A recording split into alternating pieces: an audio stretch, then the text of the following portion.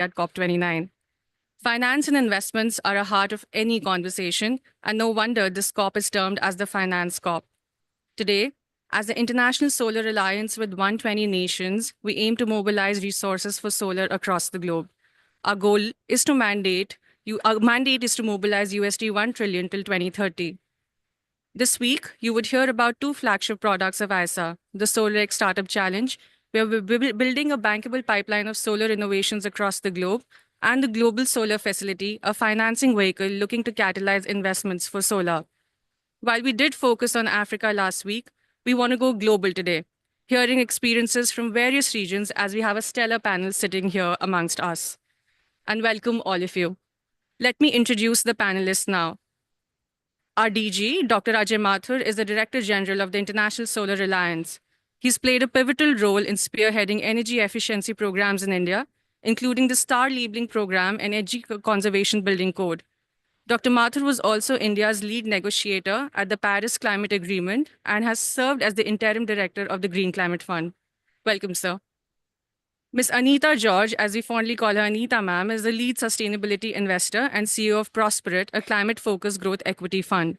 She serves in the boards of Tata Sons, Piramal Enterprises, and First Solar, advising on sustainable finance and development. She would be the moderator for today.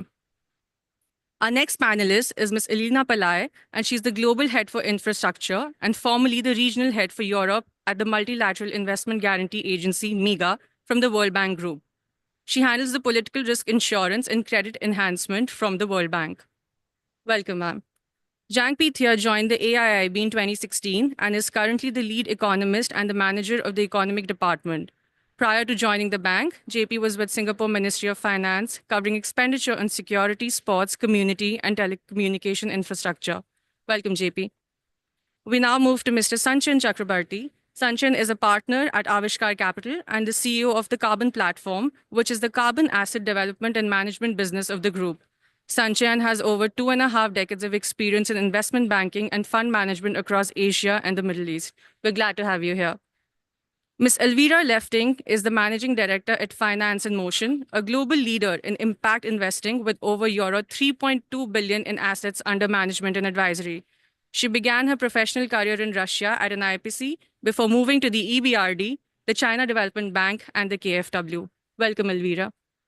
And now, the final panelist for the day, Mr. Henrik Johansson is the founder and CEO of Spoudy AB and the inventor of the Spoudy water distribution system. With over 25 years of experience in sales, marketing, and the distribution across various industries, Henrik shifted focus from a decade in IT to launch Spoudy. Welcome, Henrik. And I'm Pragya Gupta, looking at resource mobilization at ISA. Let me now hand it to DG Sir to talk about the Global Solar Facility and how you see it dancing with the other global products of the world. As they say, there is no funding without the fun in it. So let's have an informative and a fun panel today. Over to you, sir.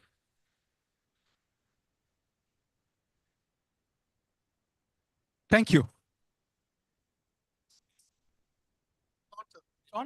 Okay. Great. Listen, as Pragya said, we want this to be a fun panel more than anything else. So instead of speaking whatever you have to, if you want to do jokes, that's good enough for us. Think of a joke. So as far as we are concerned, we are the International Solar Alliance, and we are a treaty-based organization which 120 countries have signed, and 102 of them have also ratified the treaty through their government processes. We do a range of things. For example, the Global Solar Facility that we are going to talk about to create flow of financial resources into those countries where it was not flowing. More on this later. We do the Solar X Challenge to identify startups. We identified 20 startups in Africa last year. This year, we've identified 20 startups in the Asia Pacific region and 10 more in India. And next year, we hope to do 20 in Latin America. We look forward to your support on this. We do many other things. For example, there's a huge amount of work that we do on helping develop projects, particularly in countries where these are not happening. We work with these countries on developing capacity, whether it's institutional capacity, changing rules and regulations, or whether it is skilling of people to focus on solar in particular. We work on global issues like diversification of manufacturing across regions. We work on how do solar mini grids make sense as providing energy access to all. In other words, we are about enabling solar across the world, leaving no country, no person behind. On the global solar facility, this started when we started discussing with many of you, and some of you are actually here, about why is it that of the nearly $1.8 trillion that were invested in renewables in 2023, some 85% went to the developed world and China. Another 5% went to India and Brazil. All of Africa got 3%. This reflects in the numbers also. So when we talked to investors, particularly institutional investors, we found that they were concerned about two things. One was they weren't sure whether they will get their return back. And second, they would much rather focus on a portfolio of possible investments rather than on single investment opportunities. It was with that, for example, to address the second issue, that the Solar Startup Challenge started, because these are the guys, the startups are the guys we are looking at developing tomorrow's projects. They become the markets for the technology. As far as the solar facility is concerned, we are looking obviously at a payment guarantee mechanism. We are looking at insurance, how to reduce the cost of insurance. And we are looking at low cost equity investments as well. We have a top level company which is managed by ISA. And then we have regional companies, at least 3, if not 4. The first one that we are in the process of developing is in Africa. And the goal is that it provides guarantees to investors who want to invest in projects in Africa. Guarantees that if you don't get a payment back, we will pay through this guarantee. So you can buy a guarantee from us. It's also about reducing insurance cost. So for example, the first one which we did as a pilot was to look at the project that was occurring for solar mini grids in Africa, in the Democratic Republic of Congo, where IFC was providing the main loan.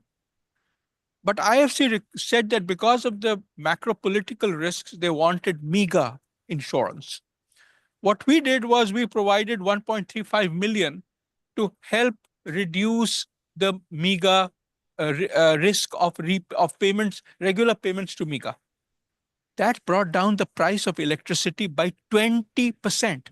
That's the kind of impact we would like to see the global solar facility have. We have now signed an agreement with MEGA that we would provide resources for a large number of projects where this kind of guarantee would help in reducing the cost of electricity. In this panel, we are looking at a very eminent set of people drawn from various groups, whether it's investors, whether it is developers, whether it is insurers.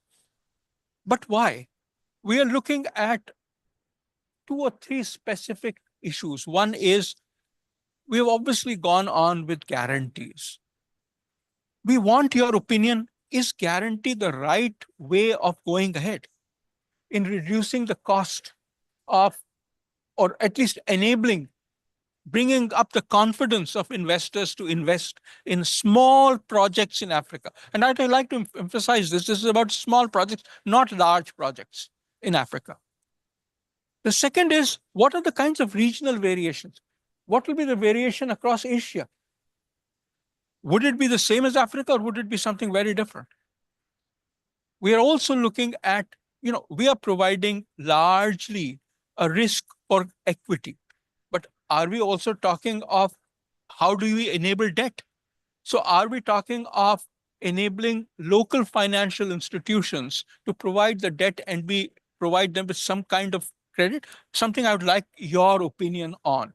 Those are some of the questions that we would like to address in this discussion today. And I look forward to a very stimulating discussion. Anita, over to you. Thank you very much, DG. I think before I hand it to you, Anita ma'am, let me also introduce Mr. Mayank Chaudhary, who's the Director, Infrastructure Finance Division, Private Sector Operations at the Asian Development Bank. He gets 20 years of experience in corporate finance, investment banking, private equity, and private finance. So, yeah. Thank you. So a warm welcome to not only our very eminent panel, but also our very interested audience. So Dr. Mathur, you wanted a joke. I only have a punchline, which is solar is here. So let me begin. I'd like it to be I I. use solar. I use solar. Okay. Each one of us, Yes. including me. Correct. So let me start with Elena. Given the elections in the US and the results, do you see this as an opportunity for Europe to take a lead in climate finance? And what sort of changes are you seeing both here at COP29 and in the region towards climate finance? Thank you very much, Anita. It's a pleasure to be here. And my joke will come later when I will start talking about Africa.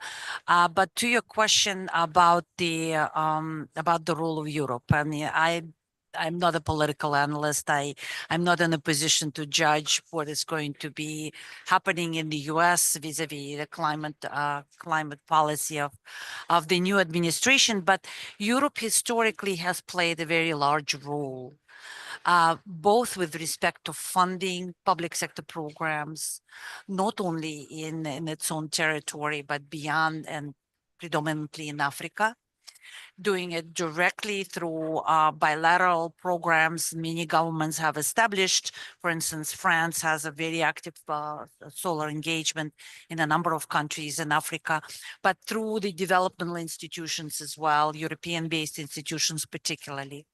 But Europe also playing a huge role in promoting FDI into Africa. And MIGA has been working with a number of players in the European market on both private and public side, which are actively engaged in solar programs in Africa. There are new trends that are appearing just globally in terms of renewable energy. First of all, there are a lot of public sector attention and focus on the renewable energy programs in the Balkans and Central Asia and Caucasus, but also the continued trend in Africa in terms of IPP opportunities and private companies and private equity firms playing a lot of playing an important role in promoting investments into Africa. Having said that, and I will be hopefully talking about this going forward when I describe the guarantee platform, there are a lot of impediments that investors are facing when putting their money at risk in Africa. And guarantees are providing part of the solutions for these investors, but it's not the ultimate solution. I think proper structuring of projects, project preparation, a lot of additional additional thinking has to be happening before guarantees are put in place, because guarantees can help to make projects more bankable, more sustainable, but ultimately guarantee is not the solution for private sector projects. Thank you, Elena. Let me move to Elvira. So Elvira is an asset manager through Finance in Motion, which she co-founded. And the 3.2 billion, I believe, is now 10 billion. Is that correct? So and you work across different emerging markets. So my question, Elvira, is really, given the importance of energy access and the work that you're doing, which has deep impact, what do you see as the regional variations across Africa and Latin America?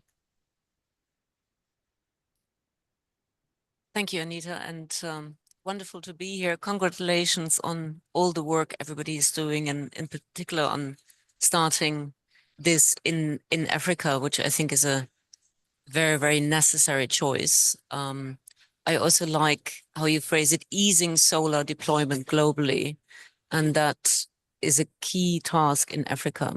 That leads me into answering your question. Context matters so much, and the context is very different from country to country, obviously from continent to continent. And it's such a simple, banal statement, but somehow we often forget about it. And I want to echo what was said before. It absolutely matters. Do you have currency issues? What are the obstacles that developers locally face, that the whole ecosystem faces? So I think in Africa, local currency matters hugely to make things bankable, investable, absorbable. I also think that a careful, curated preparation of facilities is really needed to build trust. We face an extraordinary hurdle and obstacle because the risks are, the risk perception is so aggravated with regard to Africa and isn't always, let's say, grounded in reality. But that doesn't matter if investors, if developers don't want to turn to that market, then you have a problem. So you need to fix for that. And therefore, I think the patience in which we all are preparing facilities, the mindfulness to really make sure that we take a systemic approach, that we can go to scale, that it can be replicated, that whatever we do will have ripple-on effects, because if one project goes bad, the second one will not follow. So I think we have to be extraordinarily mindful of the context, and the right ecosystem service partners that we choose. And we have to get it done. So I think delivery implementation matters hugely, and not only the risk perception. So I think Africa is facing, on a project finance level, all of the worst viewpoints and worst starting points, and we need to be mindful of that. So yes, I think Africa is very different from the other established markets with track record. Thank you, Elvira. So that's, I think, a confirmation from both Elena and Elvira that Africa is where the Global Solar Facility should begin. And that's exactly where we are planning to start. So since you mentioned currency risk, which is something that is a challenge for all emerging markets, I would say, some more than others, I'll move to Sanchien. You are running a carbon fund. Do you see the role of carbon credits as a way to mitigate some of the exchange risks in projects? Is that a possibility? Thank you, firstly, for inviting us. Yes, we do run a carbon fund. We're also an early stage investor, so we're involved in some of the kind of work that ISA is doing. Looking forward to some of the startups, but that's a different discussion. In short, do I see carbon credits as providing part of the solution? Potentially. There's a lot of work that needs to get done. So maybe just to give context, to give you a little bit of economics of what is, what kind of work carbon credits can do. Maybe a little bit of history as well. So if you look at, the entire carbon market, and, a lot of experts on carbon markets here, there are about 750 million, tons equivalent of CO2 equivalent carbon credits that have been traded from renewable projects. About 15% of them has been from solar. So historically, about 110, 112 million tons of solar credits have been traded in the global markets. Where are we today? There's a lot of question mark around a lot of those projects today. They were very relevant about 10 years back. Today, are they really that relevant? And the real question really comes from 80% of the projects are still, as we saw, are in the developed markets or India and China. And then there's a question of additionality around, do you really need carbon money? So are those carbon credits really relevant? Now, Africa is very, very different. So the question of additionality is really answered by the fact that, all of these technologies are less than 5% of the penetration in those countries, and therefore they are definitely additional. Right? So that needs to be considered. But I think we kind of obfuscate all of that. And, generally there's a perception that carbon credits in solar should not be given. To the extent that in the voluntary market, we now have a body called ICVCM, which is framing certain rules. They call it the core carbon principles. They, about a couple of months back, they said no credits from any solar project. So right now, none of them are CCP compliant. And there's a lot of talk around, how do we get that changed, specifically for places like Africa, hard to reach places where there is, they should play a role. Now, what kind of a role can they play? Just to give you a big picture economics here, and I'm sort of, simplifying a lot here, you take a 1 megawatt capacity of solar that, making some broad assumption, they'll probably lead to over 1,500 megawatt hour of energy generation through the year, even at a 0.9 kind of emission reduction factor. You'll still get to about 1,350, 1,400 tons of CO2 equivalent. At even a price of $5, that's about $7,000, $7,500, right? Something of that sort. Compare that to the revenue that project can potentially make. Even at 5 cents, that's about $7,500. So you're talking about roughly about 10% of potential revenue coming from carbon credits. You take it to the smaller, projects, distributed renewable energy, then the equation changes quite a bit because then the tariffs are higher, so the revenue is higher, and therefore the percentage comes down to 2-3%, let's say.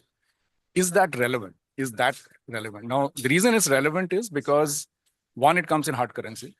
So FX risk gets taken care of. Secondly, you don't even have to bring it to the country because you're trading offshore, right? So you can use it to pay offshore. So yes, it is relevant. It can potentially be a solution. Lots of things need to be done about it. One, recognize the methodologies to start with. Linking it directly to FX risk, not that easy. So there needs to be some intermediation. Potentially, facilities like GSF could do that. You could create a trust fund offshore where the carbon credit money goes in to pay for part of, for part of the insurance payment or, FX hedging risk, for example, right? So some of those kind of solutions can potentially be thought of. It requires a lot of work, but yeah, it's hard currency. It can be monetized and it can be part of the solution, I would say. That's good to hear because we need all the help we can get. And I think aggregation is a key because especially for distributed renewable energy projects, they tend to be small. And so aggregating and platformizing, if I can use that word, is key to being able to avail of things like carbon credits. So moving to Asia. JP, you are with AIIB looking at the economic angles.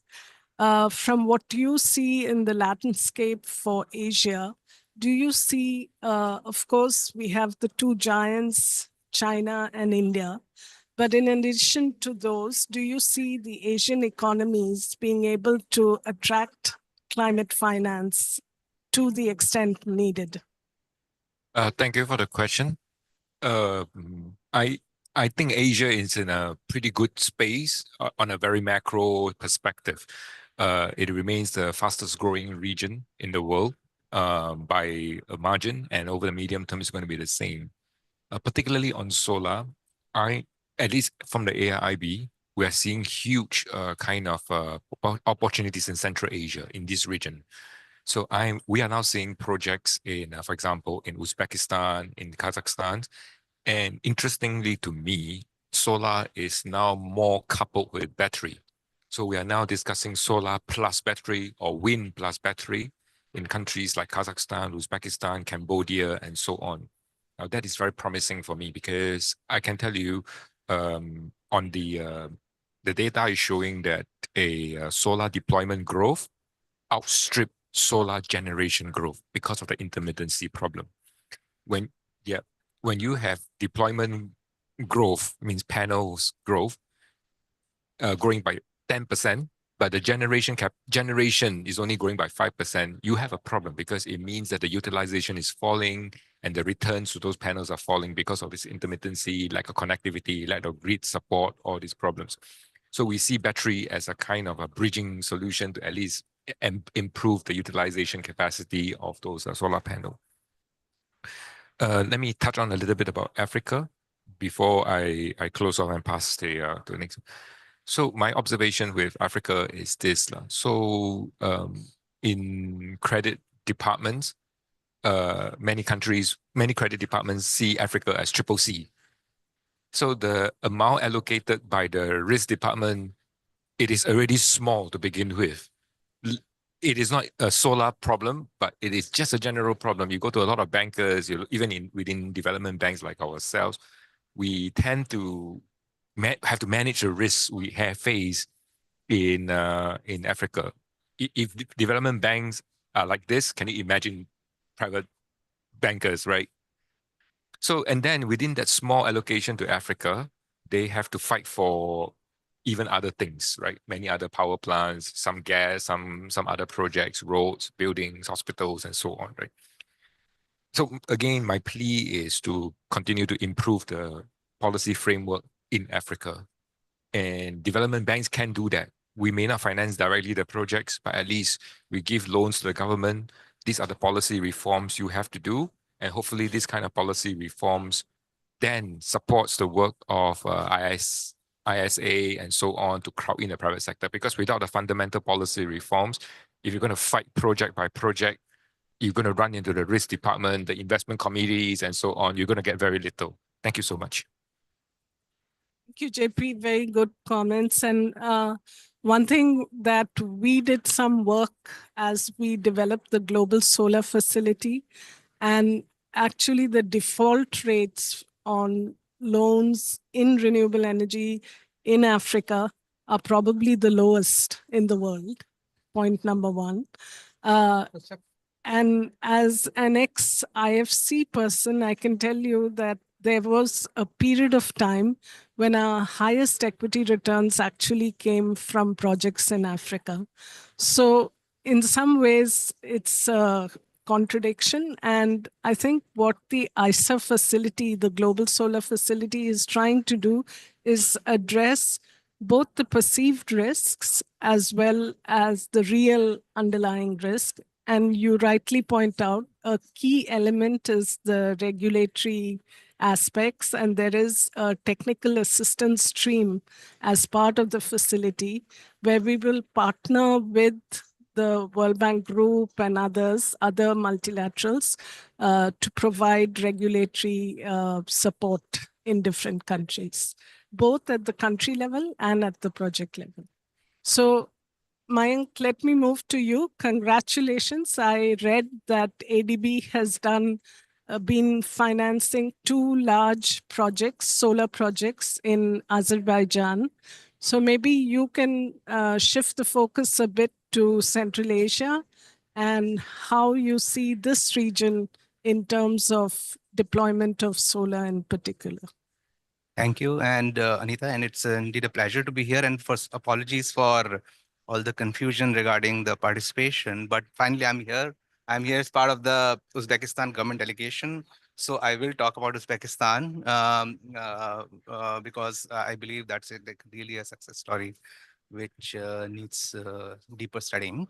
But before I do that, I really want to kind of implore this audience and kind of make a call to action that, you have given a target of 1 trillion mobilization by ISA, which is absolutely critical. But I really want us to get away from a project mindset and move to a program mindset, because and thanks JP for bringing some of the points which I was going to bring up anyway, but I'll bring it all together. Because there are two separate issues here, right? One is the energy access to people who don't have energy, and the second is fighting climate change. Now you cannot do both at the same time, because you will get distracted with providing energy access. Of course, it's a very important thing to do, but if you have to mobilize, let's say, 1 trillion in 5 years or 6 years, you cannot start focusing on individual small projects. You have to look at large programs. Now, ISA is very uniquely positioned to mobilize all the environment around it to make sure. So I'll give you Uzbekistan experience. 6-7 years back, about I think 8 years back, they had a massive grid failure in the peak of winters, right? And this is all gas-based heating systems and power systems, and it's old Soviet technology, and it just collapsed in January. And there were 10 days people were living in -25 without heating. So the government obviously said immediately that we need to do something about it, and you cannot depend on gas all the time. So they called MDBs, and IFC took a lead at that point in time. They came up with the scaling solar program. And then that has been actually picked up by EBRD and ADB, and now in just 8 years, they have mobilized billions and billions of dollars. And now we're talking about individual project of 1.5 gigawatt with 500 megawatt hour battery storage systems. What was done? The most important thing which was done was created the government created a bankable project documents, which is actually acceptable to international developers. International developers are looking at scale. So you can't talk about 30, 50 megawatt projects. You started talking about 500 megawatt projects, which brings in all the global scale, which actually brings down the cost of power because of their ability to execute well and procure at scale and get financing at very competitive rates. So you need those kind of large players in the market. And then because it's a non-investment grade country, so all of us, World Bank, EBRD, and ADB actually stepped up with PCG, which actually backed government's obligations under the PPA by providing a guarantee to the payment. So that actually has brought down. It's like 2.9, 2.8 cents. I mean, per kilowatt hour. That is the price you want, and so therefore, the global solar facility has to play that role. Is to basically look at the entire chain from distribution companies, from grid acceptability, from land issues, connectivity issues, and financing issues, and use this facility to actually uplift the rating or reduce the risk. And then you start getting people with scale and commercial capital. I mean, that's the only way to move it at scale. Allow me just a 30 seconds remark on Uzbekistan. In my 8 years in the bank, I've seen Uzbekistan regulatory framework completely overhauled. The one thing that hugely impressed me is that the policymakers really escalated electricity tariff, and they will achieve full cost recovery by next year. And that really helps. It brings in the revenue, it prevents a massive fiscal gap, and it allows the kind of investors to get a return. Those are the things much needed. I'm hoping to see Africa do more countries do the same. Thank you.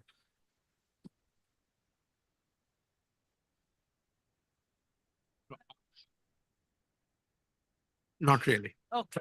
So, no, I think you've raised very important points. One thing I should stress is that the International Solar Alliance actually works across the entire value chain, from large grid-connected programs, ground-mounted solar farms, floating solar, as well as right up to the other end of the spectrum in terms of distributed renewable energy. They've done a lot of assessment in terms of where the grid, how far the grid can go, and when does it become economical to have distributed renewable energy projects.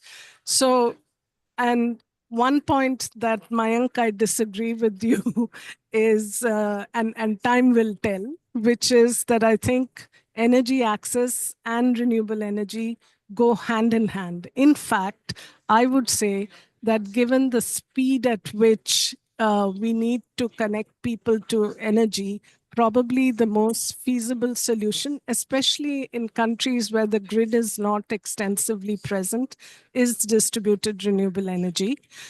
We've seen examples in other countries. If you take India as an example, where distributed renewable energy has actually become more common, so much so that it's attracting private equity capital and private sector capital into these projects, with a big caveat that it's because they've been able to aggregate these small projects into large platforms. And that's exactly what we are looking to do in Africa and in other parts of the world, where to get the grid to where the people are is going to take several years. Except that, Deepak, I'm putting words in your mouth. Mahendra, Mayank, I'm putting words in your mouth.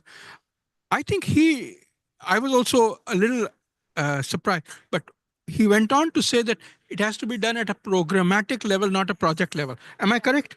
Yeah. Right. Absolutely. No, and also because you are looking at it from a systemic point of view. Sorry, you're looking at it from a systemic point of view regarding grid expansion or providing access to everybody. So unless it's part of a larger plan, it can't happen. I agree with you on that. Yes, correct. So coming to Spoudy, so you are unique among us, Henrik, in that you're actually providing distributed source of energy and water, combined system. How do you see facilities like the Global Solar Facility, the Africa Regional Facility, where the structure that we're proposing actually has a local investment management firm who will be managing the facility? How do you see Spoudy's projects being helped by such facilities? Thank you. One correction, we are not doing projects in Spoudy. No, this is one of the biggest problem that we see when we are in the market, that there are project thinking. We are trying to establish initiatives, a program, we call it initiative. And that is a must, because there is a gap, there's an absence in this market. We are focusing on smallholder farmers. There are about 500 million farms out there producing about 30% of the global food. They are stressed because the climate change are hitting them hard. So there are a project thinking in this space right now that must end. We must think and put the umbrella on top of it and look to the whole value chain. And we need to add one word into that. Commercial thinking is a must. Without commercial thinking through the whole supply chain, there will be no scalability. And without scalability, there will be no incentive for a company like Spoudy to invest in our journey of manufacturing state-of-the-art technology. So commercial thinking in program or initiative is a must. We must also put the light on the whole supply chain and the value chain. And please mark my word, value chain, not just a chain. There are lots of projects going on, and I must take some examples. There are countries putting in subsidies.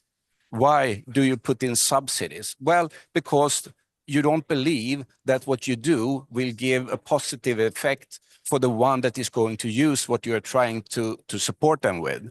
They can't afford it, so put in subsidies. That is something that also must be a little bit changed in mindset. If we are going to transform smallholder farmers to become high productive entrepreneurs, we must understand, stop call them marginal farmer. They are small, but they could be bigger. They are the only one that could feed us with food. They are impact generators. So what do they need? Well, they need perhaps some sort of guidance on how to invest in their own future for all of us.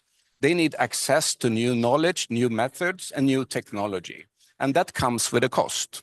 We need to be extremely careful while identifying the cost base and think about what kind of cost is added in this value chain that should not be there. For example, when we ship technology from one continent to another continent like Africa, we are hit hard at the custom. The custom fees will add on to one that is going to deliver the food to our plates. That is insane in my world. So that is we need to start on that.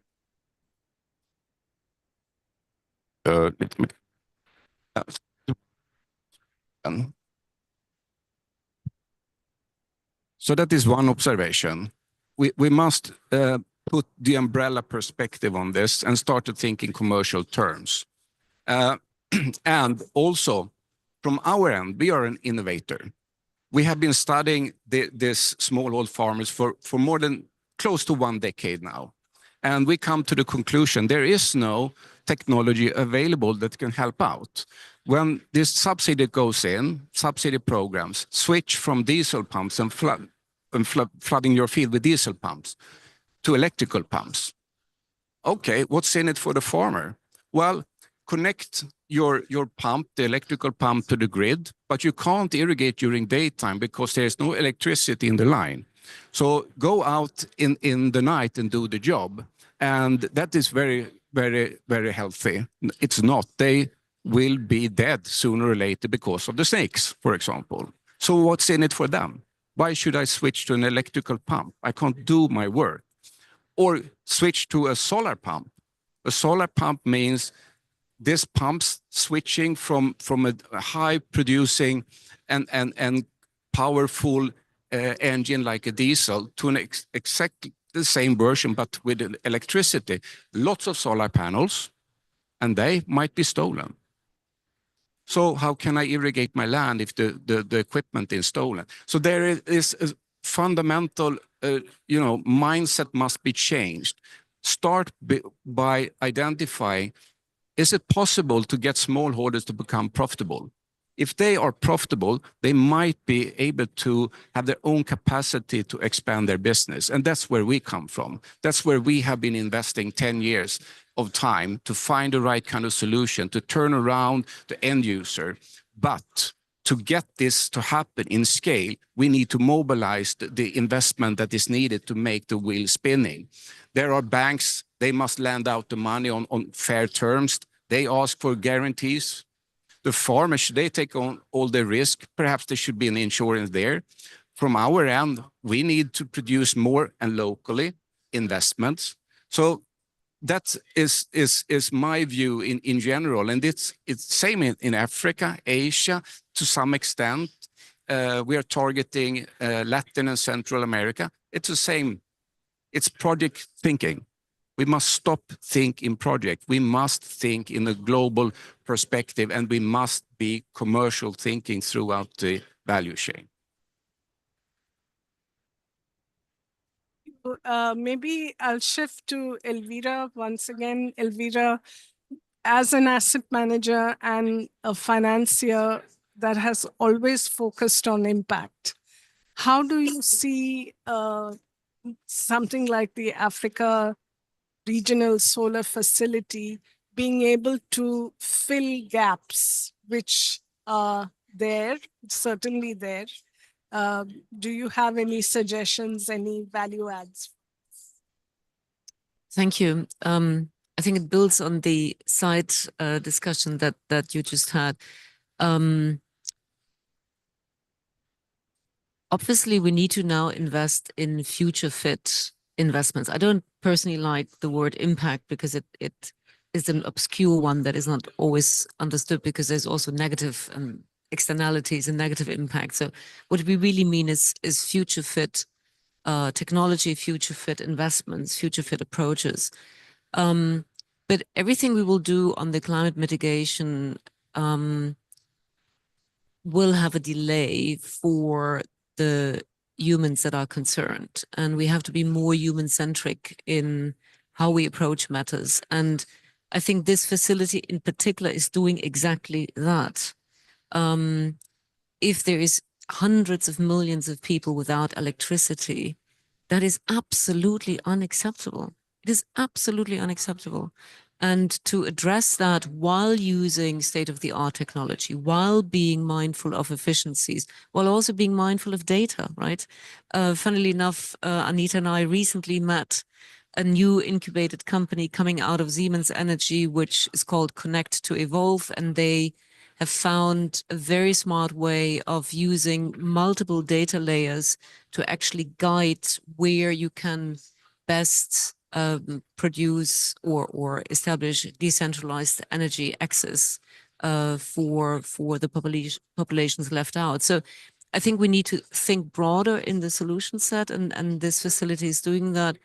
And I think it is absolutely vital because there's way too few discussions and approaches and programs and initiatives that are mindful of the people we serve, mindful of the hardship that's out there. So I think this is a very, very fine approach, and I hope it will get a lot of support. And one final comment, I'm personally done with the discussions of risk weights and risk appetite, et cetera, et cetera. I think somebody said it beautifully. It was the environmental minister of Colombia. She said, we are trying to adapt the climate crisis, the debt crisis, and the nature crisis to the instruments we have.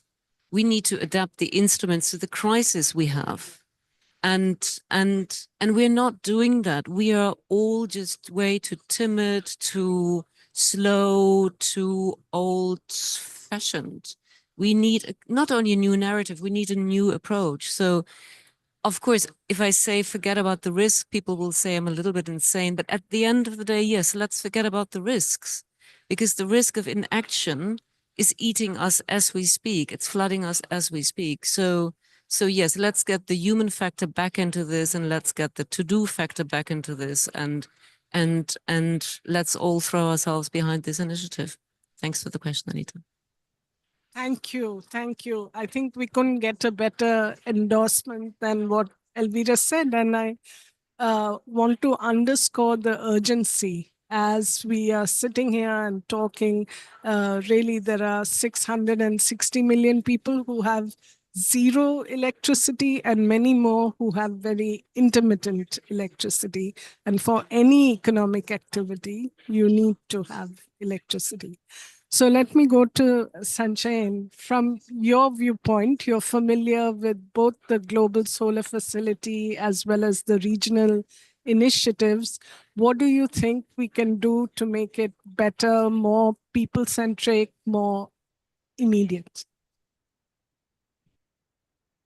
Well, I guess, I've been thinking about some of the discussions here. I think we had, one sort of theme being talked about. Should you do it at a much larger scale? Should you set up 300 megawatt, 500 megawatt, solar plants vis-a-vis distributed renewable energy? And there are, sort of pros and cons on both. You talked about, let's forget about risks. And, I'm going to sound like, what you're trying to prove against, but the fact is that you can't change large institutions suddenly. I'm sorry, can I change the mic? So, we were talking about carbon credits a little while earlier, and there's a very large bank, and I'm not going to name it, and they've been making a lot of noise on carbon credits, and they're right front and center of all discussion that's happening. And I spoke to the credit officer, and we were trying to structure something which takes 3-year carbon credit risk, and the credit department is unwilling to take that. For somebody who's at the thick and the center of, running the carbon market. So unfortunately, you cannot forget about this, right? So that is going to be front and center. I mean, we heard Africa being CCC, right? I mean, that's how institutions look at it. So can we do something to change the risk perception? So the kind of research that you have done, which shows that, look, actually it's really not that risky. A lot of it is really perception, right? Can we structure things, and, maybe again, to borrow from the traditional world, right? I mean, you have smaller loans, each of them are risky. Can you bundle them together, create a AAA rated instrument on top, right? You have to do it carefully, otherwise you get a global financial crisis, which is what you got with the collateralized loan obligation. But there are ways to do that. We have the microfinance sector where there are small loans which are clubbed together, aggregated at a level, and a less risky instrument created on top. So you can get more money to come in, and ultimately which flows down to individual projects. So yeah, so there are more innovative things that I think we need to do. On specifically the global solar facility, and I know we've been a little bit part of how that was designed, but I think one thing that I keep thinking about is, and I'm going to go back to how venture capital sort of grew in India quite a lot with Indian capital. So a lot of venture capital in India, even 10 years back, used to happen with foreign capital. Now a lot of that is actually Indian capital. Part of that happened because the Indian government actually created a sort of fund-of-fund facility, which is run by SIDBI, which is a local institution, and Anita, you're well aware of that, who have seeded a lot of different funds. So, one vision that I would have is for International Solar Association, the Global Solar Facility, to have not just a fund, but a fund of funds. And therefore, that leverage can be multiplied a lot more, right? And the numbers just need to be much bigger, I think. Today you're talking about $200 million, of which there's 100 million going in the form of equity. And I also heard the term low-cost equity. I mean, unfortunately, there's nothing called low-cost equity. Risk is higher, equity returns have to be higher, right? So we have to find ways to justify those returns, right? So we'll have to do things like that. SolarX is a great program. I mean, I've spoken to some of the entrepreneurs, and fabulous to try and sort of seed some of them. Yeah, so I mean, from an Avishkar perspective, I think we look forward to sort of engaging in all of these discussions. Thank you very much. So risk is real. And I come to you, Elena. You now have the One Guarantee program of the World Bank under MEGA. How do you see, you did say very eloquently in your previous answer that guarantee is not a panacea. You have to have the fundamentals. Having said that, given both the perceived and real risks, how can we use guarantees more effectively? Do you have any examples that you'd like to share?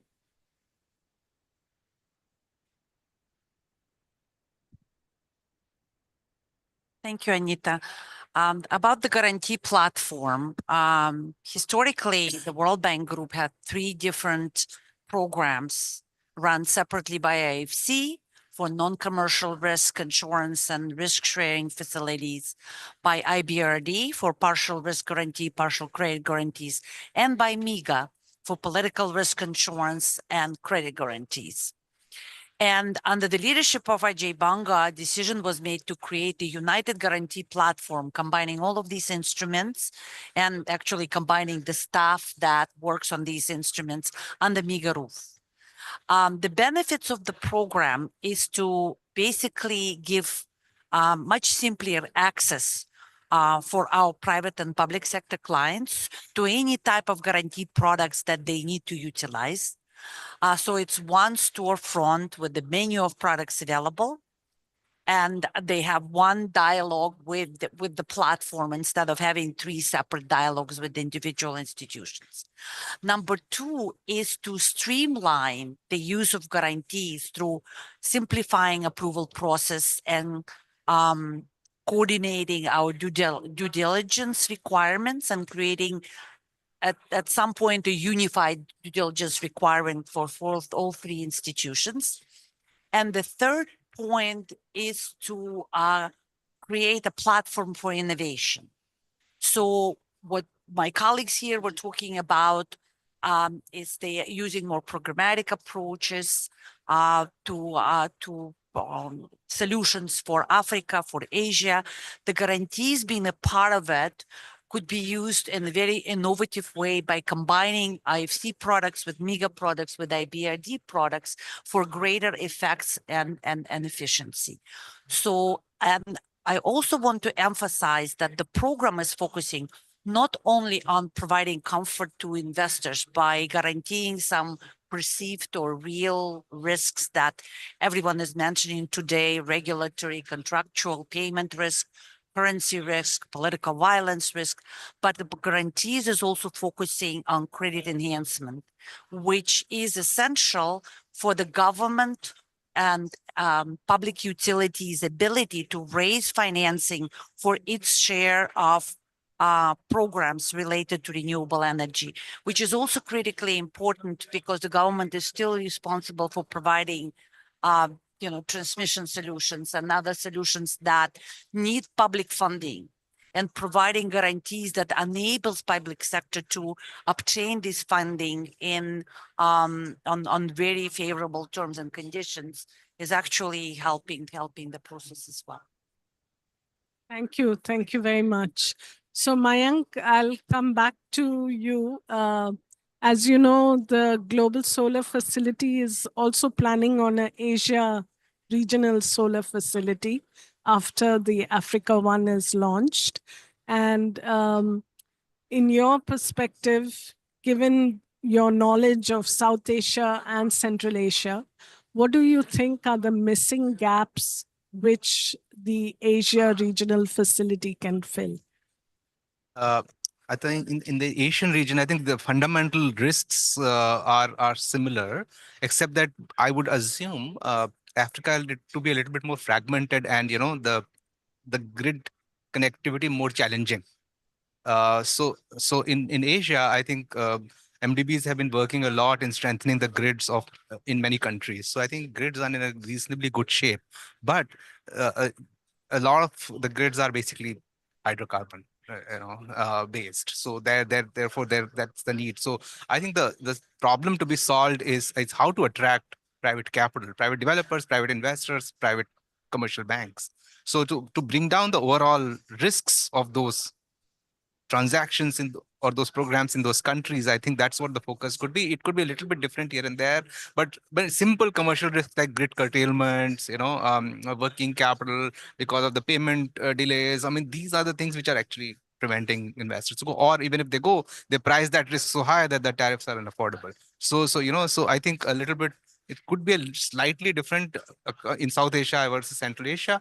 Central Asia, the problem is that the countries are large, and so the resources are somewhere else, and the demand centers are somewhere else. So you need to again invest in infrastructure, which is happening, but in many instances they are asking the developers to actually build 500-kilometer transmission lines. So so that's a different type of risk altogether. So it has to be done at a different level, but I think certainly there is a need, and they actually need to partner with MDBs. I always believe now, more than maybe a couple of years back, that MDBs need to put their balance sheets on the line to do exactly what you are trying to do, and therefore the pressure on the shareholders of these MDBs to actually get these MDBs, I mean, to put their balance sheet on the line. I mean, what's the point of having a AAA rating in 2032 when we have lost the battle? So that pressure should come from the shareholders and the board of directors. Thank you, Mayank. We are going to quote you again and again because truly that's what's needed. So JP, you get the last word since we are almost at time. How do you see the Global Solar Facility and the Asia Regional Facility being able to bridge gaps? You already mentioned several in your previous interaction, but just on a concluding note. Thank you so much.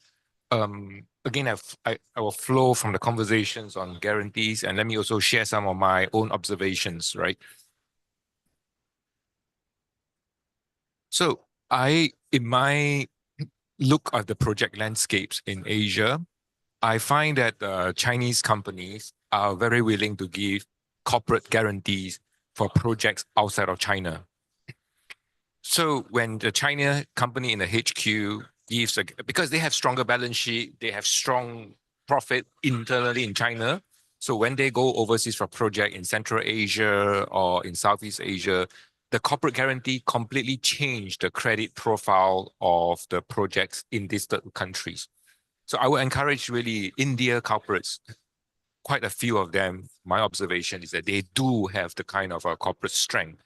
So whether the regional facility or ISA can work with these Indian corporates to be maybe a little bit more adventurous, going to third countries like India, in MENA or something like that, in Africa, close to your region, of course, and use the kind of HQ balance sheet to be able to do those tasks in the way that Chinese companies have gone out. Indian companies potentially can go out to. You have very strong corporates. The second type of guarantees that I've seen that work in Asia is cross-border guarantee. So for example, Vietnam guarantees renewable projects in Cambodia because they are ultimately buying the electricity cross-border. Of course, there's a connectivity issue. So if more of these can be done between Africa, Europe, Africa, Asia, Africa, Egypt, Middle East, or something like that, right? I think that kind of cross-border connectivity structures could also release, help enhance capital profile, risk profile, and so on. Of course, Development Bank, we will also put in our balance sheet on capital. We are providing quite a lot of guarantee on local banks so that local banks can open the letter of credits for the importation of solar panel, importation of equipment. We are doing that. We're doing that for Bangladesh. We're working with commercial banks to provide the kind of we are guaranteeing the bankers. We're not guaranteeing the projects. We're guaranteeing the bankers so that the bankers can then pay the projects. Right, so we are passing the risk is being passed up upfront. So we are very happy to work with ISA, regional facilities, and so on to see how we can scale up. This is a work cut out, but I think it's very important. Thank you so much. Thank you very much, JP, and I'll hand over for concluding words to. Thank you very much.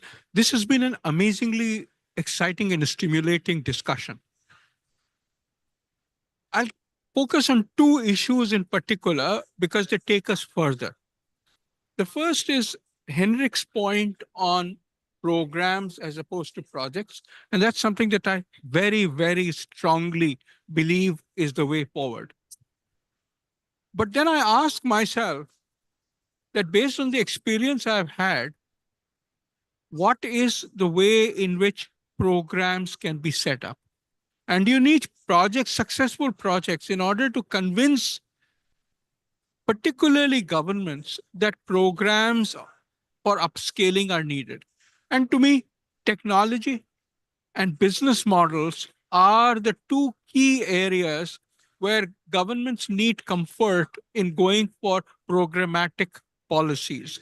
But Henrik, I will think more about this. The point that you made is absolutely right. I also like the point that was made about corporate guarantees and cross-border guarantees. This, in a sense, would help us move the needle faster than it does otherwise. It also helps us move into projects which are otherwise stranded. How these, for example, corporate guarantees can help then move towards a future in which we don't need guarantees, but the market itself takes care of low-cost finance is something that we'll need to think about. But I'm delighted that we were able to move the discussion beyond words into the issue of the overall guarantees, the mega guarantees that you spoke about, the issue of the Asian risks, with largely the people being covered, and therefore the sparse country risks, as Mayank talked about. The issue of the project risks, and particularly risks in bringing projects together that Elvira spoke about, and then what Sanchayan talked about in the context of the fact that yes, risks are important, even though we can move towards a future in which they blend with the overall program. So thank you all very much. I look forward to continuing this discussion as we move ahead. Thank you very, very much, Anita. Thank you, sir. And thank you to the panelists for such a collaborative discussion. But I think just two quick pointers from my end before we close. One, I think I touched upon what you said, that it's all about collaboration. And we were at the Investment Corp last evening, and we heard a new term about modeling, which is the PPMP, which is the Public-Private Multilateral Partnership. So that's something which is kind of coming up. And then we were talking to Miss Ursula, who was wearing this T-shirt which said, "Welcome to COP30 in the Amazons." And we got speaking to her, and she said it's all about people, and it's hashtag urban Amazon that we actually need to focus on. And I think I'm picking on something that Sanchayan said, that more than the time, the timing matters. So if you're at the right time with the right kind of people around, and I think then your facilities just take a leap forward. So thank you, everyone. We would like to honor you with little ISA goodie bags, and then request you for a 30-minute clip as well in the media section here. And thank you for your time today. Thank you.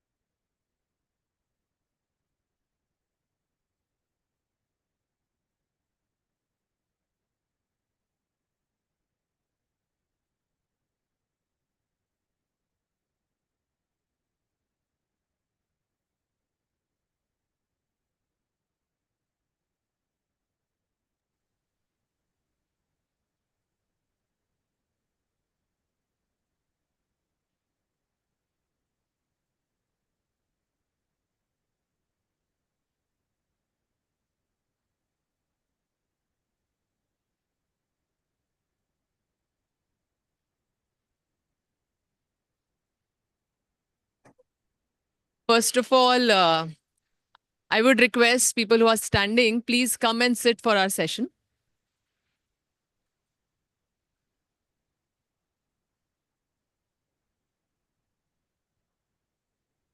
Thank you so much. We are just starting with our fireside chat, which is called ISA Sunny Side Up, with two of the very renowned and popular people that we have around. I would like to introduce Professor Arun Kumar, who is an emeritus professor at IIT Roorkee. He is with us today. He has been supporting us as technical advisor for one of our project on floating PV. And he will be talking and he'll be chatting on the floating PV with Deepak Usha Devi, who's our second participant for this session. And he is the MD for CLN TER. So, sir and Deepak, please, I would like to welcome you both to the ISA Pavilion. And sir, over to you to take the stage. Thank you. Thank you, Jyotsna, for this the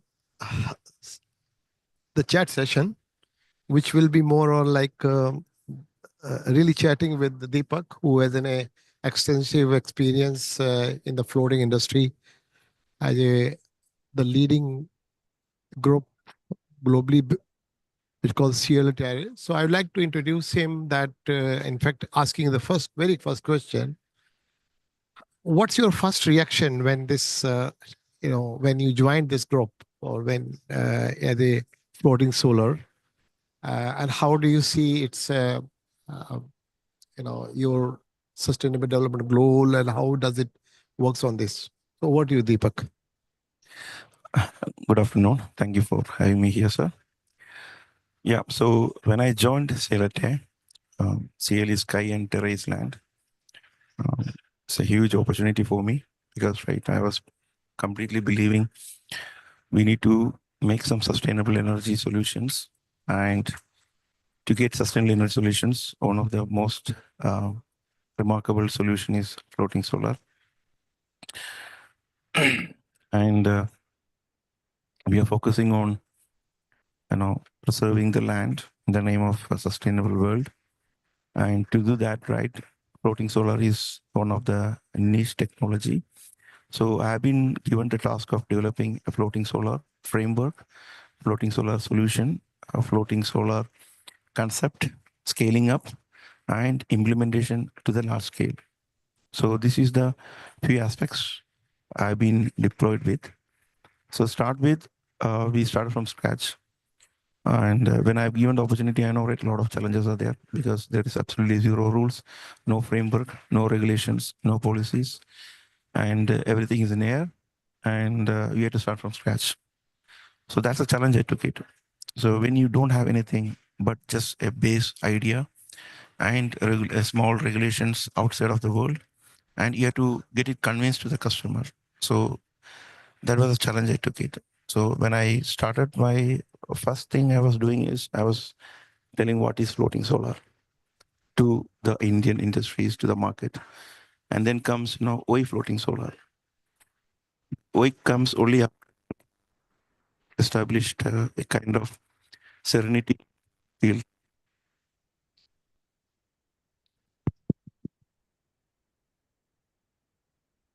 Thank you. So from what is floating solar now, right, we are in OI floating solar. And obviously right now, like we are taking a next level of actions of, implementing large scale projects from kilowatt to megawatt. So that's how the transition has happened. So from 2018, I will say, we are talking about kilowatt, 100, 200 kilowatt. And from there, right, we are now talking about 200, 300 megawatt. So that scaling has happened. And it's over a period of time, 5 to 6 years time. It's a lot of policy guidelines, dissemination of knowledge transfers, guidelines, then some sort of standards which we incorporated over a period of time. So there is a legacy for CL TER. Can I extend this, or you wanted to? Yeah. So there is a legacy behind CL TER. The legacy is right. We started in 2006, this floating solar, and then 2010 onwards, we are completely engaged in developing megawatt, like from kilowatt to large scale. And 2012-13, we put a first megawatt floating plant in Japan. So from there, right, we have put around 200 plants in Japan of megawatt scales of, like a 2 to 10, 15 megawatt. And then now, right, we have close to 3 gigawatt, like 1.2 gigawatt of floating solar installed in 32 countries, 5 continents, and 1.9 gigawatt of floating solar is under execution at all these places. So cumulatively, we are touching 3 gigawatt. So this experience, the installations has been done over a period of like almost 1.5 decades. That trials and then errors and then the learned experiences, it enhanced our decision of getting into innovations. And when you do innovations, you need to do two things. One is sustainability and also right in line with the market, because right now you can't be too far on the economic wise and technology wise. Yes, you have to ensure that you have the right solution, not the best solution probably. You have the right solution to the right places. So that sort of evolution has happened over a period of time. That experience has translated into expertise as we speak over here. Very good. In fact, the 2006 onward, your experience certainly is in line with any kind of global efforts. I would like to since you have an experience of over 3 gigawatt kind of floating solar across the globe in many countries. We're talking about Japan, where they're very sensitive towards environment and sustainability, and also many of the countries where that's not that much so. How do you modify? How do you adjust those local issue? I mean, local means regional or local or country specific. The parameters or the kind of the compliance of the rules regulations. How do you feel? So do you study any of them, or how you, because different countries have different, though everybody wish to have, but then how do you react to that? Thank you. So it's a tough question because each country has its own policies, and this is from the regulatory framework, and they have their own policies indulge in some sort of incentive based driven. Some will be like on technology based, and some will be like proven solutions. So they have their different parameters for that. Coming back to the sites, yes, the site conditions are extremely challenging because you're talking about floating for 25 years. It's not just float. So that is the fundamental aspects of a floating solar, because you're putting your money into water. So you need to ensure that your money has been protected, asset has been protected for 25 years. How do you do that? You cannot do that by regulatory framework. You cannot do that by choosing any projects. So there are some kind of characters. One is the site. Second is the design suite for the site. Third is how you can ensure the local community is being addressed, because a lot of local agitation will be coming because of the fishermen and then agriculture and other aspects. So you have to ensure that the local framework is there. We are making a community out of it and employing them and deploying them as for them giving a livelihood and getting into they are getting some sort of economical financial freedom through these jobs and all. And then second is on the training part to them. So these two aspects are there. Is a head and tail. It go hands in hands. You give job to them, you train them, you make them a technology specialist in a way. So this is one, and then you're contributing to their sustainable world. That is also another byproduct of that. So this is from the engagement part. The important thing is on the design suite of different site conditions. You may have a kind of a lagoon.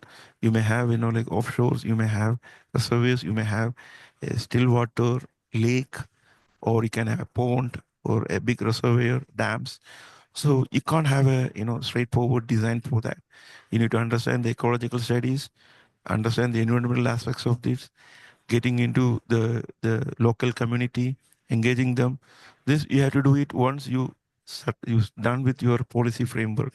You are ensuring that the regulatories are ensuring a sustainable and longevity projects on that by implementing PPAs, and also selecting the right tenders, tender frameworking, getting those guidelines and policies, specifications for the tenders.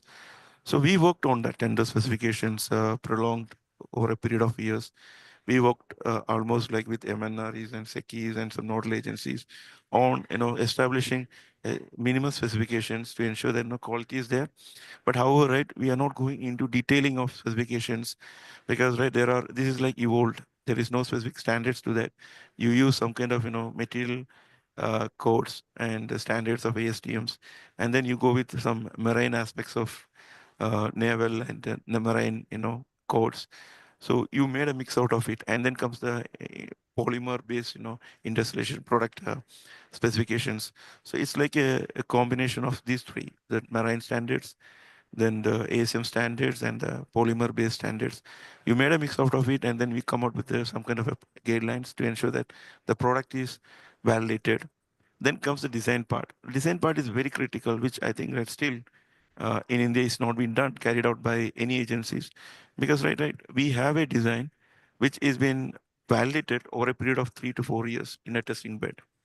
Wherein here the local technologies, right, they're coming up with a new product every 3 months, 4 months. They're switching it in 3 months, 4 months. There is no acceleration test. There is no design aspects, because you have a combination of 3 or 4 products coming together as a by end product, and it is there. So 15% of this project cost of floating solar is very critical, because 85% of the project is sitting on this 15%. So how you protect the 85% for 25 years in these conditions is a critical challenge. So a design is important, design validation is important, and criticality of design aspects has to be validated by an accredited agencies, because right, you have different components and how it behaves when it comes to this kind of waves, when it comes to this condition, different condition, wind loads. How do you define that? So you have a constant waves now. Waves is one of the critical factors no one has ever imagined for this last 1 decade. We all talk about the winds only. Now we are talking about the waves, because the wave fatigues, because 3 to 4 lakh of waves hitting a year. You have 25 years. You imagine it, almost like, like how many millions of waves is hitting, and what will be the fatigue load on these floats, structures, the stress on that, the elongations, so the tensile strength. So all things has to be validated. So design life has to be validated. This is what the first intake, which I always tell to the makers, right? You take your specifications, don't look only the standard of the raw materials, look into design aspect, how the design is engulfing the different aspects, or how it is, compacting the different, conditions. So in fact, now we are converging into the technical specifications and the design. To my mind, that's very critical for the reason that you mentioned, that it is a lot of externalities are involved, like you have wind and you have the waves, and then also you have the floods. Many times floods comes. In fact, many of the plants are flooded, and that is the time when we have to ensure that each and every component of the plant or floating plant is behaves, or it functions as it is an original. Because this kind of floods, etc., is not uncommon, especially in some of the in the coming of the climate change impacts. But I would like to ask you that it's a very complex phenomena, because we have electrical part, we have where the cables, where the panels, where the solar panels. Then we have the polymer part, which is the floaters, and then their support, their hinges. And the third part is the concrete part, which is actually the the anchoring and the mooring part. So we have the different, like for example, electrical, mechanical is more is IC are there for the international standard, which are globally accepted, except some of the national standard body, they may adopt it or they may modify it also. But then polymer also another one. So there are the galaxy of the standards, you have to merge it, and when it is an emerging area, it's a global emerging area, especially because of the advantage of coexistence, where you have the floating solar, then you have the hydropower plant, or the land-based plant, or any kind of plant, or the wind. So there's a co-locations of infrastructure in that sense. So how do you propose that this thing, or this matter, which is in multi-spectrum or subject wise are there, how to deal at, because you rightly said, until a design is tested, sheer simulation is also not enough, but many times simulators are not enough to give it. And especially the waves, simulators are there, but you require the test in the laboratories too. So how do you propose, or how do you think that the sector, because it's, since you are one of the largest player in the floating solar, it's also your duty, your moral, responsibility, that you need to come out with these kind of things so that it becomes sustainable 25, 20, not only 25 year, even more sustainable and in a manner. So how do you react? Absolutely, in a spot on, you're spot on, sir. Because it's our not only our moral responsibility, our obligation also, right, to give the floating fraternity the guidance. And I'm sure that you're also working together. We are working together on this platform, and we are discussing the same thing. I think the innovations has been done. A lot of innovation has been done from our side.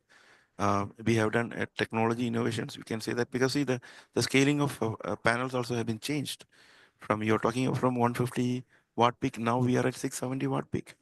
So there is a and bifacial and top cut. You have all kind of new technology, monoperk, all are coming here, and then there is a scaling has happened from this watt peak module basis. So you have to combat that, because a 230 watt peak module and a 670 watt peak module, there is a huge difference by scaling wise. So you need to have that sort of like a product to combat, to lock it, and then to work on that. So we are innovating products, that is important. And second is on the advanced mooring and technology, which is absolutely critical, because as you right know, unlike ground mode you have like piling, and you have purlins and everything is there to hold it. You only need to look at the gutsy wind speed, that's it. You have firm foundation stone is there. But in floating solar, nothing is there.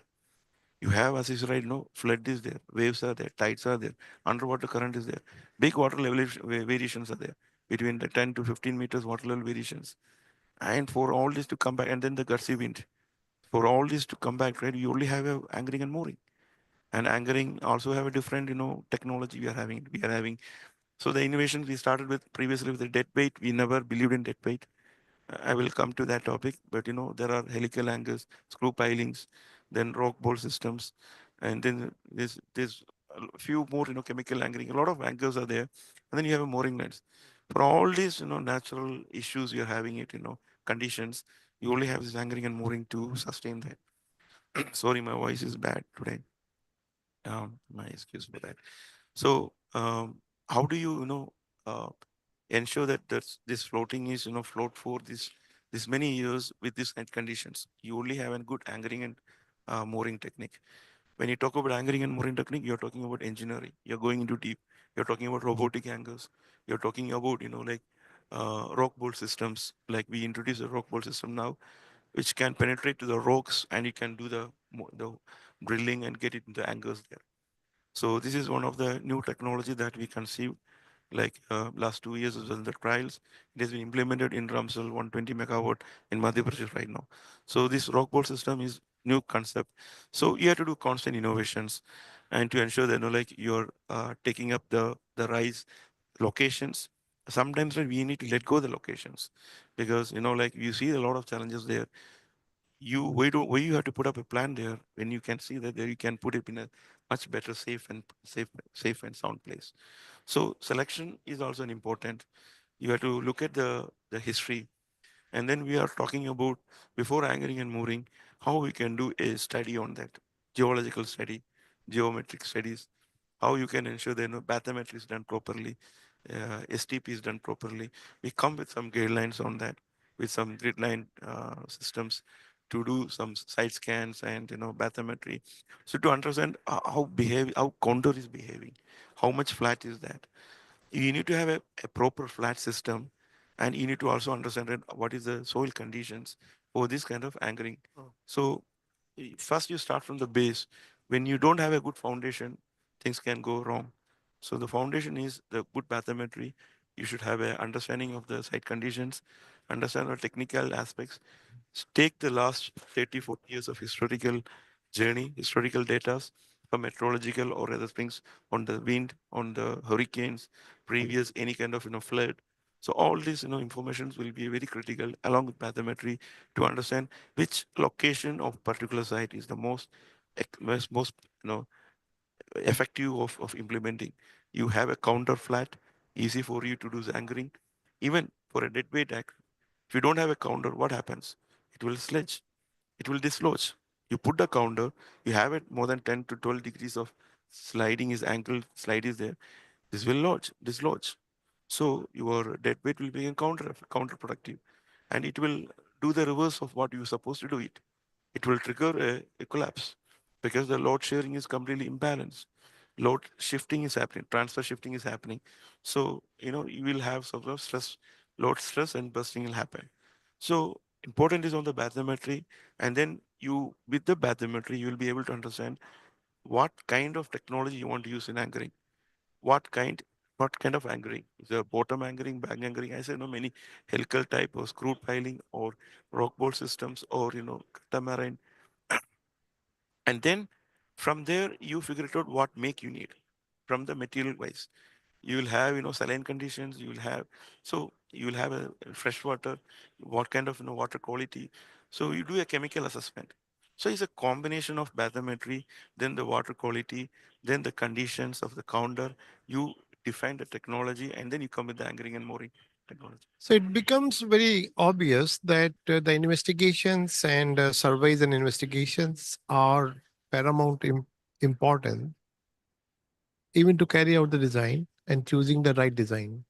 As you said, that helical or simple bottom or side or rock bolting, there's kind of uh, support or anchoring are the need forward. But how do you see that it takes time?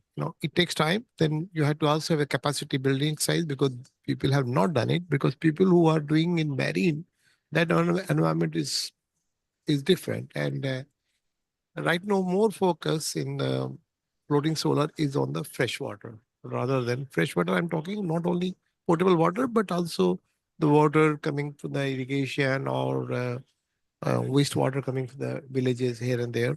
But I'm talking about not the marine water, which is purely the saline water, where the things are very different and the depth of also different. So in this case, investigations, so then that requires a lot of, lot of standard procedures to be laid down so that otherwise people, across this geometry or geography of the, countries or people can know the guides, know the recommendations, or this is the way the procedures, and accordingly those who are evaluating the proposals or the double check they are doing it, they also have the very clear cut checklist that this kind of thing should be done. So is there any countries experience you have where such checklist or some kind of a thorough specifications for investigations and surveys have been specified or have been carried? Because to my mind, that becomes a first requirement rather than the second one. Because we cannot go into the marine engineering completely because marine expense is very expensive compared to the other ones. But then if you had to go with this, so what is that? If you have some kind of recommended investigation part. Bathymetry you mentioned many times in your you just mentioned, but in addition to bathymetry, water quality, and also say benthic flora, which is there in the bottom of the lake or the water body. So how do you? What is your reviews on that? I think we have done a lot of project implementation in these freshwaters. Some of the countries I can mention, like in Taiwan, we have done 192 megawatt recently completed. And then in Japan, as I said, around 100 plus megawatt of different scales, all are freshwaters. And then yes, we look at the biological and environmental studies also. I think the one good example I can say is on Queen Elizabeth Dam in UK. It's a freshwater. I mean, it's a what do you call that? It is for our drinking purpose. It is a dam. I mean, the water is being used for the drinking purpose. So there, we have put up a 7 megawatt megawatt in Queen Elizabeth Dam in 2019, and it indicated, the quality of the drinking waters, that standards has been properly vetted. Uh, and I mean, you see, if a drinking water dam can be used for floating plant with a polymer based product is there over the period over that, and how it is going to react at the different temperatures. So all kind of studies been completed, and based on that we got that certifications on this drinking water compatibility, and then that's how been done. So from that, I can say drinking water can be correlated to the freshwater part to that. And the second thing is that, so we have a lot of challenges, yes, when it comes to, as I said, like why you need to put up a sorting plant. So we have to answer this why. We have to put all the check boxes. We start with, this design part, start with the anchoring part, start with the ecological aspects of that. Some of the flora and fauna, if it is anything above 5 to 10%, or only you're covering it, is fine for that. Basis on, like places where, you feel it's comfortable, based on some, aspects of that. One is on the wind conditions. Second is on like a migrations part to that. Third is on the specific spices. They are not concentrated on particular area. It can affect. So we have to go into this kind of a small detailing and then find out, which is the location we can do it. If it is, like you're covering 80%, 90%, the flora and fauna, then air exchange will not happen.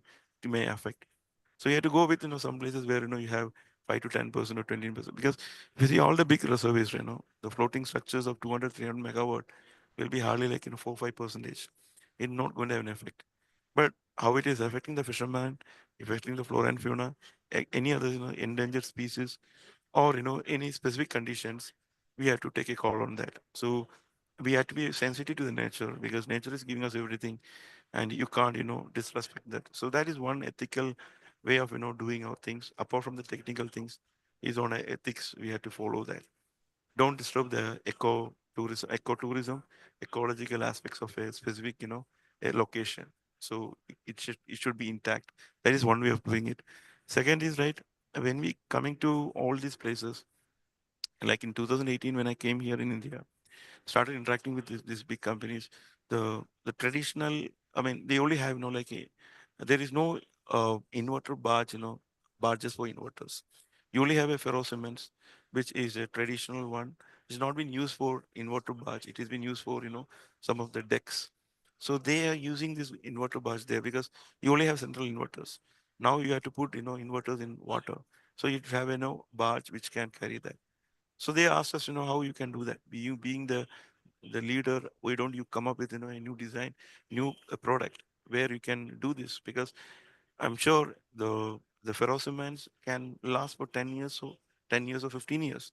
But when you have a waves, because that's under still water, when you're putting it in this kind of reservoirs, how the waves is going to impact, it won't sustain more than 10 years.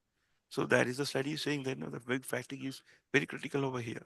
Unless you put a wave break, I come to that point. So we started, innovation this.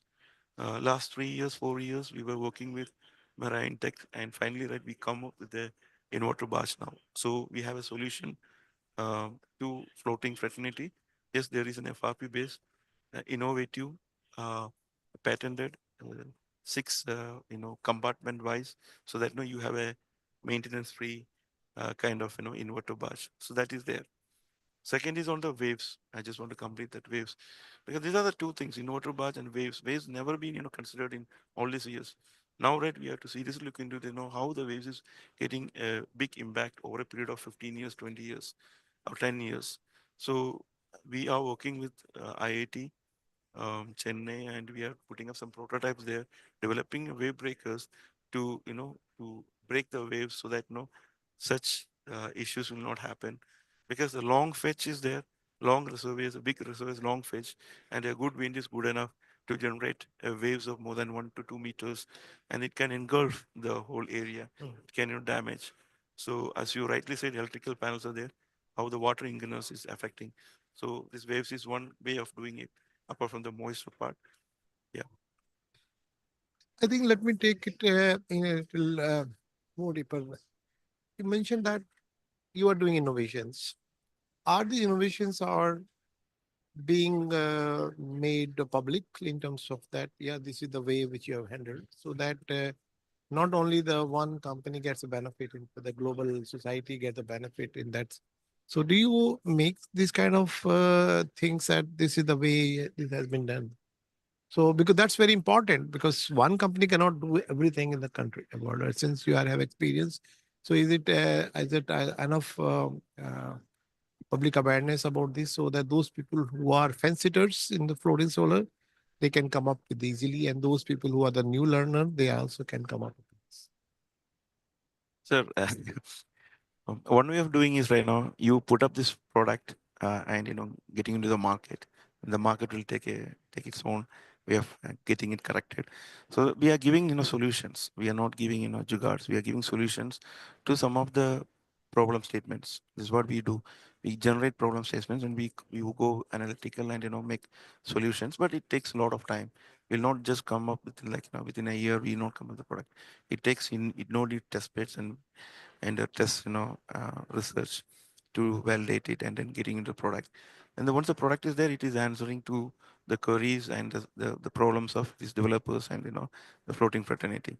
Now comes, are we giving back to the society? Yes, we are giving back to society, and there is other way of people are copying it also. So the copying factor is there, which anyway, right, you get a new product, right, people got an idea and they will go. It's not a rocket science, obviously, but there are a lot of aspects to that, but it has been copied. And see the floating structure, you see that one panel, one component, it is our patent. First ever globally, right, a product comes with one panel, one float. It's ours. It's that modular structure we call. Previously like racks and sands. So this modular structure has been there, and now, right, everyone has been taking the modular structures. So there is no way that we can stop this pilgrimism or this copying part. IP protections are there, but we are thinking, right, as long as somebody is doing diligently, getting a design. So don't copy us.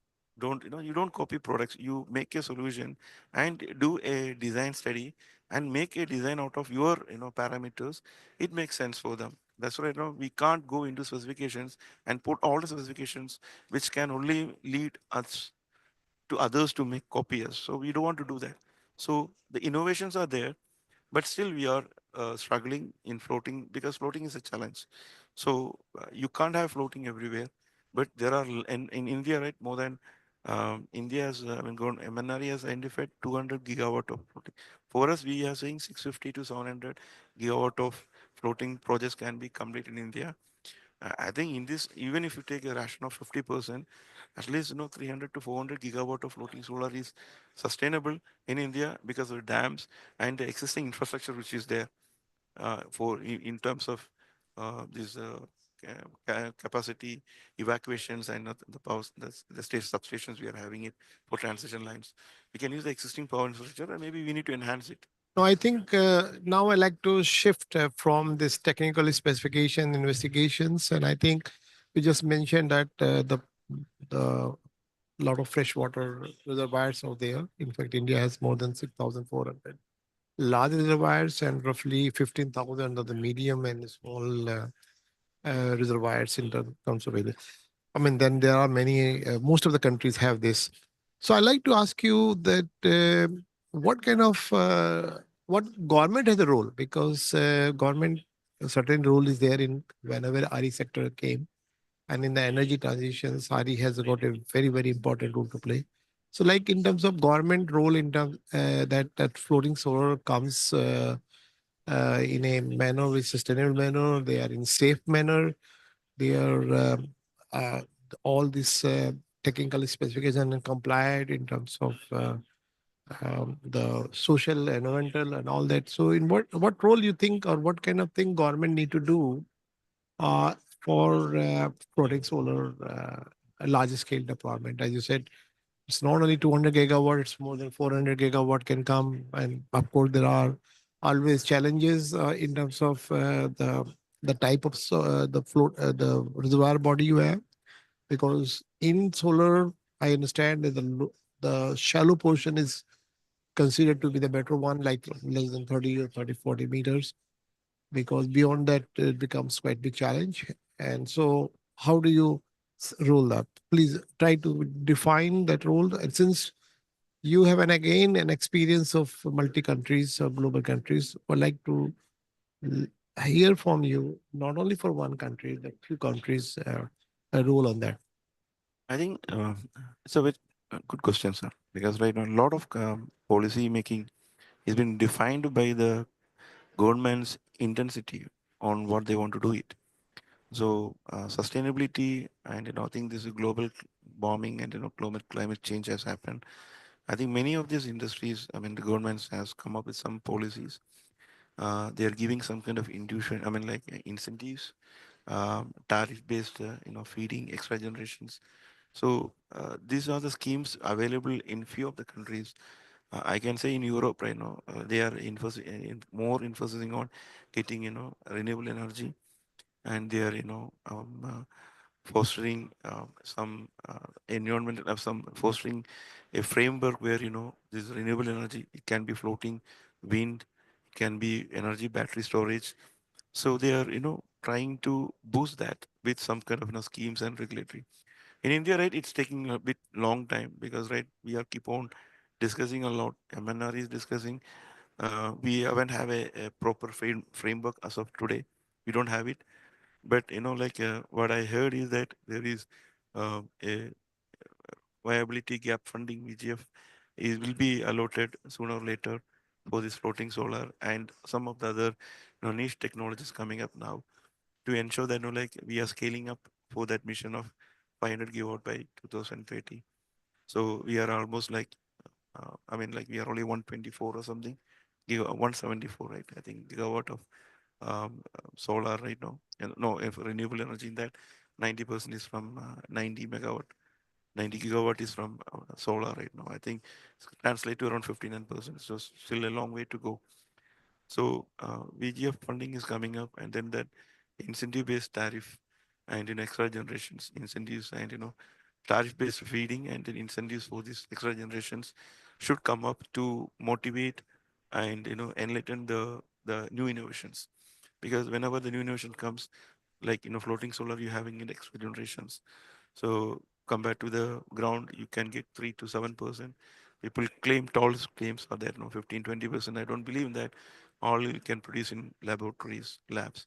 But in reality, maybe 3 or 4 or 5, depends on the wind condition and the solar radiation. You can get extra generations. But what we are doing is we are trying to innovate and getting into a new product where you're getting more air circulation and a new product can make additional 2 or 3%. So innovations is important. To get the innovations right, you need to get the backing of the government. So one thing you need to have is a policy framework, which we have been upon telling for last few years now. I think government is listening now. Somebody was telling to me, right, you go 5 times to the government will say no. The 6th time they will listen. So I think I'm thinking that that's the way it's happening now. So the policy framework should be there. Some sort of modality should be happen. Regulatory and compliance as part. We need to have a system, and the system can be incorporated by the know-hows and the experiences what we gathered and all the industry standards the industry experts can come up with. So we can have. No, I'll just to bring in, you mentioning about more on financing part of that the policy should have that feed-in tariff and other VA viability gap funding, etc. But my first question in terms of the first query from you will be in terms of the sites, because sites are normally in most of the countries, larger bodies are government owned, government owned with either local government or the state government or the federal government owned. So the very first thing is that if you want to enter in that area, you require their consent, and they are, since their bodies are there for some other purposes, and obviously even you have done so much of floating solar, there are a lot of apprehensions on various counts. So how do you see that the policy from that you are allowed to work on that, because that where you mentioned about that one, number one. Number two, can you monetize the advantages of floating solar? If we have advantages, we need to monetize them, because monetizing in terms of whether through the whatever that we want to have monetized. If find that there's an extra in terms of generation, yes, monetize it. That itself is monetizing because it comes in the meter. But if you are able to have a positive aspects of increase in the fish, let me also tell you, there's a possibility of having a higher fish generations in some cases, and of course evaporation losses reduction, and that is simple water volume. So if we are able to monetize them, then perhaps because whenever you go to the government and if you want to ask them subsidy support, obviously everybody takes time because then they have more priority of that same money. So if you are able to monetize the advantages of the floating solar, which are very obvious in some of the cases, so there are two aspects. One is the permission part of the using the water body, and second part is this monetization. So I would like to hear from you on both. So the fishing part, right, is very important aspects. So in Taiwan, right, we have a, fishing, pond. I mean, I say that fishing groups. So we deployed the floating solar there.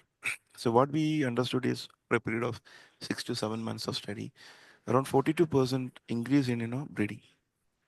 So from the fishing point of view. So the enhanced the production, yield and production has been there.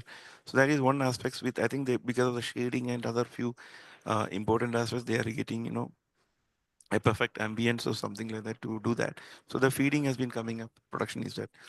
So I was taking in the beginning of session, I was taking right why floating solar is required. This is what we have been telling to the governments. We are saying that why floating solar, you can have environmental benefits. We are talking about you are you don't need the land. You can utilize the water bodies. The abundant of water bodies are here. Untapped huge potential is there. Use the water bodies, and then right again when it comes to the drought situations, like many of the ponds are getting dried out, lakes have been dried out. Here you put up the water, you put in the floating plant. Some studies says it varies from 40% to 70% of evaporation loss can be reduced, can be avoided. So water preservation is coming there, and avoiding water dissemination and dissipation has been there. So these are the aspects that we have been telling. We go to, let's say, right, we go to a specific like Andhra, we will be talking about drought conditions there. We go to the Kerala, right, we are talking about environmental aspects to that, plus extra generations we are talking about. So different states, different combination of things we have to read it out that. So so apart from that, the main thing is that, as you rightly said, regulatory compliances. But who owns this? All these water bodies, you see, right, more than 80% of the water bodies is owned by either government or central government. We talk about the government, it will be like PWD, or with the central government, it will be with the forest people. So PW, suppose, or the irrigation departments. So getting to them is easier, but approaching them and then getting it convinced, a lot of bureaucracy is there, a lot of red tapes are there. To unleash the red tapes, right, you need to get right people there who understand the topic, who understand the So essence. this means it requires a extensive, I mean, this requires a very good policy framework on that. People there. Yes, I would like to mention this when you saw drought conditions. In fact, in many of the African world, these drought conditions are coming in a big way. And in fact, the floating solar, I think it has not been done much in African landscape. But then I think this is a very good thing. We must bring it out about this reduction in the evaporation losses, and through this process in African countries, drought conditions can be reduced to in many of the part. So now let me take it if I think what kind of advice you like to give the startups, startups on this particular sector, that floating solar to take it up as a floating solar into this sector? Do you have any advice on this, please? I'm not a person to advise. But we need to work with the dynamic team, and we need to understand the problem statements. First, define a problem statement, and you come up with the solutions. But for the solutions, you need some sort of support, and you need to have some sort of agility, and then kind of like a support system from any of these policymakers, maybe like some kind of a funding from the governments or some institutions to support you, and the urge not to give up, because you may at some point of time, right, every leader has faced, every king has faced, the urge to quit. So that urge should not come. You need to, have that perseverance and that endurance to work on and get it. And another aspect I always feel is, you fail it fast, you fail quickly and learn quickly. You come out of it. You don't hang up a product for 2 years or 3 years and then giving say there is absolutely no U-turn around. So just fail quickly and learn quickly and come out, and then you work for that. So I think that the mission here is to understand what is the problem, and and how you are going to make an impact out of it. Do you have a competitor? Do you have a product which is available in the market, or a system, a technology that is conceived in the market?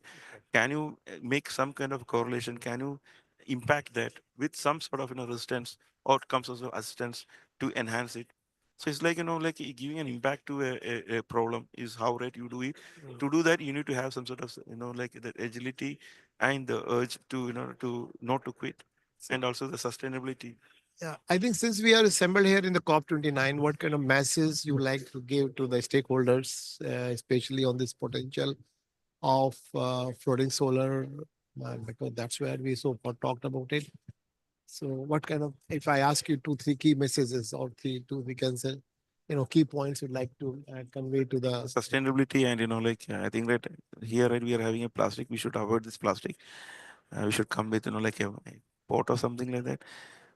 Even our phones, right now, we have plastics in that. So sustainability is important. But we are going to use plastic in our floating solar. But it is a recycled one, sir. No, what I'm just to say that let's key message regarding the floating solar. I'd like to have the stakeholders, please. I think, sir, important is like a huge potential of floating. We need to have the right technology and the right conditions, site conditions to implement it. It will flourish. Go for floating. Go for floating. No, I think Deepak, it's very nice of you that you gave this, a very detailed, insight of the floating solar industry. You talked about all range of the challenges, difficulties, and then experience which you have gone through personally, and also your company background of working in the global ones. And so I would like to say a big thank you, Deepak, for my pleasure coming, all the way and speaking on this, sunny side of solar sunny side. And I think I would like to say a big thank you, and I'd like to give you a personal clap on that. Sir, thank you. It's my pleasure to to be with you. Always nice to have a good, constructive, and a meaningful talk with you. My pleasure.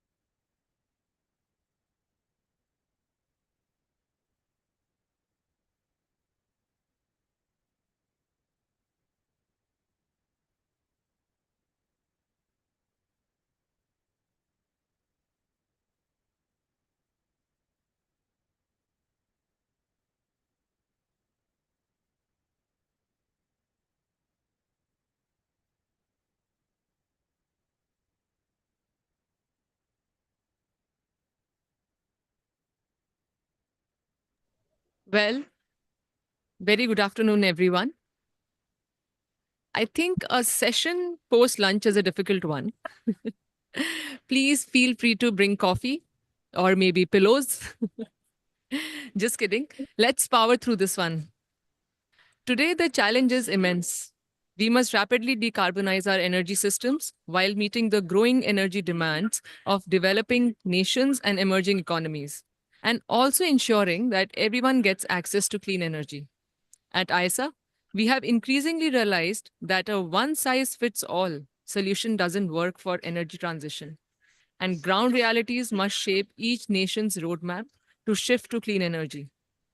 In today's session, we would be delving deeper into the various aspects of floating PV, challenges and issues faced by countries in deployment of this technology in terms of policy and regulations, financial innovation and implementation, and how ISA is helping countries by developing a standardized global floating solar framework. Today, now I would like to call upon Dr. Ajay Mathur, who is the DG ISA, for his opening address. He has played a pivotal role in spearheading energy efficiency programs in India, including the Star Labeling Program and Energy Conservation Building Code. Dr. Mathur was also India's lead negotiator at the Paris Climate Agreement and served as interim director of the Green Climate Fund. Sir, over to you. Hello. Yes. Can you hear me? Huh? You can. Okay. Great. So first of all, delighted that you are all here. Floating solar is important and for a variety of reasons. First of all, can we do something about this in French? He's swearing at us. Can you know? Do you know that? So, as far as floating solar is concerned, you know, we work as far as solar is concerned under two huge challenges. The first is, on the one hand, there is energy demands that are increasing. And on the other hand, you are running out of space on land, whether it is in countries that have very dense populations. In India's neighborhood, you're talking of Bangladesh and Maldives, which are very densely populated. Or whether you are talking in terms of countries where population is on the other side, is rather sparse, and therefore the transmission network is a problem. And I'm thinking of countries like Egypt, where the main electricity is generated on the Aswan Dam on the Nile, far, far away from Cairo, where the main load centers are Cairo and Alexandria. But there is an existing power line between the Aswan Dam and Cairo. So whether it is the first or the second, floating solar provides us an opportunity. One, it helps us build solar without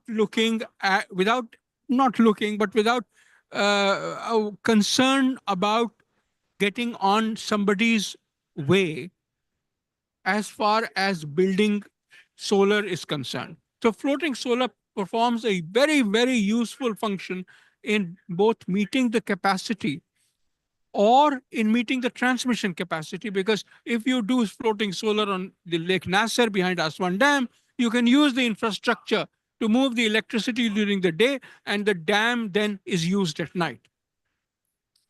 The short point is that this is an area where ISA and its member countries are looking for advice. And that is why we are delighted to have this panel with us. We are looking at what makes sense in different situations. Where does solar fit in? On what kinds of projects does it fit in? Reservoirs, you know, there's a lot of reservoir surface in the world. Somebody told me that the amount of the amount that we can do by just using 30% of our reservoir surfaces would be something of the order of nearly 10,000 terawatt hours of electricity generation. Now, you look at the US, where there's about 1,900 terawatt hours, 1,100 terawatt hours in China, 865 terawatt hours in Egypt. So this is a potential that is available across the world. It's not focused on any one country. The second is that we therefore are looking at opportunities on how this development could occur. And the sunny hour talk that we had just before this, Deepak spoke about the development of floating solar and his own company's role in it, provides us an example of how you can actually go from zero to build up this capacity. The short point is, here is a potential which is waiting to happen. We need to grab it. We need to provide advice to our member countries on how they can go about grabbing this opportunity. I want to thank all of you for coming here. I particularly want to thank the panelists for agreeing to participate in this discussion. On my right is Professor Arun Kumar from the Indian Institute of Technology in Roorkee, who has been a leader as far as the development of hydropower and actually all kinds of renewable electricity is concerned. Arun, shall I let them into a secret? You may not like it. Arun and I go back a long, long way. We were classmates in engineering school. But he would rather tend to forget it, but that's okay. He has to live with it. So delighted that you're all here and look forward to a very stimulating discussion. Over. Thank you. Thank you so much, TG. I think you have rightly put the context and how we are actually going to address the issues that you just spoke about. Friends, I think we all know that floating solar is a technology with immense potential, yet the lack of standardization is holding it back from truly taking off globally. Today, I'm very excited to share that ISA is developing one of its kind standardized global framework for floating solar. I would like to invite Professor Arun Kumar, who is the technical advisor for this project at ISA. And he's, as DG mentioned, that he is serving as an emeritus fellow at the IIT Roorkee, a highly renowned institution in India. He will give a brief presentation on the progress and the process we have adopted to ensure that this framework is comprehensive enough and is useful to the countries.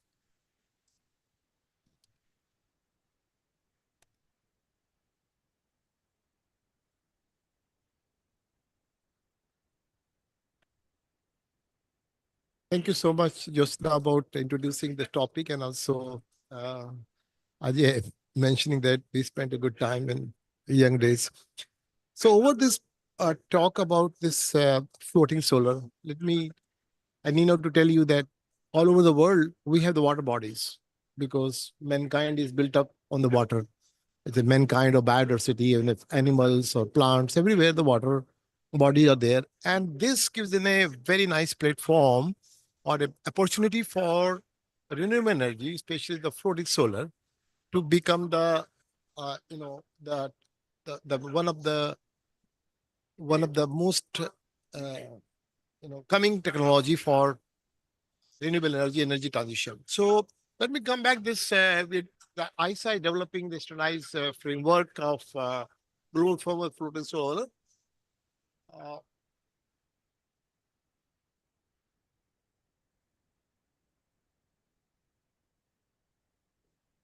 So that's where some outline will be given. They say what is the objective of the initiative, what is the how that we have reached so far. And the largest site in India is about 600 megawatt kind of site. And then how the stakeholder consultation has been done so far. Oh, okay.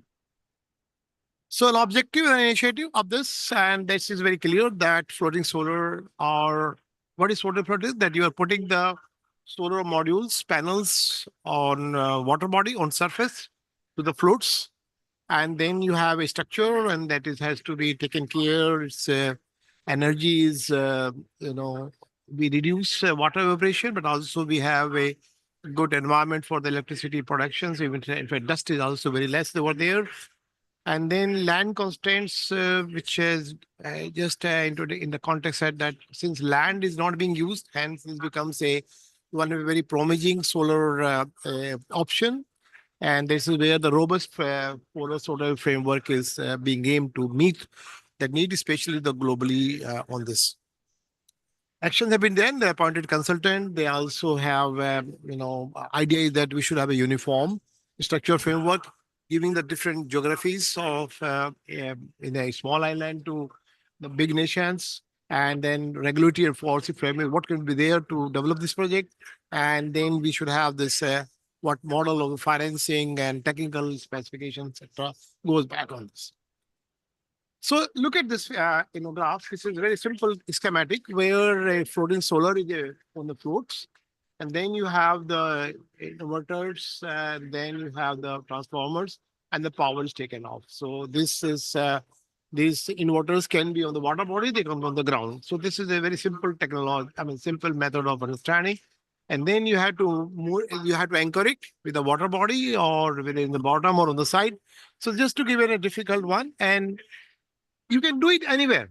This you can do anywhere, whether you have a small pond in a village or you have a large reservoirs like even Three Gorges or any large body you can do, and also you can do in a small water pond right in front of your home if it is there. So you can see there are many examples which are, you can see here of even 100 megawatts to few kilowatts. So that is where like rooftop you can do in few kilowatts also, and you can also do the larger body. So in terms of advantage, it's very quick because you now to prepare land, you have to only prepare yourself in terms of doing the project.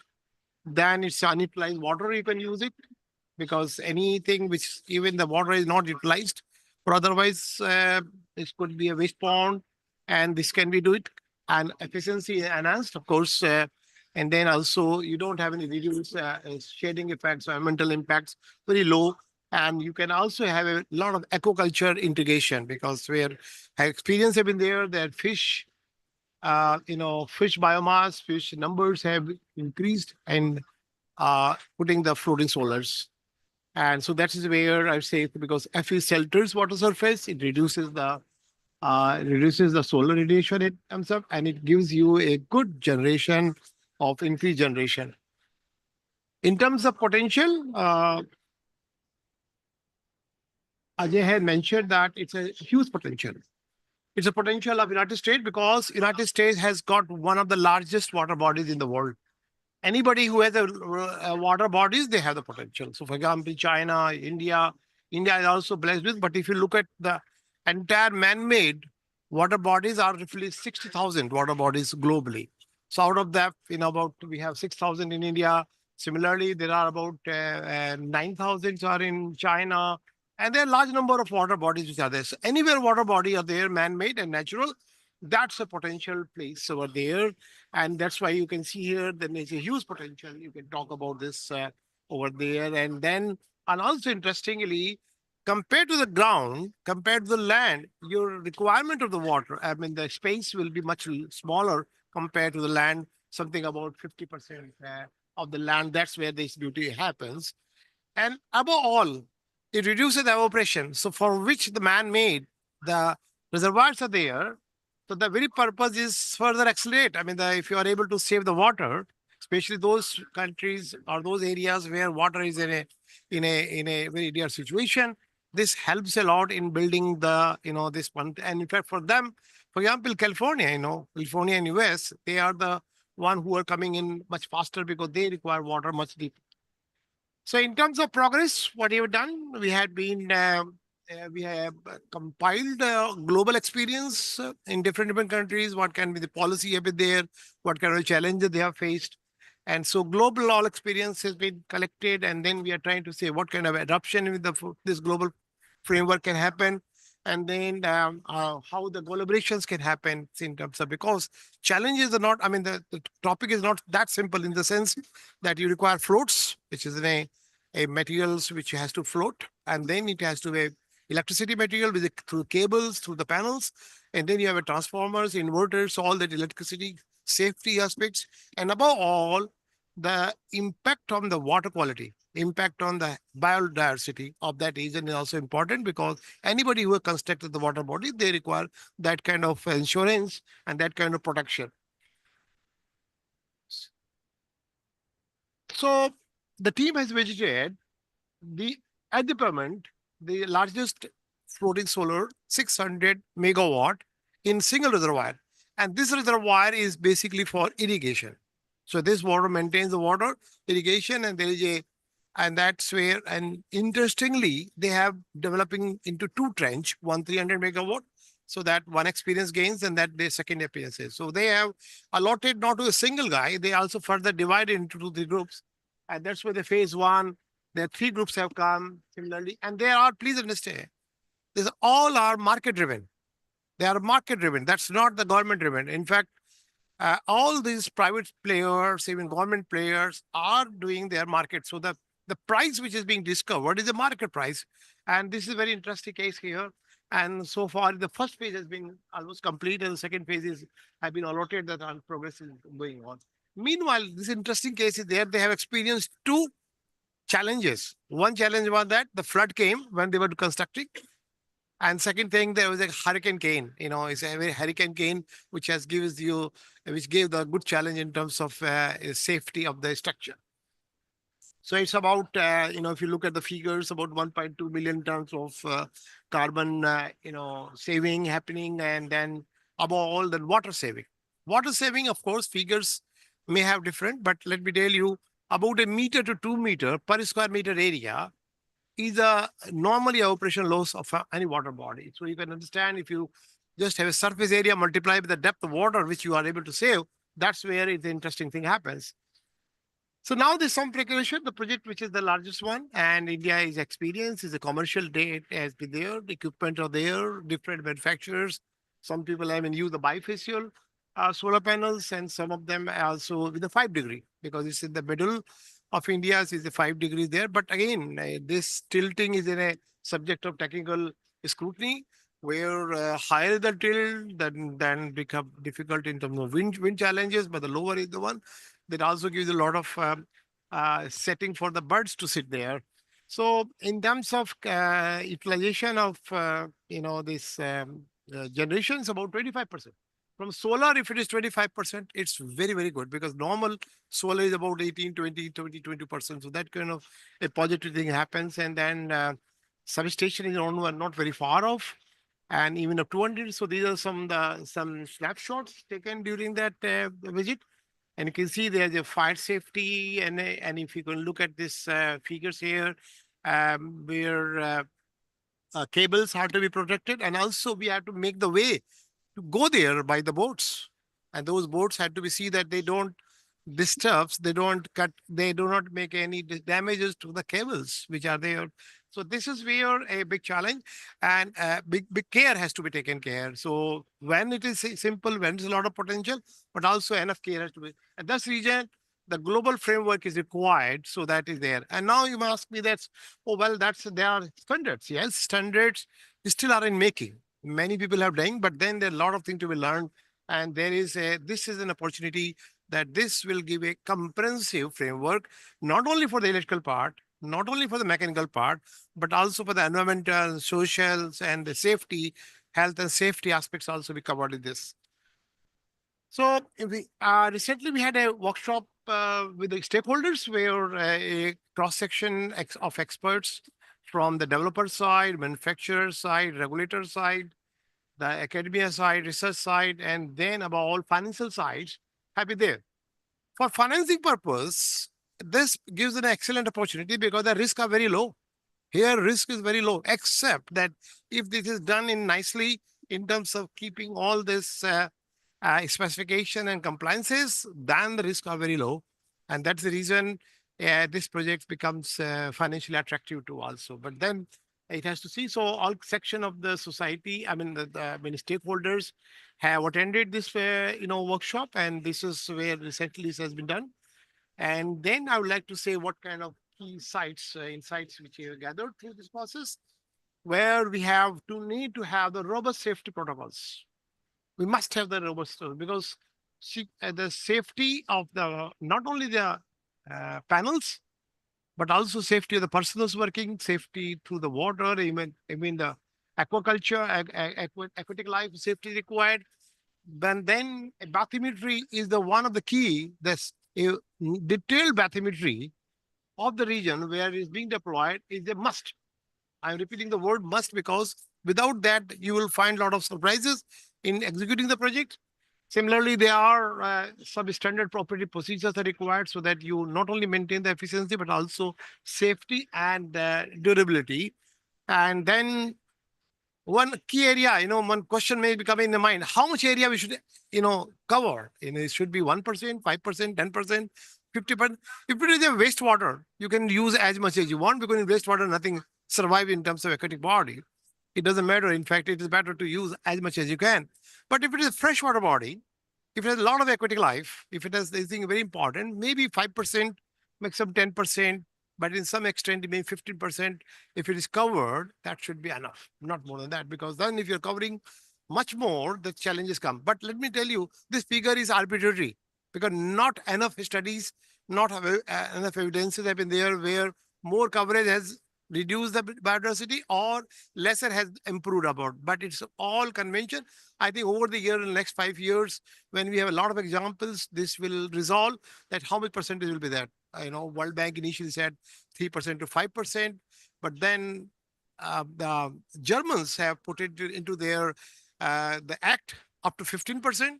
So that's all about challenge. But to my mind, to begin with at least 5%, if not anything else. So this is one, and then you need to have this good investigation on the soil, the where you're going to put the anchoring, you have to put the support, then you need to have that. But without that, without a good policy, things are difficult because even the water body owner will not allow you to execute a project because owner of the water body, they're good. It can come only the policy framework because water body who has a water body, he has own different purpose. He's not purpose of electricity production.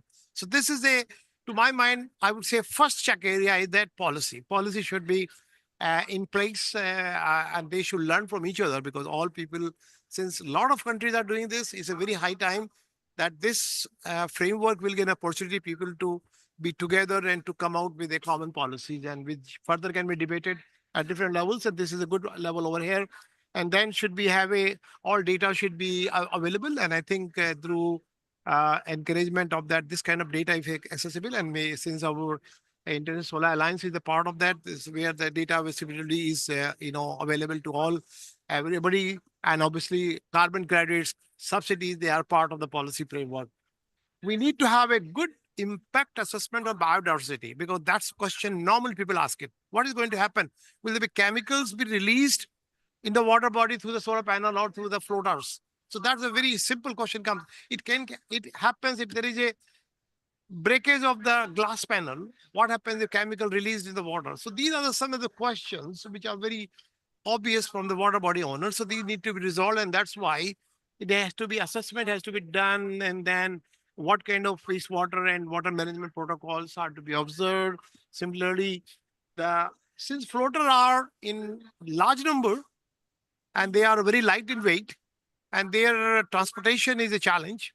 And that's the reason where can we have a local manufacturing of those ones? Looks very simple, but in terms of their quality, even a simple thing, if you say thickness of 3 mm, but is it uniform or is it undulated? That makes a lot of difference. So here, manufacturing of floats and community involvement, from the stage of the planning is a very must because it's not only that you can use them as a labor, but also they should be skilled enough to maintain them because for them it's a local and that gives them livelihood options. And this is where involvement is very much over there.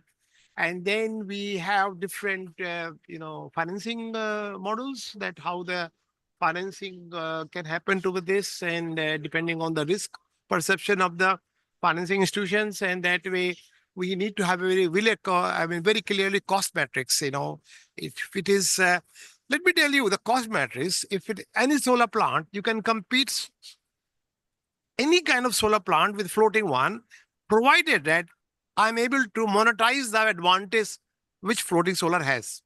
If I'm able to monetize that, I would say it will be outlier. It will be outlier compared to with a ground mounted or roof mounted. So with this, I would like to say that I need to have some kind of different kind of models of financing that will give that. So with this, I like to say thank you so much about it.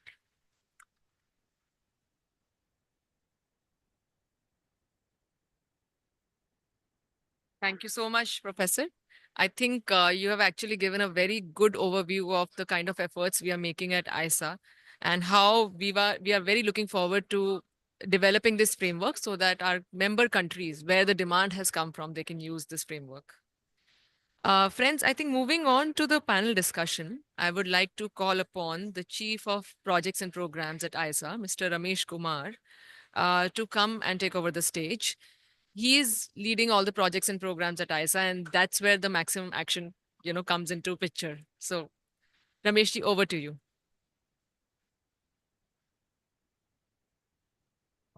Thank you, Jyotsna. Thank you. First of all, thank you, Jyotsna, and thank you, Professor Arun Kumar, for giving a very comprehensive presentation.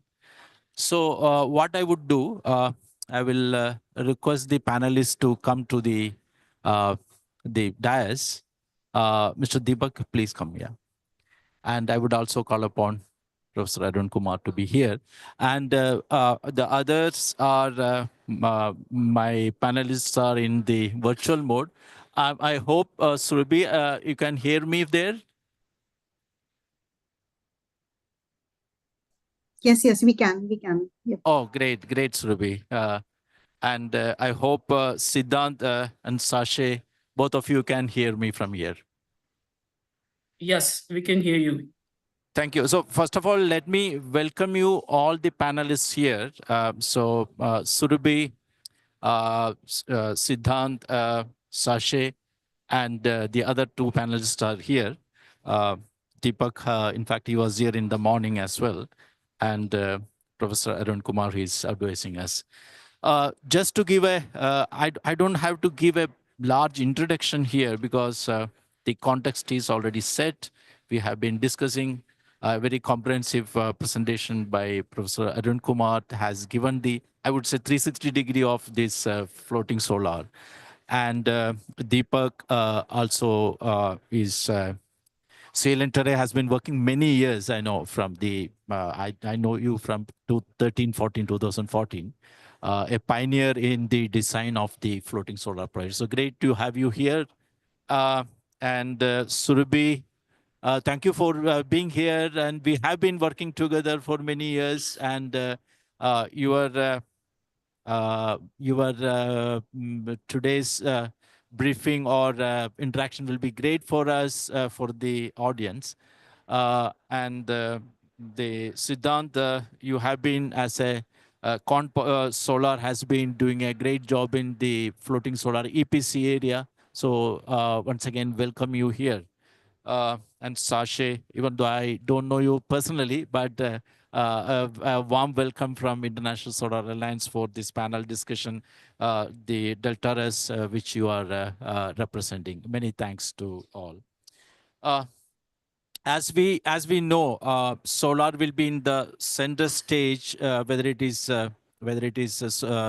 energy access, energy security, or energy transition. Solar will be in the center stage, and that will play a very key role. We need to look at all possible applications of solar, whether it is through distributed solar, whether it is a ground-mounted, floating solar. All kind of things are to be looked into because they all will play a very critical role in scaling solar and our journey to the non-fossil fuel-based energy. So now, let me also, having said that, let me also talk about this. All depends on what kind of resources are available in the country, in terms of land, in terms of the water bodies, in terms of the transmission system. all will play a critical role in selecting the what kind of applications will have more focused. But nevertheless, I think all the areas will have a bearing on each country, but there will in different degrees depending on the country's resources available.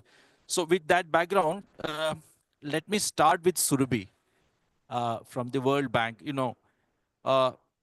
Just to give a context, Surabhi, when we traveled very recently, Dr. Mathur and me, went to Bangladesh, Bangladesh is having, they have a very less land there. So one of the key areas they are looking at is a promising area is the floating solar, because they have a lot of water bodies, very less land which can be spared for the solar because of the agriculture and all these things. But last 3 years, there have been debate between the energy department and the environment department, saying that what is the environmental impact it is making. As the study gives a clear signal, then only the environmental department want to give a clearance for that. This has been what I understand, the ADB has been very eager to support the financing of the project, but it's not taking off in a way. So my question to you, having World Bank has been doing whenever you approach to any project, EIA studies is a very important component which you look into. Can you just give me some of your observation, how we can convince the countries that this is a there is no adverse impact on the environment, or in a rather, I would put it in a way, there are mitigation measures which can be taken if we take care of that. If you can throw some light, that will be great. Over to Surabhi. Thank you so much, Ramesh. I hope you all can hear me clearly. So yes. Yes. Okay, great. So so environmental and social impact assessments play a very critical role for the World Bank to support any of the investments. And of course, one of the biggest areas of support that we are looking already at and investing already is floating solar. There have been certain frameworks that we have already developed. For instance, in India, the World Bank is working with Solar Energy Corporation of India, one of the nodal agencies of the Ministry of New and Renewable Energy. And there we are working with them to promote newer technologies, and one of that being floating solar. So this particular document, Environmental Social Management Framework, is in the public domain. Anybody can download it, and it gives an annexure on floating solar, which first of all screens that which are those sites which are go and no-go areas. As soon as we know that there are environmental sensitive sites, for instance, it could be Ramsar site, or there are endangered fish species in there, probably those areas may not be on the top priority and can be excluded. So that particular checklist has already been developed in the context of India, but it is equally applicable in any other country. So that I think is very important to begin with once you have a framework ready. The second thing is that once you have selected the project site, how much area you want to cover. I think Professor Arun already covered it. Percentage varies depending on what kind of active aquamarine life you have, what kind of social or livelihood impacts there could be potentially on the fishermen communities, what kind of other recreational activities are happening in those areas, and the access to it could be excluded. And then the balance area could be looked at in more detail in terms of the technical due diligences, as well as from environmental social perspective as a whole, because even sometimes, things on the surface of it doesn't look, fragile, but sometimes when you dig deeper, like migratory birds or their nesting grounds are there. So all those things become important. So for the bank, environmental and social impact assessments are equally important as for any other investment. And again, as I mentioned that we are working with Solar Energy Corporation of India, we are funding one of the projects, about 100 megawatt on the east coast of India, which is coal dominant state. And there again, environmental social impact assessment studies have been put up in public domain so that, the information is freely and widely and transparently available. So these are very, very critical. There are certain good practices also that we have noticed. For instance, one of the European companies, Biovari, has recently come up with a white paper in which they have put up certain fish cages to promote fishing culture in those particular areas where floating solar is being put up, so that it becomes more community and livelihood friendly. The fishermen become on your side rather than against your side.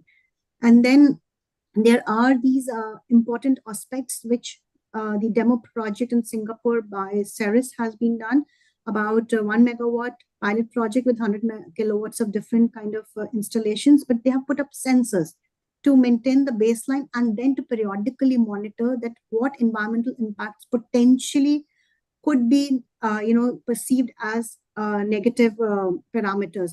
To negate those impacts, they have put the sensors, and what we understand is that those periodic assessments have not shown any negative impact so far. So these kind of data creation is very important, first as baseline, and then to periodically update the community that these environmental social impact parameters are impacting or not impacting, and how they are impacting the given project and the ecology around it. So these are some of the things which I think is very important. Without environmental social, I think floating solar may not work out. And when you speak about Bangladesh, I think it's important that these studies be done ASAP so that we factor in the concerns of the environment department, because environment department comes with a mandate to protect the environment. So, infrastructure should be, I would say, compatible with their objectives as well, which such studies can help bring more confidence in them. Back to you, Rameshji. Surabhi, many thanks for your critical inputs. This is the way we would like to, the framework which you have developed in India, more or less, I think it should cover with some changes maybe in Bangladesh. So many thanks for your inputs, and we will take it forward once we have the next discussion with them. One of the critical interventions of ISA is to learn from one country so that those things can also be used in the other countries. Many thanks, Surabhi, for that. So let me now come to Sasha. I hope I'm pronouncing your name correctly, Sasha. You are the program leader, Ecosystem Health and Biodiversity in Deltares. Let me put up the question to you. Biodiversity is one of the critical areas when you consider the water bodies and when we put the floating solar. How do you approach it, and how your experience so far in terms of looking at the projects which are set up, or when you consider this angle of biodiversity, which is of course the extension of what you call the EAA studies. Can you throw some light on this? Yes, I can. Thank you. Thank you very much for the invitation. I hope you can hear me all right. Yeah, please go ahead. Yeah, sure. Okay, well, the last 4 years, about 4 years, I've been doing some research on the impact of floating solar, mainly in the Netherlands.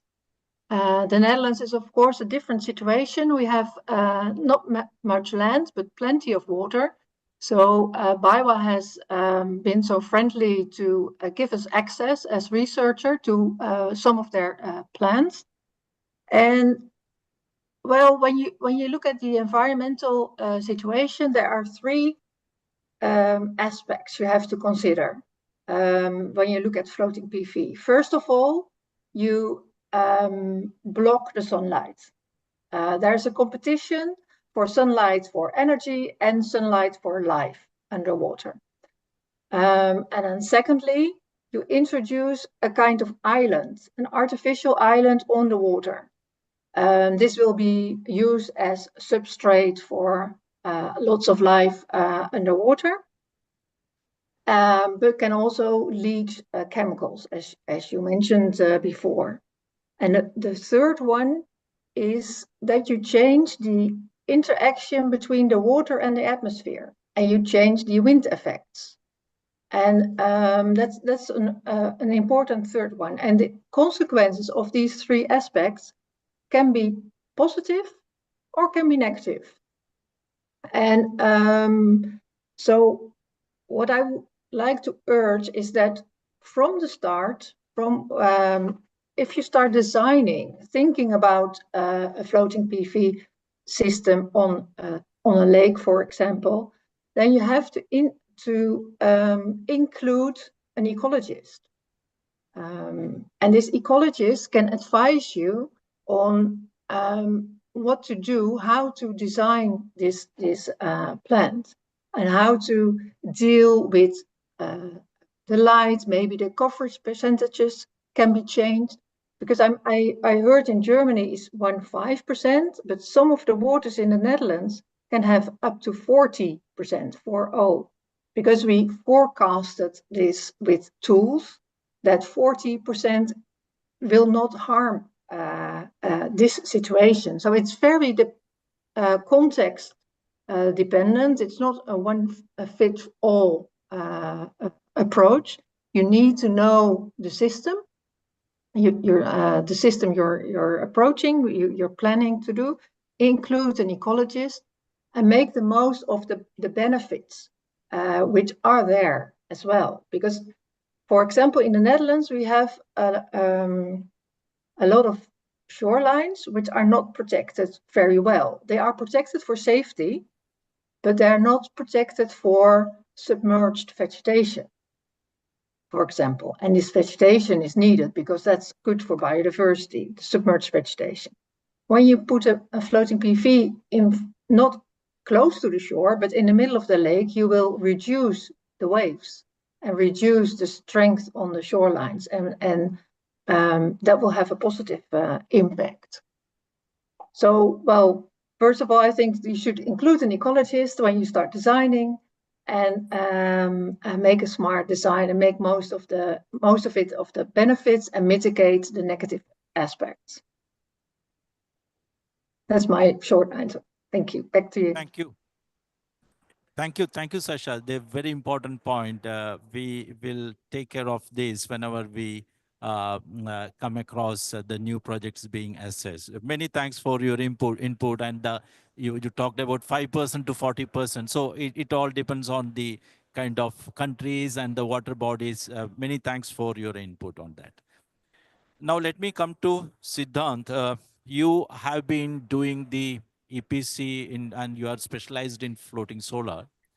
I'm sure over the period you would have optimized your the design. You know, ultimately the project cost determines the techno-economics of any project, and that's also applicable for floating solar.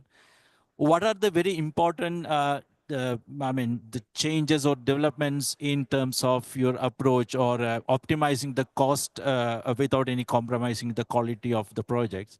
How did you proceed in the last 2 or 3 years? If you can throw some light to the benefits of the audience. Over to you, Siddharth. Thank you, Rameshji, for inviting me into this session, and I hope I am audible. Yeah. Thank you. Yeah. So, as you know that solar itself is evolving, and we are seeing a lot of technological innovations happening in solar as such. So naturally, floating solar also has to keep pace with this evolving technology. We, as a technology company, we are into the manufacturing of the floating systems, the complete system, which includes the floating bodies as well as the anchoring and mooring system, along with also executing EPC projects. So apart from the innovation that we have brought into the floating solar technology, we see that there is a lot of potential and innovation possible in the EPC projects as well. One of the areas what we feel is really important, and what we have been able to achieve over the last 2-3 years is reduce the total manpower required to install a 1 megawatt of floating solar plant. So that has been a very key success which we have been able to achieve over the last 2-3 years, and that has helped us in executing multiple projects at a single time. Coming to the technology, as far as floaters are concerned, so it is important that the floaters are supposed to perform some basic functions which are absolutely necessary for the survival and the maintenance of the plant. We are supposed to design the plants for at least 25 years. So given that, there are certain things which are required. For example, there is a minimum amount of buoyancy which is required in the floaters in order to not just support the weight of the solar panels, but also be able to provide necessary buoyancy in case there is an uplift because of wind or even the down forces, which can lead the solar panels to can push the solar panels into the water. And these, along with the changes in the water levels, lead to even a greater technological requirements as far as the floaters are concerned.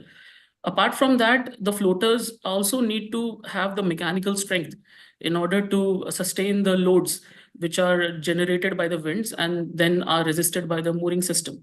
So the floaters need to be carefully tested so that they are able to provide necessary strength and impact resistance for ensuring that they are working for that period for which they are designed for. And as far as the design is concerned, they are supposed to be easily installed at site without the utilization of any complex tools. So the simplicity makes it, it's very important to make it simple, fit for purpose, to be able to checkmark the basic functions which of floaters are required, so that we can optimize on the overall design of the floaters. If the design is very complex, we also face problems in the production of the floaters, because as Professor Arun said, that the thickness of 3 mm, whether it is average or minimum, it's really important that the design is such that we are able to achieve a uniform thickness. And if the designs are complex, then it's difficult to maintain thicknesses at the right locations. So it becomes very important, as far as the designer is concerned, to have a 360 view of the entire life cycle of the floaters, whether it is the design, because everything that has been put into the design has an impact during the performance of the floaters. They are supposed to not just support the solar panels, but they are also supposed to allow for maintenance, then to be able to tackle the wind loads, wave loads, current loads. Even at certain times, when there is no water available in man-made reservoirs, they're supposed to sit down on the ground without leading to any damages. So all those things does make a lot of points which can be implemented into a floating system design. And as we also know that the solar panel sizes are also increasing, the capacity wise. Today we are talking about in the range of 600 to 700 watt in a solar panel. In near future, I'm sure that we'll be able to achieve 1 kilowatt of solar panel as well. So that is also one of the areas where we need to look at the floater design, because the floaters also need to able to sustain the weight of the increasing solar panels, the dimensions, as well as to be able to mount the solar panels at the right points, because we cannot mount the solar panels on the floaters at very small distances. There has to be a certain load distribution of the solar panel on the floaters, and these all areas has to be brought into the design part, so that we can look at the sustainability of floaters and the floating system as such for at least 25 years. Many thanks, Siddhant, for giving all the dimensions of in terms of EPC approach and how do we reduce the overall project cost. Now let me come to Deepak. We have been chatting with you. Professor Arun Kumar was talking to you in the morning as well. Let me put across a couple of questions to you, because you have been the pioneer in the floater design. And your experience must be the largest among any company in whatever I would say. You come across all kind of water bodies, and especially on the level variation which will happen. I'm sure in some of the water bodies, especially maybe in hydro or similar ones, there may be variation of say 20 to 30 meters. There can be possibility also of so much of variation in the water levels, and that gives a lot of challenges for your anchoring and mooring. That's one aspect. And similarly, many of the countries, the island countries, they have very less land, and they are very eager to go for floating.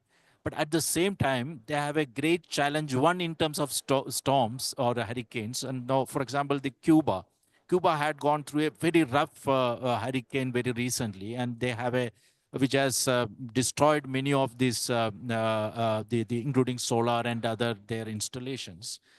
So with that background, how do you look at it, these two challenges, one in terms of the storms, how do you take care of in terms of your design, and similarly, large variation of the water levels?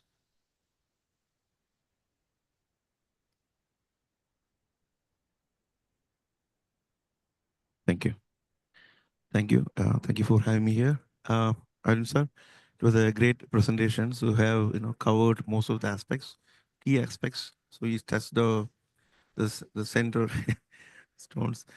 Coming back to your questions, I think floating is a challenge.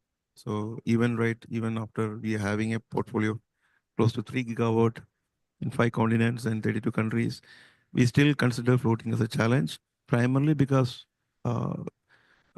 floating 425 is a big question. So you have to go through a lot of parameters of that. One is on the site conditions, primarily on the site conditions, the wind conditions, the waves, the fetch, and then you look at the water, what type of water body is that, and then the application of waters. So the real requirement of floating also will be a question there. So we always emphasize on why floating solar is required. So some of the aspects, other aspects of environmental things. So environmental, social impacts has been evaluated, validated, determined, and then ecosystem has been created, has been a habitual system has been created to sustain this, to combat this, or to overcome this. That's how the floating solar has been emerged. So in Portugal, we have in a dam we have done 1 megawatt project, and the water level variation is most around 40 meters. 40 meters, and the depth is 80 meters.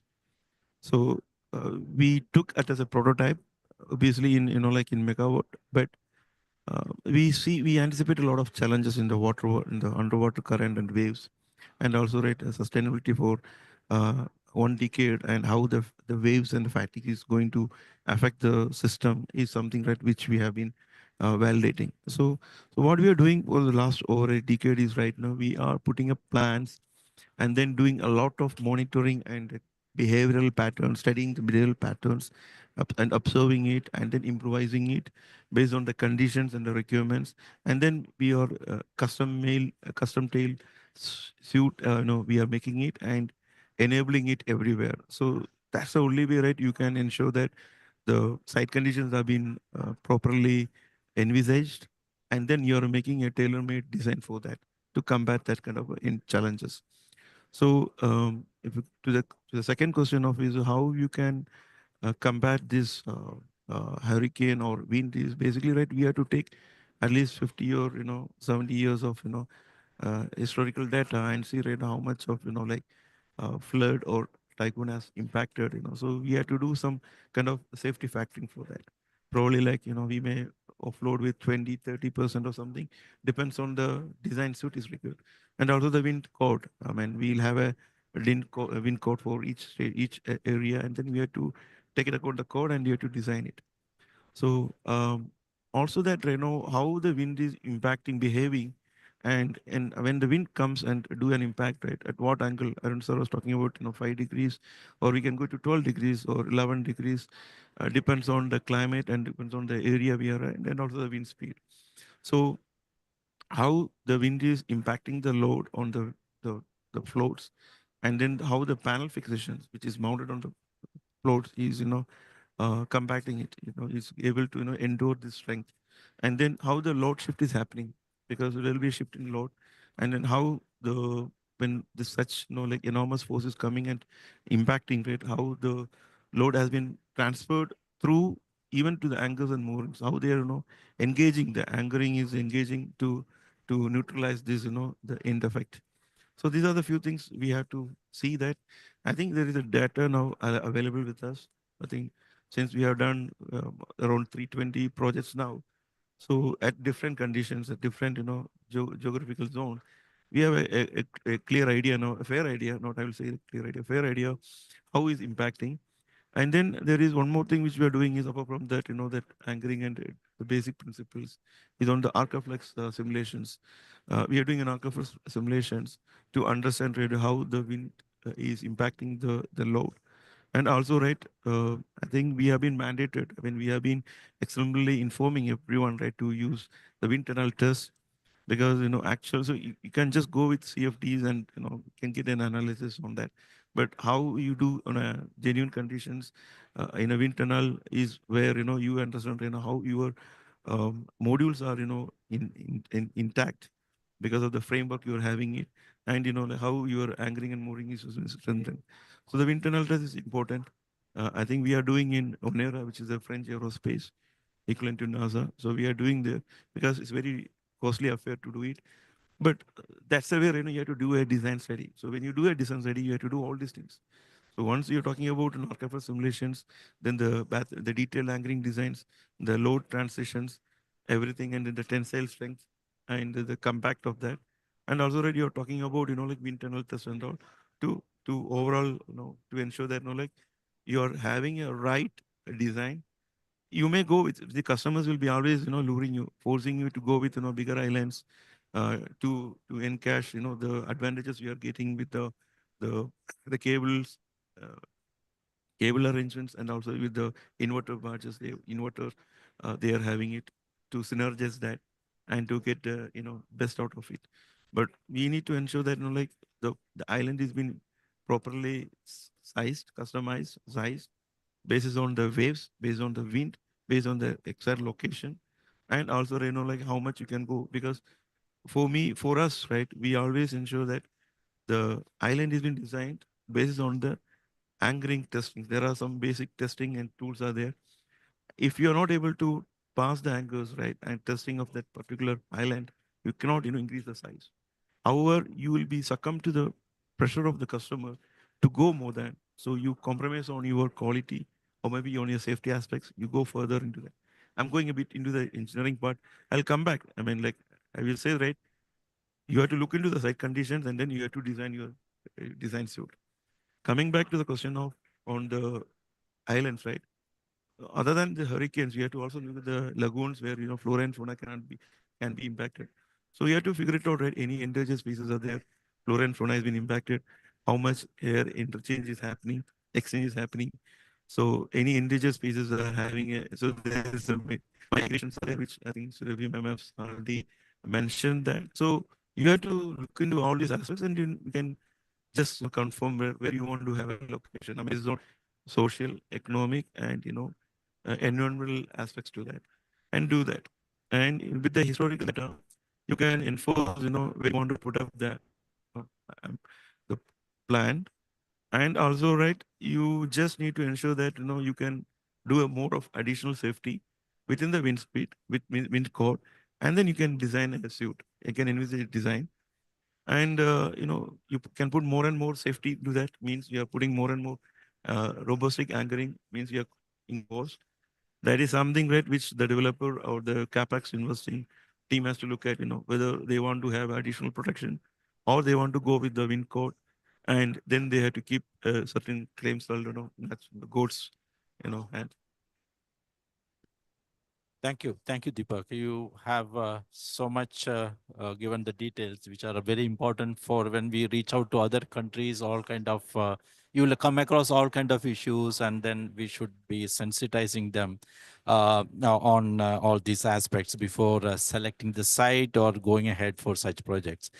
Finally, sir, to you, Professor Arun Kumar, you have comprehensively covered, but let me put a question to you, sir, in a way. How do you advise the governments if we want to advise the government to come out with the right policies to promote floating solar? What would be your suggestions to them, sir? You're in fact hitting the right point that the policy is the one which is enabler, Actually, if you want to do any activity in a comprehensive manner, in a programmatic manner, policy should be the point of context. So here I would like to say that in terms of policy, first of all, we might have priorities of what are kind of bodies we should take it up. The first border body is the way the hydropower is, because hydropower being the co-located in terms of using infrastructure, whether it's access, whether it's a power evacuation, and other also that taking care of both together. So like for example, in the evening hours or peak hours, you generate from hydro, and then you have one, and that's one part. And second is the waste, where the water is not being used for where the stringent EIA conditions are not required to be played, because that's a second priority. But we must have policy in place, and we must bring this clear-cut message that floating solar is helpful. Surabhi has said that EIA is must, yes, very much, because any international funding or anybody like to take care of each and every negative or positive aspects very clearly spelled out. But at the same time, these are the priorities. And then, of course, those normal bodies, like irrigation. We have with us CEO of International Hydropower Station, Eddie Rich, where they are, while educating for the hydropower, now they are educating the pump storage, which is also. So perfect case. In fact, floating solar and hydropower becomes the perfect marriage in terms of everything. Maybe he also like to say something after once we give question and answer open to that to say that how this floating solar fits into the IHA and pump storage dialogue or in terms of policy advocacy, because then we like to see that's happening. In fact, the Indian first biggest, largest floating solar is in a hydropower, in terms of a dam where we have a coexisting facility. But taking the point, but in terms of policy, we must also not forget the impact of climate change. Historical data of wind and all others are fine, but at the same time, we had to put something extra because of the climate change. All our dams are now being redesigned for spilling capacity by 30 to 40% because of the impact of climate change. Similarly, here, the wind data also has to be revisited in the impact change. So that's what I'd like to say. So maybe once question answer, I'd like to ask Eddie Rich to speak on that hydropower and floating solar, how the marriage happens.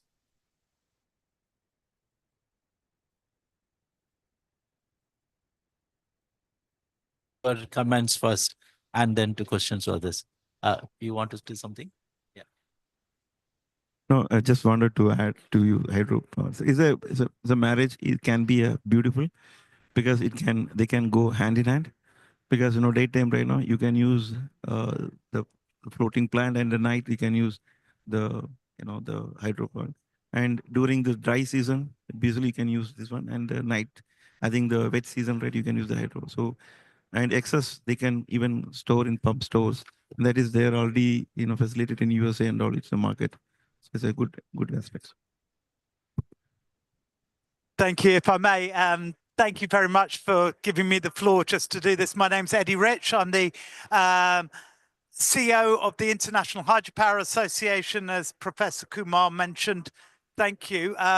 You have already said all of the aspects of why it is such a perfect marriage. And that's why I was very interested to join this discussion today. We in the hydropower sector, and I should say the sustainable hydropower sector, because many of the issues that were raised by the panelists around the environmental issues are very true to us as well. And we have a very bold statement as an organization going forward. The only acceptable hydropower is sustainable hydropower.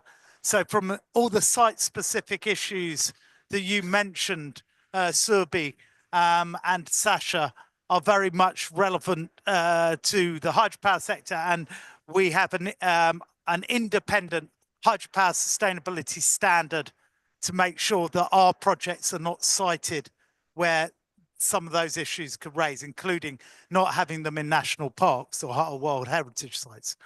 From a technical point of view, you've said all the issues. There's such an opportunity, particularly in pumped storage, for hybridization because of the complementarity. On behalf of the sector, we are very keen to explore the potential for using floating solar on hydropower reservoirs, it does ensure the maximum, the optimization between the two technologies. So I don't really have anything more to say. If you are looking for siting, if you're looking for partners, if you're looking for consultants in the field that are associated with the hydropower reservoirs, do please come and get in contact. International Hydropower Association, we're very keen we see this as a big aspect of where hydropower can provide hybridization optimization. Thank you. Thank you. Thank you very much. Thank you for your inputs. This is open to all the audience. Anybody have any issue to be raised? Because such a panel is here.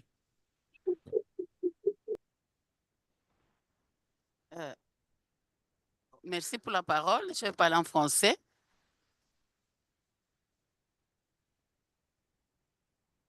Je vais parler en français. Au fait, je viens de la République démocratique du Congo. Mon nom, c'est Prudence. Après avoir entendu toutes les présentations et l'intervention du DG, je réalise qu'il y a un problème. Les problèmes, c'est plus les problèmes environnementaux et les problèmes du changement climatique. Parce qu'on peut bien poser les soleils flottants, mais il y a la crue. Par exemple, ou bien il y a une pluie diluvienne qui peut tout emporter. Quels sont les dispositifs que vous prenez pour que malgré qu'il y ait crue, qu'il y ait montée des eaux, que ces soleils ne bougent pas? Ça, c'est ma première question. Et ma deuxième, je viens de réaliser, j'ai vu beaucoup de jeunes là-bas, mais vous ne le faites pas en République démocratique du Congo, alors que nous avons beaucoup d'opportunités. La RDC, c'est le pays solution. Est-ce que vous ne pouvez pas venir chez nous aussi? Voilà ma question. Merci.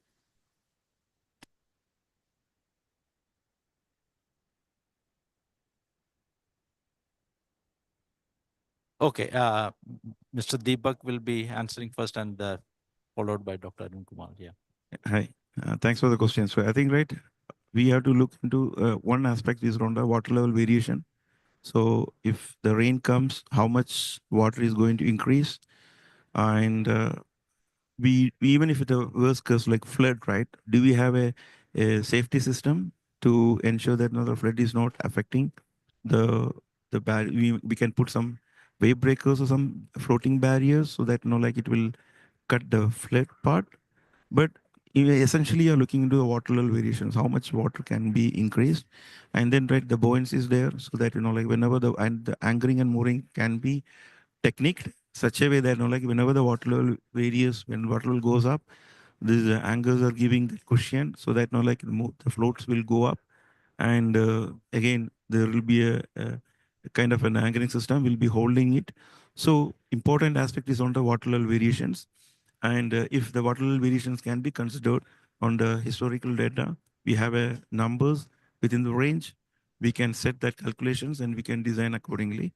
So the question is addressed there. If it is a flood, what kind of objects are coming? Any external objects are coming and hitting the plant? Do we have a safety system like a surrounding a surveillance kind of system or some kind of a fence to stop it, or some kind of a barriers to stop it? That can also be addressed. But we always say, you have plenty of areas where you don't have this kind of situations. You can go to we can envisage a plant which is less affected of all these issues. The question is very pertinent and it's very important, and it's very nice you brought it. See that any body is designed for a highest flood level, where we expect that this is the highest flood is going to have, and there's level over there. So most of the plants which are going to be, they are going to be designed for that level with certain flexibility, what Deepak mentioned, that variations happens. Similarly, if an external element or barrier comes, like for example, some trash or some booms of wooden planks comes, then they can be, a boom can be placed, a floating boom can be placed so that they do not go and hit one another. But in case it floods, no problem, because they are subject to the water because even they are the subject of the rain. So all design is not at all an issue in terms of their safety, in their electrical safety, their functionality. Or if there anything sediment comes, if silt comes, and of course that need to be cleaned, that's all. But then the situation has to be there. If it is highest flood levels, all are designed, and they can be taken care. Absolutely. So there is no issue, but Pant is very much concerned, and this is taken care in the design. So it's there. Thank you. Thank you, sir. Thank you. You have more question?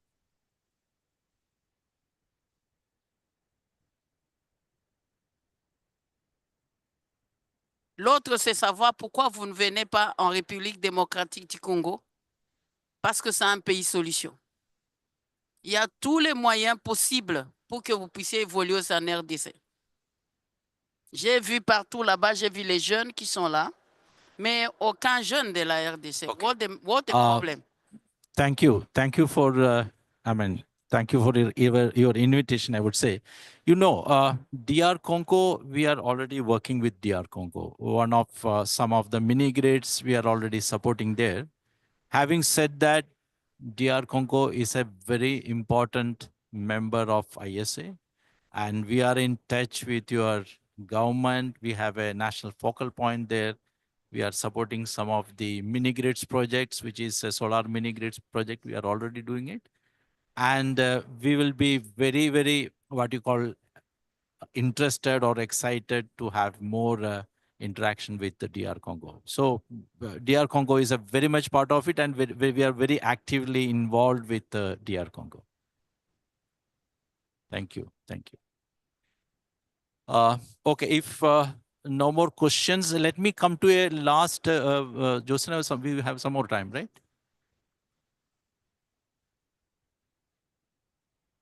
Okay, so a last word from everybody. I'll just starting with Surabhi. A final comment from you on the whole of discussions today. Yeah, thank you so much, Ramesh. I think, given that the entire globe is gearing towards net zero targets and the entire COP is about decarbonization, we have to, chart the territories across all the potential renewable energy technologies. Of course, it's not necessary that floating solar will be compatible everywhere or ground-mounted solar will be compatible everywhere. Also, I think it's very important that wherever the landlocked situations are there, all the potential opportunities in the water bodies, be it inland or elsewhere, should be explored together with the hybrid technologies also. That's very important. So we should not only focus, only on solar, but how we should bring the complementary resources like wind together. And bigger than that is energy storage solutions, because standalone solar, again, could be variable and could bring more challenges for the grid parity. So when we are talking about floating solar in any of the areas, I think it's important and critical time to also think about how storage can be brought together. Floating solar is extremely important and can really, really change the entire game plan of bringing RE to the center stage. So yeah, that's what I wanted to say. Thank you. Thank you, Suri. Thank you for your comments. Let me move to Sasha. Your final comments on this discussion today. Yeah, thank you. Well, if you look at the environmental assessment, I think I have three main messages. First of all, you have to think before you start. Know your system. The second one is look for the co-benefits, where they are. And the last one we didn't discuss at all, but monitoring is very important. Once the solar plant is there, you have to start monitoring, because this is a very new technique. We can think of the impacts, the potential impacts, but we actually don't know. So monitoring data is very important. We have to learn by doing. Thank you. Thank you, Sasha, for your final comments. And let me reach out to Siddhant for your last comments. Thank you so much. I believe that innovative technologies like floating solar are really important for the overall progress of renewable energy per se. And it can be combined with technologies like hydropower to have 24-hour electricity generation as well. So I think from a technology point of view, we have done so much of installations all across the world that the technology is proven. But bringing in the right policies, the regulatory frameworks, the SOPs, possibly doing pilot projects at such difficult terrains can really push the floating solar technology to the targets that was provided by Professor Arun in his slides. So I think that's my closing remarks. Thank you. Thank you very much, Siddhant. Let me reach out to Deepak for your final comments. I think floating solar, I think we have a huge potential, abundance of, like water, untapped potential. So we need to convert that into a competitive and, better product, better innovations, better renewable product to that. And, we have to customize the technology for regional needs. You mean when you talk about that, right, you are talking about scaling up of the projects and then bringing a social, economic, inclusivity and community engagements, wherein, right, we can get, and we can empower the people, give them the training, we can give them a kind of a social, financial benefits. So, a skill development can be implemented and then the private public partnerships can be effectively bring in now. And the technology and innovations we can bring in, IoT and, AIs into that, sensors and all to bring in for validation parts to that. And then the financial and financial support from the government as well as the regulatory, so and frameworks. When you do all these, checkbox, right, I think from the QT state to the CD state, floating solar has come up. Thank you. Thank you very much, Deepak. And your final comments, Professor Arun Kumar. I think the policy and what Satya said, the monitoring of the E&M, because environmental is the one is something which water body people immediately ask. So final word is monitor, and do the study, enough studies for the biodiversity together with your doing, and then bring out the policy. And these technical aspects, of course, will go by a lot of people are working on this, and that is where there. So with these two messages, I like to say the floating has a very bright future compared to the land one, because it has got a lot of merits. And if they are monetized, they will be far away. Thank you. Thank you, sir. In fact, we, ISA will be taking up with many countries and already many countries have shown the interest.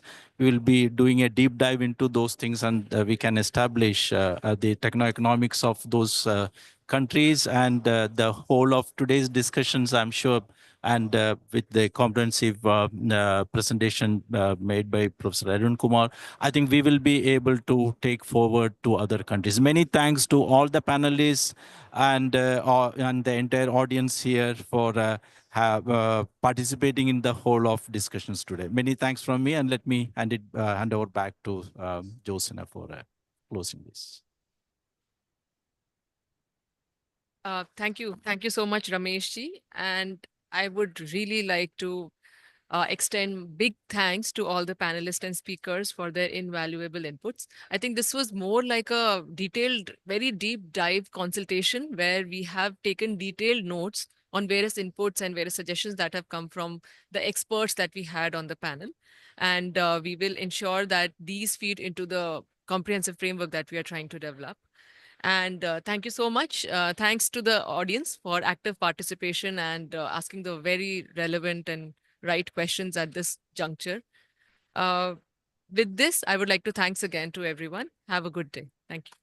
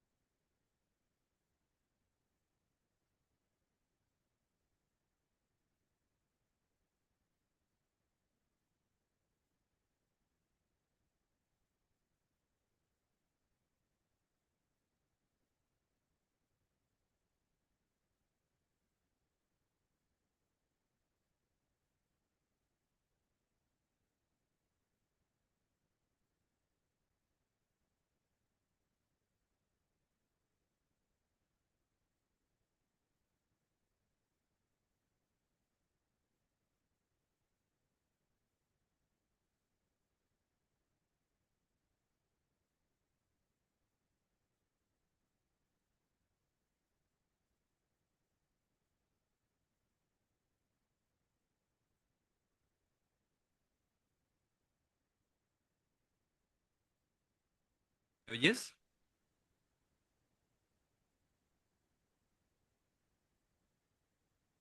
Rajender, can you listen to her? ¿Me oyes? Vale, perfecto.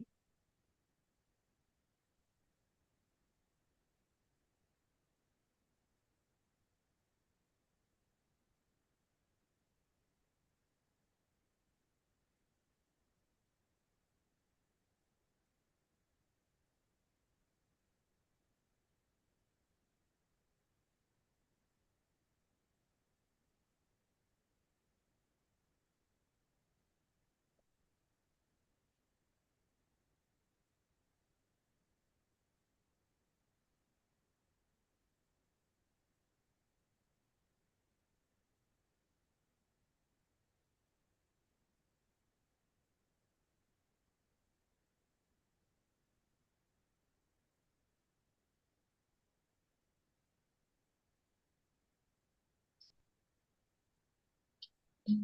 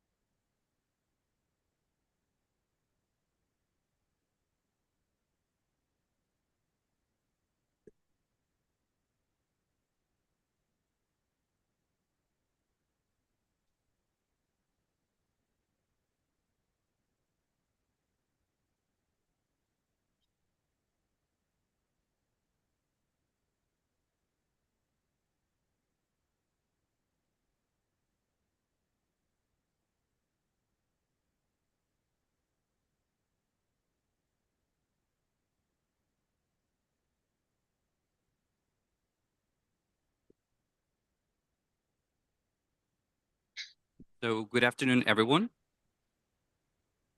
Am I audible? Great. So welcome to this session, Call to Action to Youth. My name is Borja Lopete Gonzalez, and I work as the head of communications for the International Solar Alliance. The first thing I would like to say is that there has been a very small setback. And unfortunately, Leila Hassanova, which is the official COP ambassador for youth, was not able to attend the session because of, as a setback, a press conference that was delayed. And unfortunately, she cannot come. This being said, I had a brief discussion with her, and she gave me a word to start the session with. She told me, talk to the audience about the unstoppable. So she told me that youth and the call to action to youth is unstoppable. Usually, we tend to use this word when we talk about negative things such as catastrophes. We tend to say that tsunamis are unstoppable, that earthquakes are unstoppable. Even some geopolitical conflicts around the world are known to be unstoppable. Well, there are other positive things, other positive phenomena that is unstoppable. One of them is youth and how they are engaging in order to take action, right? When we talk about youth, we're talking about 1.2 billion people around the world who are aware of climate change. According to the surveys that have been carried out by the United Nations, 73% of youth are already aware of climate change, and they say they are feeling its effects in their daily lives. Not just that, over 1 million young people around the world have already started taking action at the community level, which is sometimes maybe the most neglected type of action, because international and global sounds very trendy, I would say, but community level should never be neglected. Youth does not have all the circumstances in their favor. Around the world, 1 out of 6 teenagers are not schooled. This means that 50 million people do not have the access to education. And so we can start asking ourselves, what do we do with 50 million people whose energy we would like to use? We would like to count on them for them to help us spread solar energy. How do we include them? Not just that,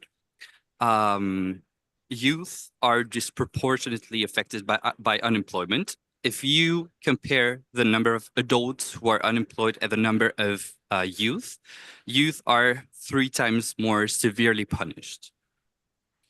But as I said, not everything is negative. There is room for improvement.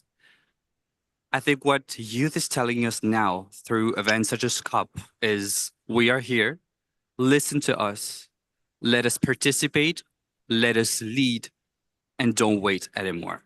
So I think we have the obligation to say a resounding yes, you will be included. And this event, this call to action to youth is part of it. So thank you so much for coming. The event will start now. This was the opening remarks, which Leila unfortunately couldn't do. Now I'll start with a presentation on the International Solar Alliance. For those who are listening to it for the first time, it is an international organization working for solar energy. So I'll take you through the presentation with me. After that, we will do a panel discussion with these three top activists, leaders, thinkers, who will, I can promise, inspire you in a very deep manner.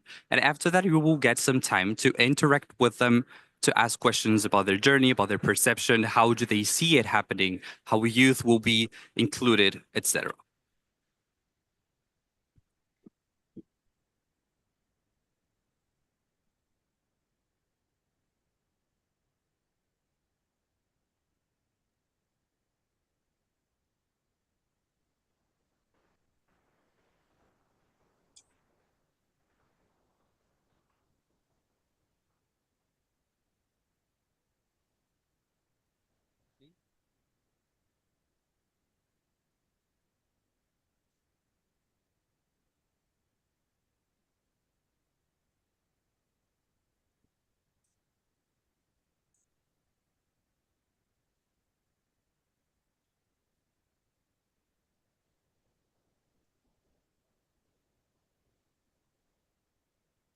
There's a problem with the clicker.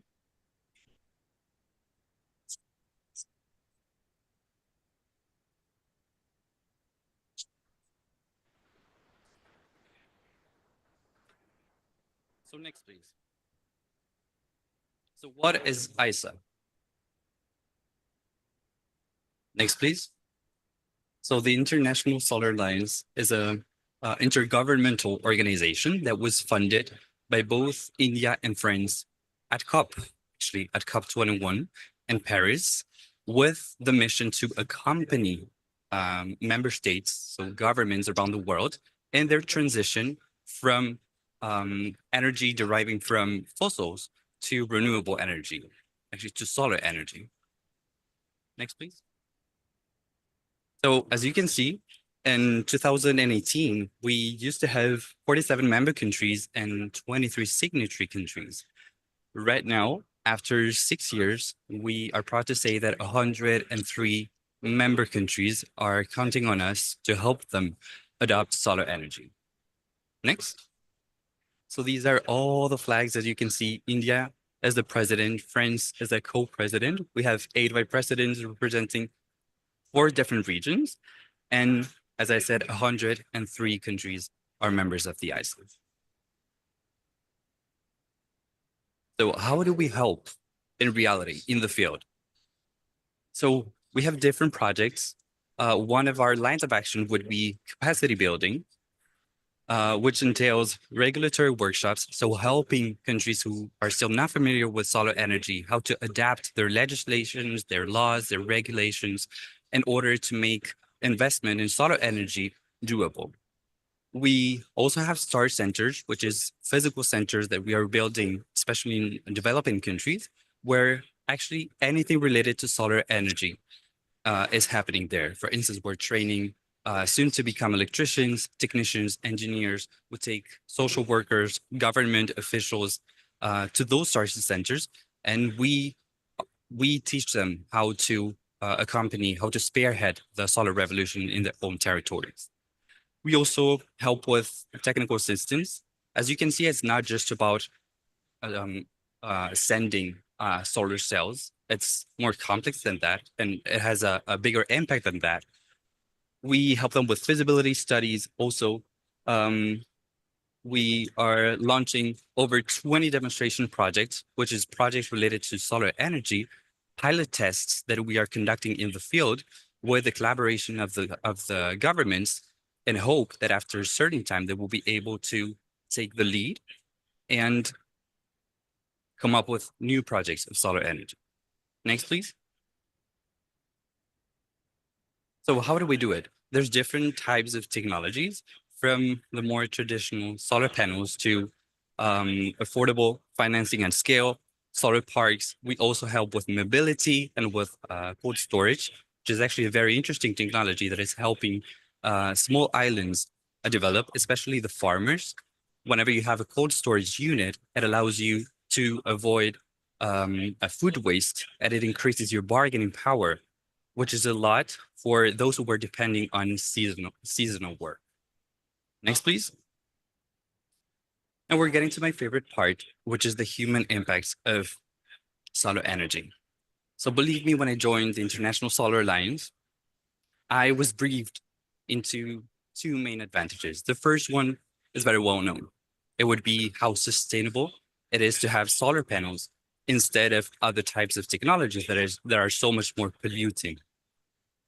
The second one would be of economic nature. So solar energy is a one-time investment. Once you install it, then you don't need to spend any more money. So that's very nice. That helps people around the world who are economically vulnerable save up energy on their electricity bills. But this is where the magic starts. As the head of communications, when I started traveling around the world, and I went to countries like Guyana, Malawi, Bhutan, and the small islands in the Pacific too, I started realizing that there were not just two, there were actually dozens, not to say hundreds, of human benefits that derive from solar energy.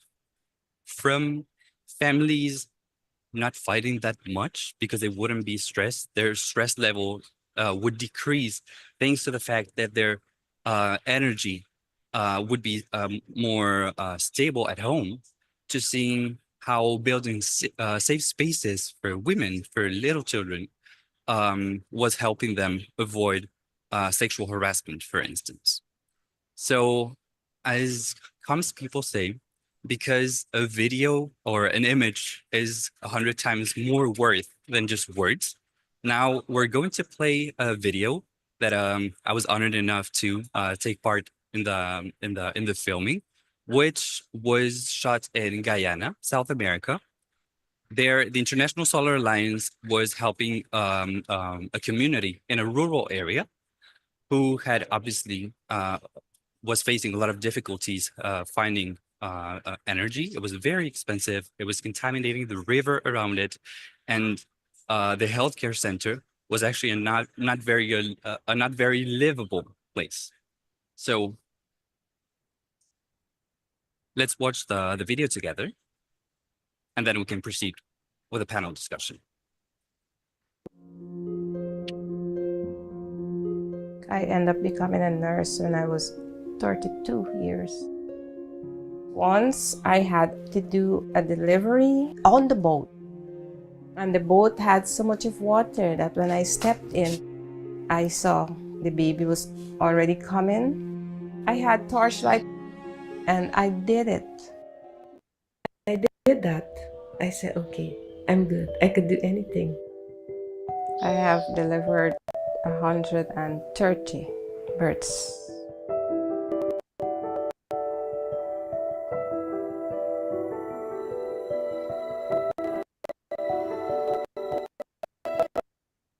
No.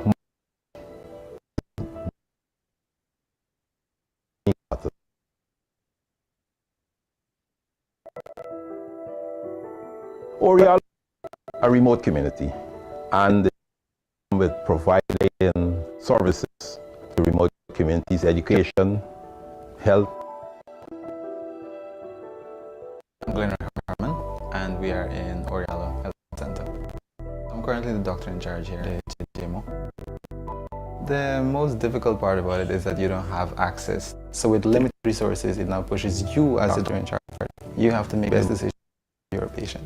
We had electricity from the village generator, but only for 5 hours. And after the 5 hours, it's off.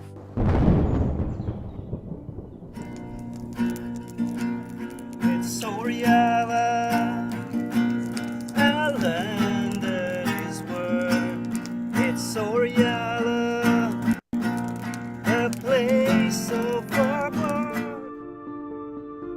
My name is Lawrence Vandenberg. I grew up right here in Oriello Village. On a monthly basis, we spend over 500,000 to 600,000 on fuel alone. That's to run the regular hours. If we have to cater for these emergency wells, we'll probably spend another 50,000 or so on. So that burden being taken away because of the solar power, we've been able to use that money to invest in other infrastructural works within the community.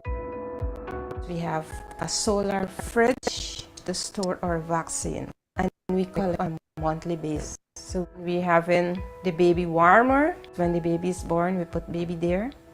Because of the solarization, we now have our own EKG machine. The construction project that you see going on out there is the construction of a pharmacy department and emergency room.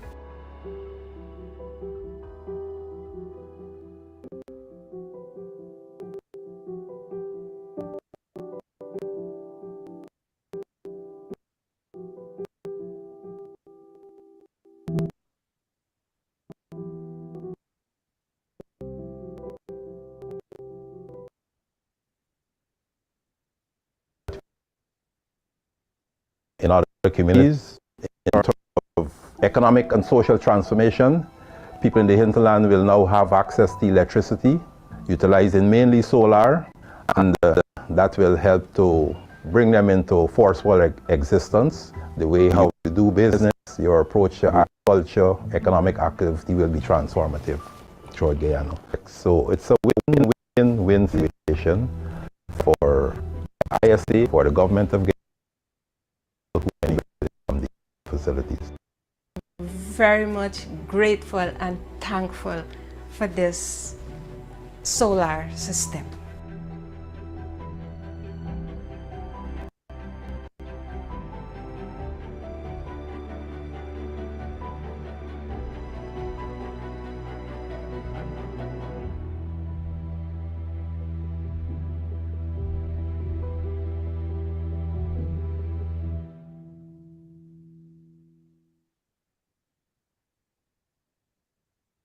So this was a glimpse of the human impact that solar energy has in the field.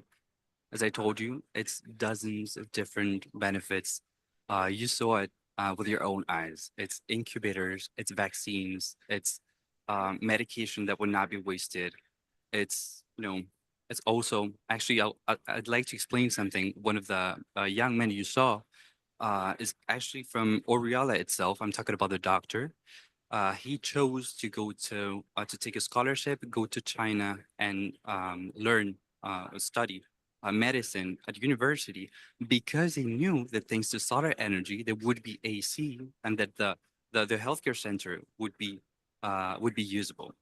Not just that, the fact that he was able to become a doctor started inspiring young children in the community who were somehow lost or wouldn't have the ambition to study, etc.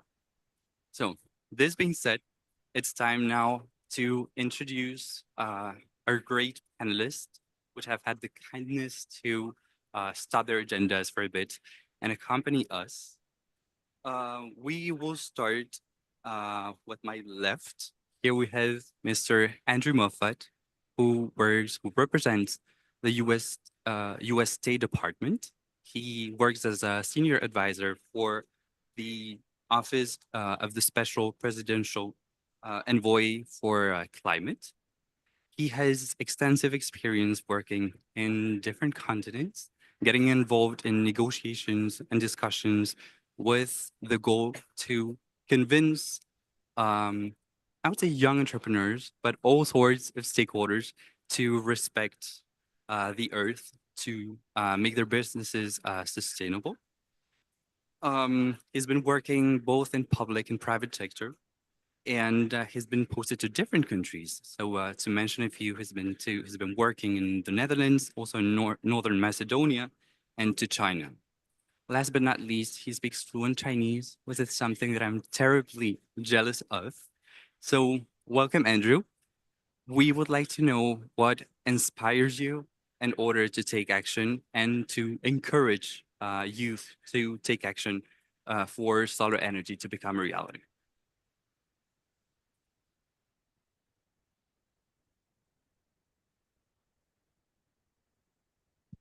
Great. Well, first, Maria, thank you very much. That was a very, very kind introduction. It makes me seem a lot more kind of well-traveled than I really am, but thank you. It's very kind. First, it's great to be here. Thank you, everybody, for coming. And to your question on, kind of what got me tuned into solar and climate in general, I think all of us here have probably had a moment in our lives, maybe when we were young, maybe partway through our career already, where it kind of hit us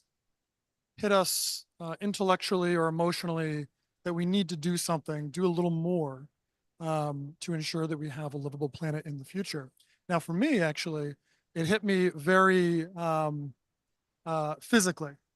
I remember you mentioned COP21, where ISA was first established. That was my first COP in Paris. I was very lucky to be there as a student at the time.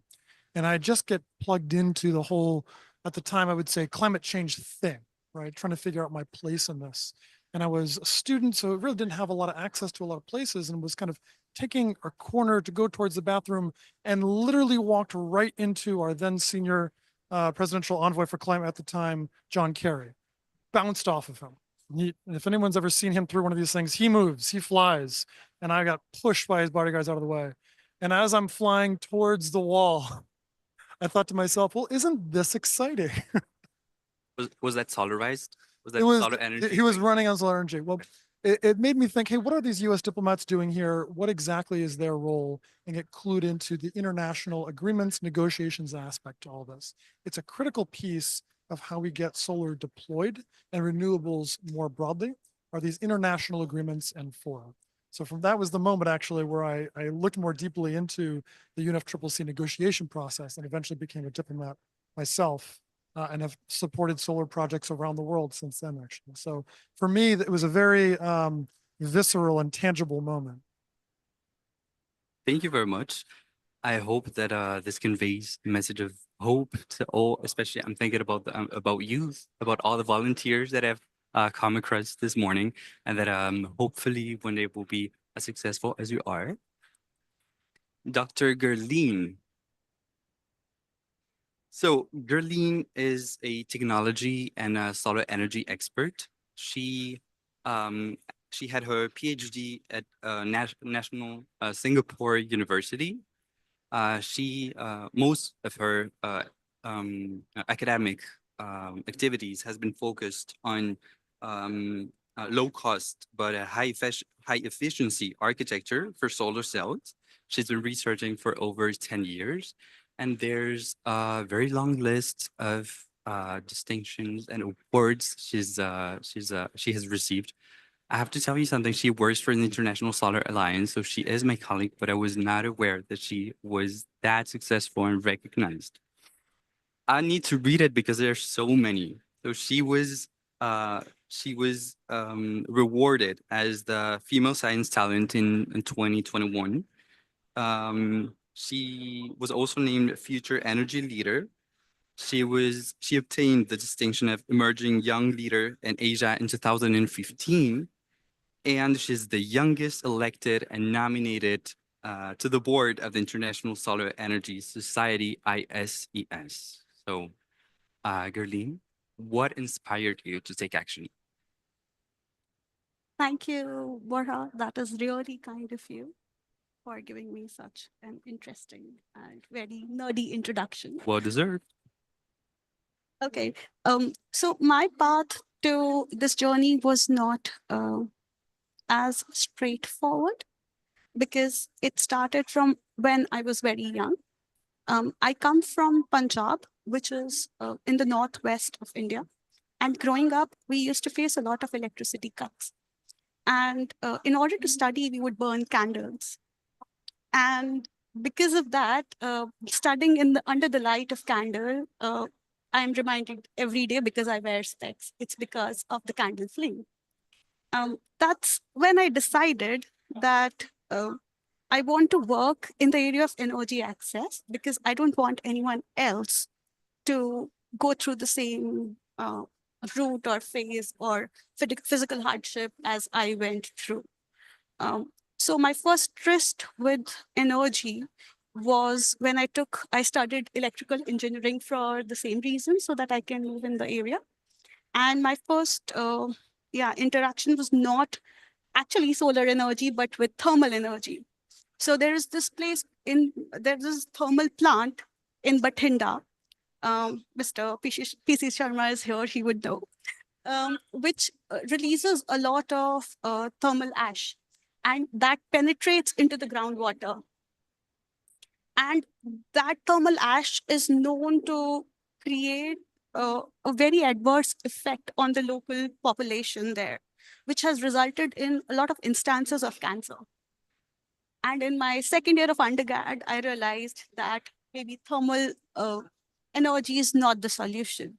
It's not good in terms of how much carbon emissions and pollution we are creating, but it is also not good for people in general, because of the location or the vicinity that it is in. It creates a lot of adverse effects on the health, not only for that generation, but also for the generations to come. And I was lucky. I was introduced to solar energy at that point of time in my fourth year of undergrad, when I did an internship at IIT Bombay. And ever since, I decided that this is my way, and I'm going to find the solutions of future. And I'm going to make sure that we get energy access, clean energy access across the globe, whether it is by R&D, whether it is by increasing the deployment of solar industrial solutions in industry, or via policy where we decide how we can accelerate, how we can create regulatory environment, so on and so forth. Yeah, thank you. Gurleen. So the vocation is very clear. Now I would like to ask the audience to direct their stares at the screen. So our third panelist is Noura Marlamarty. Noor, كيف حالك؟ كل شيء مزيان؟ Assalamu alaikum, Borja. Very nice to be talking today with you and to share this panel with these amazing experts in the matter. Thank you for joining us. Let me introduce you to the audience. So Noura Marlamarty was born in Morocco. She studied law, and from a very young age, she had a clear vocation to help women around the world through law, through justice system. She started creating content about feminism, about the most vulnerable ones, talking about the realities that females, so that children and women were experiencing in Morocco. But she didn't stop there. Before she was 25, she had already created her own magazine. She has been involved in very critical humanitarian catastrophes. In 2021, she was organizing and helping the evacuation of women from Afghanistan during the upsurge of the Taliban regime. She's also helped actually farmers. So this is a reality that affects my home country, which is Spain. In the south of Spain, there is a whole network of, I would say, farmers or businessmen who tend to abuse undocumented immigrants. And so Noor took the lead and took the legal defense of such women in order to help them, make justice and lawsuit those men. Not just that, I think I'm missing probably the most important thing. She has just published her first book, which is among the bestsellers in Europe right now. It's actually very interesting that it's called A Revolution, because it makes me think of what ISA's Director General, Dr. Ajay Mathur, often describes as the solar revolution, which alludes to the fact that we're helping different governments around the world change from A to Z their energy plans and, install solar energy. So thank you very much, Noor. Can we hear from you what inspired you to take action? Women, the sun, the earth, sustainability. Tell us a little bit more, please. So I was born in Tangier in 1998, and I grew up in Morocco, as it's a little country full of different resources, but also full of different inequalities between, depending on the geographic zone and location where you have been born, your life is completely different. And it was really important for me to understand how inequality was developing in different ways depending on the resources that people would have, especially girls and women. Mostly because what we understand with time, and thanks to the investigations, sociological investigations around the country, for example, and Morocco is just an example of many other countries, is that if you do not give the resources to your communities, but you ask them to improve a change and to develop the rights and to make a big impact in women's and girls' life, which is in my case, my specialty, you are asking without giving skills. So for me, energy and solar energy specifically, which now in Morocco, for example, we have the biggest solar platform, which is Noor, specifically called as my name, in the zone of Ouarzazate, and it's providing the biggest energy from solar origin that we could get inside of the country, but also from the neighbors around us. And it's also creating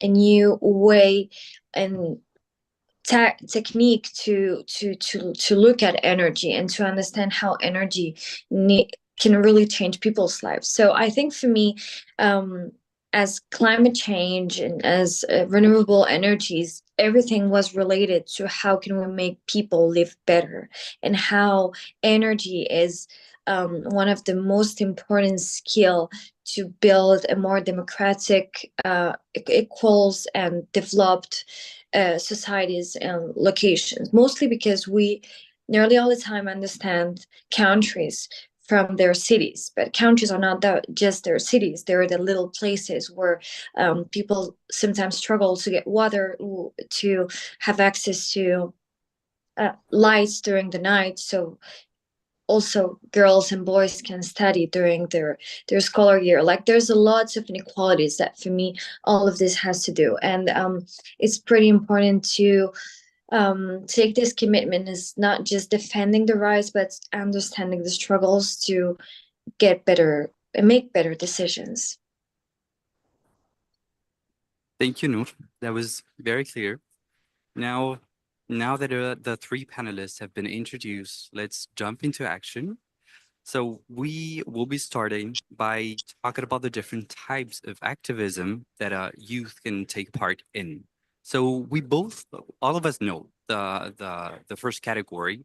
We know activists, right? We know people like Greta Thunberg, who are holding banners and charts. They're shouting, they're promoting different ways of being more sustainable. They're criticizing whenever governments are taking mistaken directions. That's perfectly clear. It's probably very efficient. For instance, I'm thinking about her initiative, Fridays for Future, in which she's encouraging young people to go on strikes or do presentations to disseminate knowledge. That's great. There are other ways of doing activism which who have open doors for youth, and I would like our panelists to share a little bit more on that. So I would like Gerline, could you please explain to us the benefits of joining research? Like if I'll play the devil's advocate. If I was 20 years old, which I am, and I was wondering whether I should join your R&D organization, and I really wanted to create an impact. Why should I? Thank you for the question. I think there are, I would say, there are three things to look at. Firstly, you should always pursue something that interests you. Just because you can create an impact in one area, or you think you can create an impact, you shouldn't join that. You should have an inherent need to or inherent way to find out answers to solutions that you don't have. So curiosity is one parameter that you should look at. Secondly, for R&D, yes, it gives you technically and data. So if you are someone who have an analytical background, you are able to find solutions by not getting too much attached to it. You are able to look at the objective of the larger picture. Yes, you should join research. 3, you should be very perseverant, because in R&D, there are times you not always find the right answers, or there are no answers to the solution. So we still have so many unresolved mysteries of the world, the universe, that scientists have been trying to solve for ages. You still don't have an answer to them. So you should be open to the life of uncertainties. And if that excites you, if you want to devote your life to something that that has not been explored before, and you're okay with uncertainties, you want to move in that direction, yes, please welcome, join the club of elite researchers and get yourself a Nobel Prize someday. Awesome. I don't know if I personally would be that ambitious, but I definitely will keep the idea of analytical skills and also the taste for exploration. Noor, so being myself analytical, because Noor, apart from being a writer and an activist, she's also a social media content creator. I would say that somehow you're a linker. So basically, you're known because you're helping women obtain rights that have been denied to them. But at the same time, you're using that attention to have meaningful discussions and to instruct people and educate them into, I would say, into other domains such as sustainability. How do you make an impact? If someone would say, what is the connection between solar energy and women's rights? Like, it's two completely different things. What would you say to them? Well, I think I have a very normative perception of what's really doing feminism nowadays. No, I think we are really, really used to the speeches around empowerment, the speeches about how does feminism looks, but not necessarily about how what feminism needs to improve by being existed in different disciplines, like, for example, energy and the developments of energy and being in preventing climate change as much as we can. I think first of all, being exposed to which are social media right now in this kind of war that we have inside of the global media, right? Which is about what's the truth. I think that what activism has to do with defending the truth. And I think that defending the truth has to do with commitment and with responsibility. And that's something that we need to care of when we choose who we listen to and how we listen to, and how the people that we listen to have a huge impact on what we vote, how we eat, which dynamics and ways of living do we make, right? It's not the same thing being aware that when you are wearing something that have been made in the other side of the world by kids that just buying because you want to be on the less like tendencies of fashion, right? I think there's many things that can allow us to live in this world by being updated as young people or as youth, but at the same time have a clear mind about what's really is damaging people on the other side of the world and what's not. And I think that we have that kind of mindset regarding, and I think that mindset, the day by day mindset, the little think mindset is the revolutionary mindset. We're not asking people to make bigger revolutions. Not everyone can be or will be or is needed to be Greta Thunberg, but everyone needs to make actions to see how we as little persons in our countries and where do we live, we can have a huge impact on others' lives. So for me, that part of activism is pretty important too. Is about how we can also build a common sense of community. You know, I think that globalization brings lots of things we need to see how we want to repair and how, because of course it's important that we're all connected now. We can all travel from place to another, but that's also needs to come with more responsibility and commitment towards the others. So I think that seeing ourselves as a big community, as a big international community, as a community that needs to restore and ask the correct questions in the correct moments. And I think we are in that moment of the history in which we are very near to not being able to change the answers, but we are really close on making the correct questions to force governments, the civil society to make a huge impact and change. So for me, it's more about it's a moral thing. It's about who we want to become in 10 years, in 20 years, what we're going to say we've done, and how we're going to say we've acted, because maybe we will not be able to make all the utopic change we want to, but it's important to keep living with our utopias about how we want the world to improve, because otherwise there's no direction we can walk in.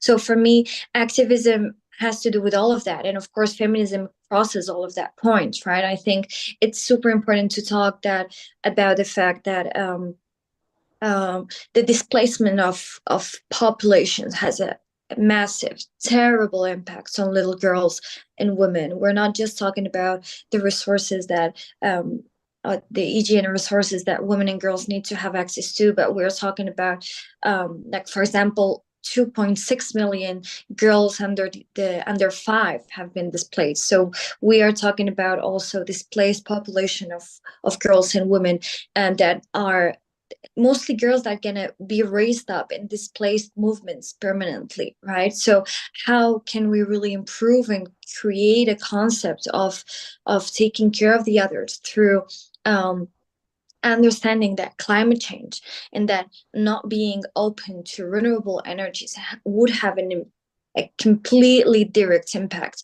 on women's rights and on social rights and mostly also on minorities, right? So for me, everything is connected. Thinking that feminism, anti-racism, minorities' rights, and the displacement of people due to climate change, or even not being able to improve the solar energy or eolic energy or many other renewable energy has nothing to do, is the huge error. So I would say that if people can look a little bit farther than just talking about and hearing that women needs to get empowered, but really ask the questions about what women and girls needs, then it would be super easy to get to this point. Thank you, Noor. I told you, Noura Marlamarty was a linker. She's perfectly capable to link women's rights with solar energy and with COP. Thank you for the allegation on the need to build a global community and the idea of truth. Here, I would like to listen to Andrew.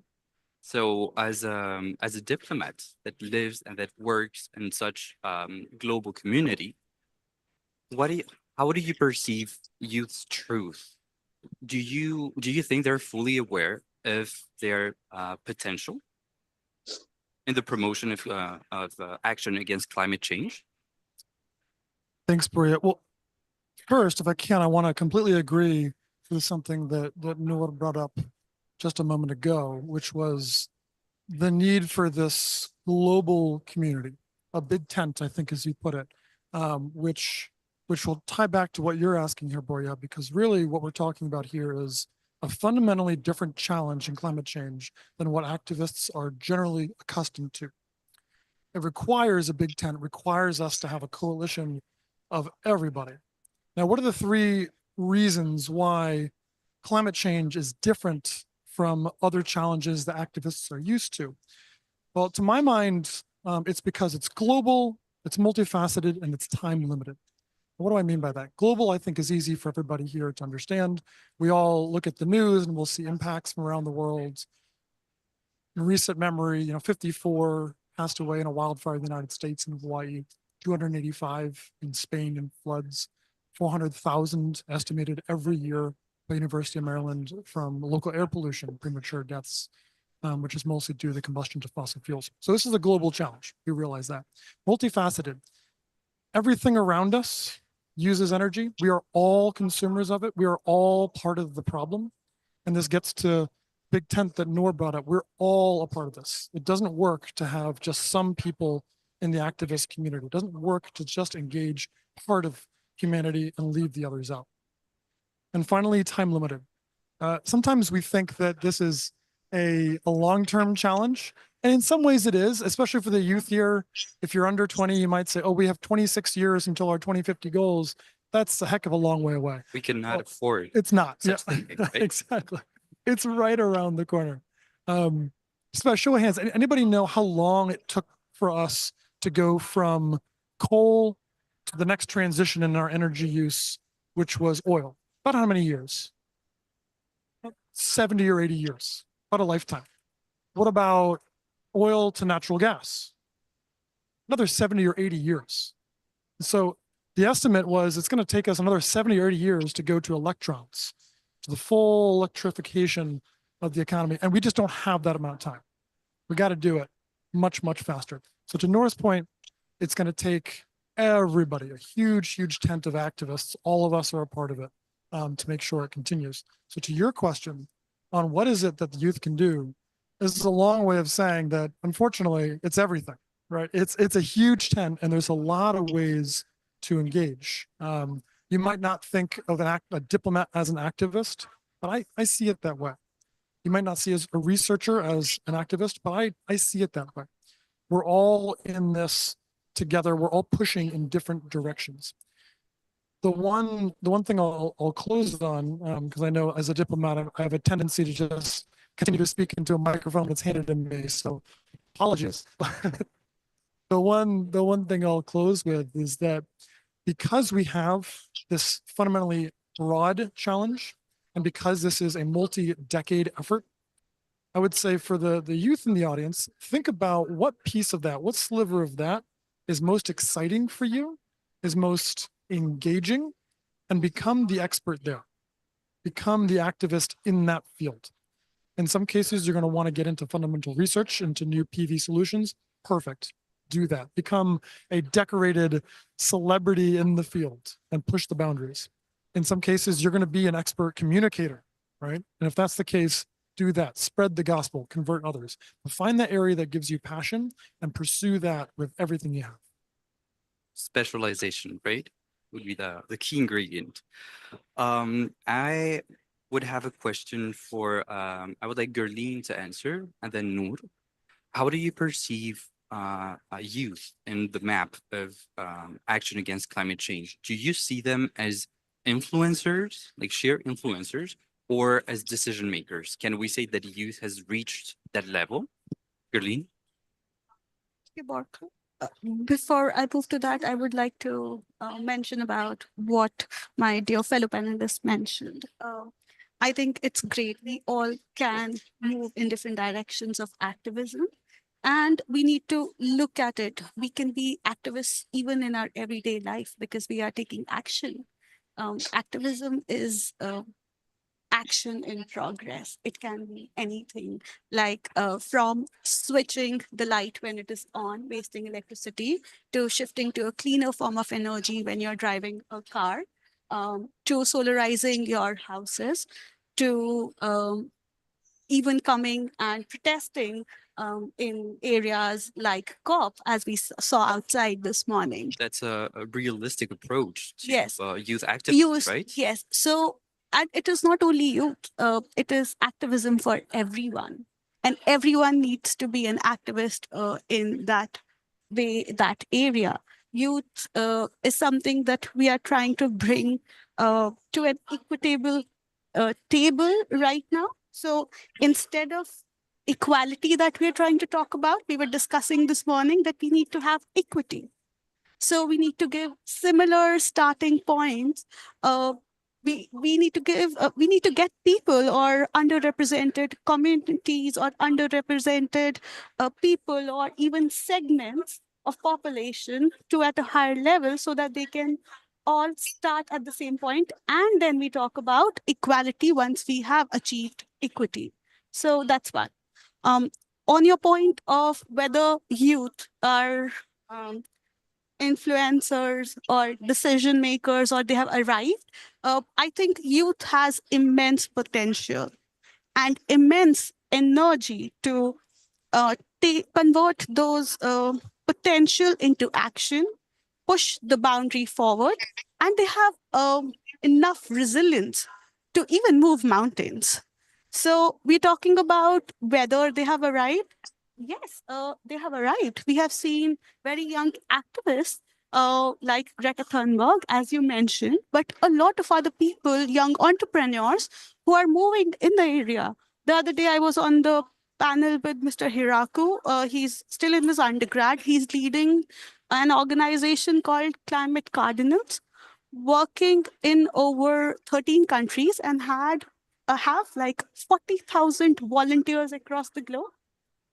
One of the other entrepreneurs from the Future Minds Network, my friend Nathaniel Dion, he works on helping youth find the alternative careers and also helps in skilling them for the needs of future. So everyone is finding their right way, their right passion, and taking action in terms where they deem or seem fit. So that's one. In terms of giving them equal table, we need to, yes, at times we feel our voices are often only acted upon when it is echoed by our more senior colleagues. I think that must have happened with all the young people in the room. I would not ask you to raise your hands where they have felt the same, but not raise the hands where they have felt the same. But this happens. But then we need to move ahead. So there are examples. For instance, we had a Prime Minister, Ms. Sanna Marin from Finland, who became a Prime Minister at the age of 32. The Chancellor of Good example. The Chancellor of Austria was one of the youngest persons. I think his name was Mr. Sebastian from Austria, and he was one of the youngest people to be the leader of at the world stage of that level. So, and he started at the age of 20. He fought his first election at the age of 20. So if you look at that, people who want to move in that direction and who really believe in their voices are moving ahead and also getting a seat at the table. And getting a seat at the table is not be it end all. You also need to accept the advice, or you need to be open to the change that youth is bringing. Listen to them, right? Yes, and one of the examples would be the organization, one of the organizations I work with is International Solar Energy Society. And I am sitting here as their youth representative. And in most organizations, when you have a youth representative on the board, it would mostly be a nominal position. But I am very surprised and very happy to report that it is very inclusive and a voice is actually heard. So you will find it across the globe that the change is at the doorstep. It is there. We are at the brink of it. In some places, it has happened. In some places, it's about to sprout. But we are there. We just need to hold our seatbelts tight, and we are there. Right. Thank you. So talking about the doorstep of action, I would like to listen to Noor. Noor, would you say that it's time for youth to raise awareness or to take action? Because there is this theory that the moment to raise awareness is past, and that happened 30 years ago. But what would be your perspective, and taking into consideration different parts of the world which are progressing at different paces? Well, I think it's pretty important to understand that, as Andrew said, this is not just an important topic, it's an urgent topic. Like, we are facing that we have no time. So there's this theory about young people, this ageism surrounding young people that said that we're not enough capable to make decisions because we are really inspiring, but we still need lots of experience. We still need lots of age to understand how the world works. And the fact is that the world is a little bit broken right now and how it works. So maybe starting to look at young people not as inspiring people because they have this passion and they have this right, like these are the little things that they used to say about young people, right? Like they used to say that we are passionate, that we have the energy that other people doesn't have because we're young. But I think we have and in part that's not true, because what we have is big problems we need to solve, and we're seeing that there's not really big results in short terms. So I think that what we are is more concerned and passionate about the things that we want to face, that we are facing as youth. And I think that lots of organizations and establishments and governments still talk in a symbolic way to young people, not to make them part of the commitment in the decision making, but but looking at them as people that can be inspiring in a sense of ideas, right? I wrote an article about terrorism after the attacks of Charlie Hebdo in 2015 when I was 16 years old. So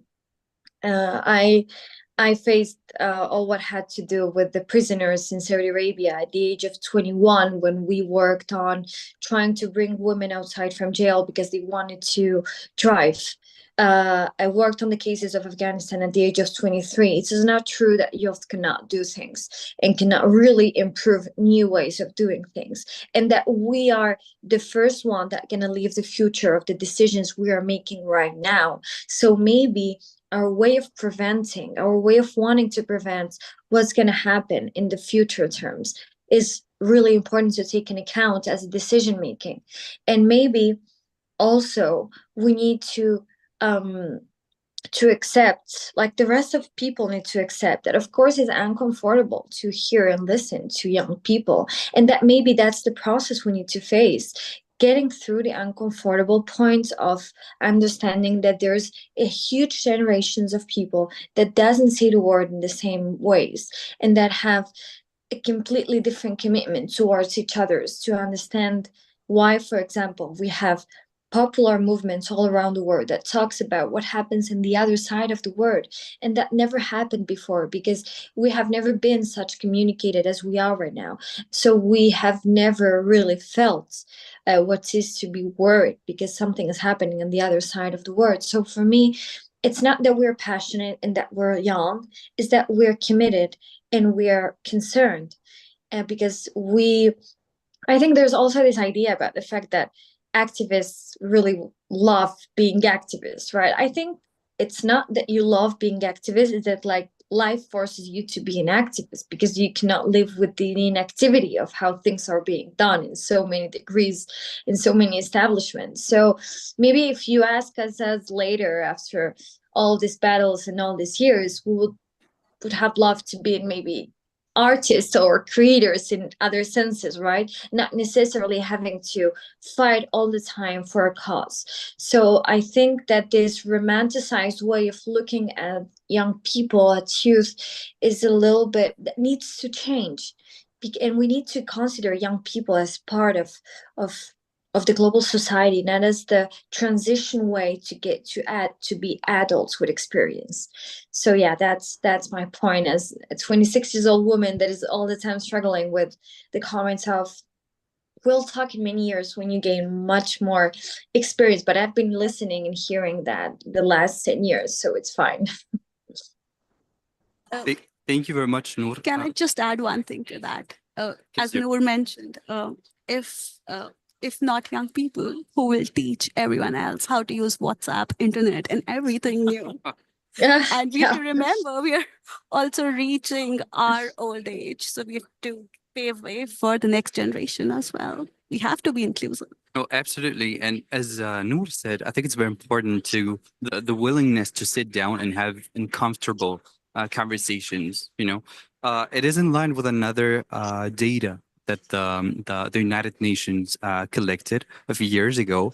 They stated that 2 out of 3 countries in the world do not consult young people whenever they're preparing strategies to reduce poverty.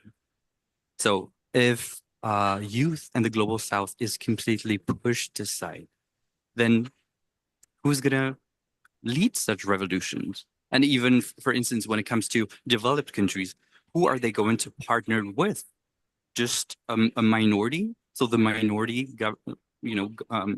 governing over the majority? It wouldn't make sense, And it keeps coming back all the time. Even, I'll give you a very silly example. In my personal life, there's sometimes uncles who have little babies or children or teenagers, and they often say, "So he did this. He was a rebel, and I did this. I warned him. I told him. I reminded him." After I listened to them, I always said, "Like, what did they say? Like, did you listen to them at all?" Sometimes they're just like, like taken aback, like surprised. They hadn't even factored that in. I think youth should be given advantage of their demographic dividend, as we're talking about for the rest of the world. Equal say at the table in terms of their representation or their share of the. I think we have a comment. Yes.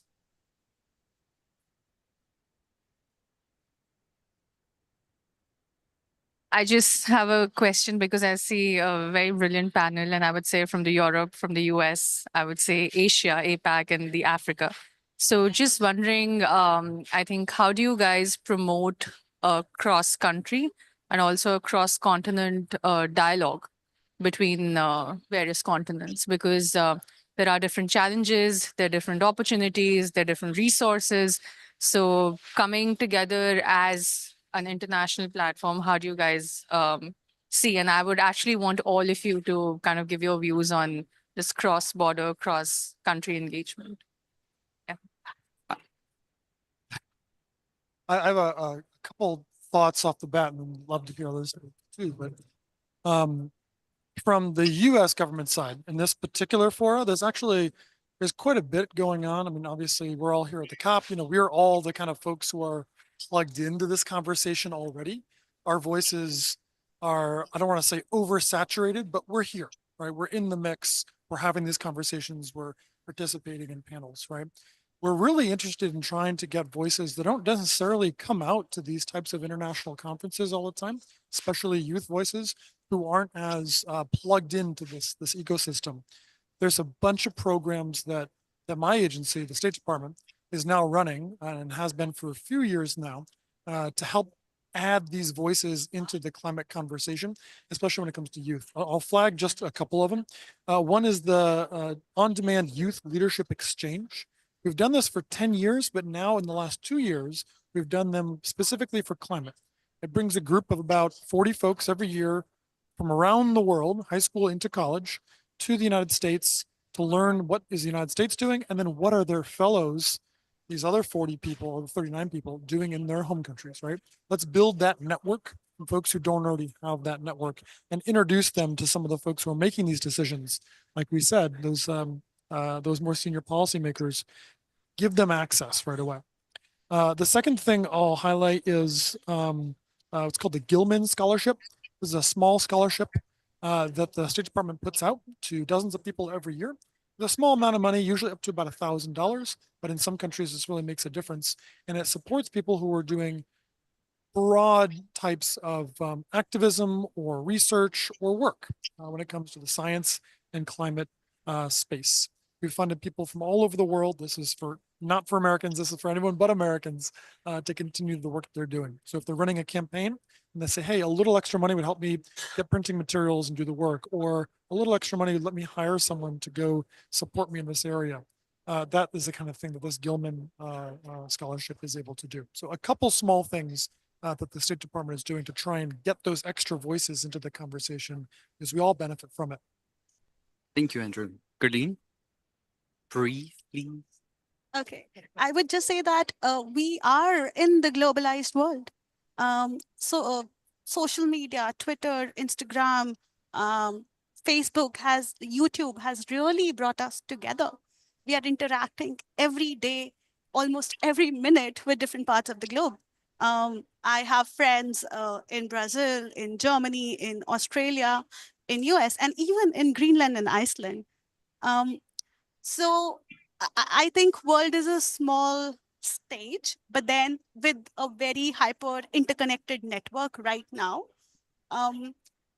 And panels like this, there are several organizations like ICES, One Young World, and also ISEC, and then even UN networks. So they are organizing a lot of interactive youth exchange programs, which give youth perspective. And different organizations are also trying to bring different nationalities and diversity to the table. Even ISA's initiative of SolarX, which brings together a lot of startup innovators from different parts of the world, Asia, LAC, and Africa, Asia Pacific, and also it is also a very interesting and very innovative melting pot for different people.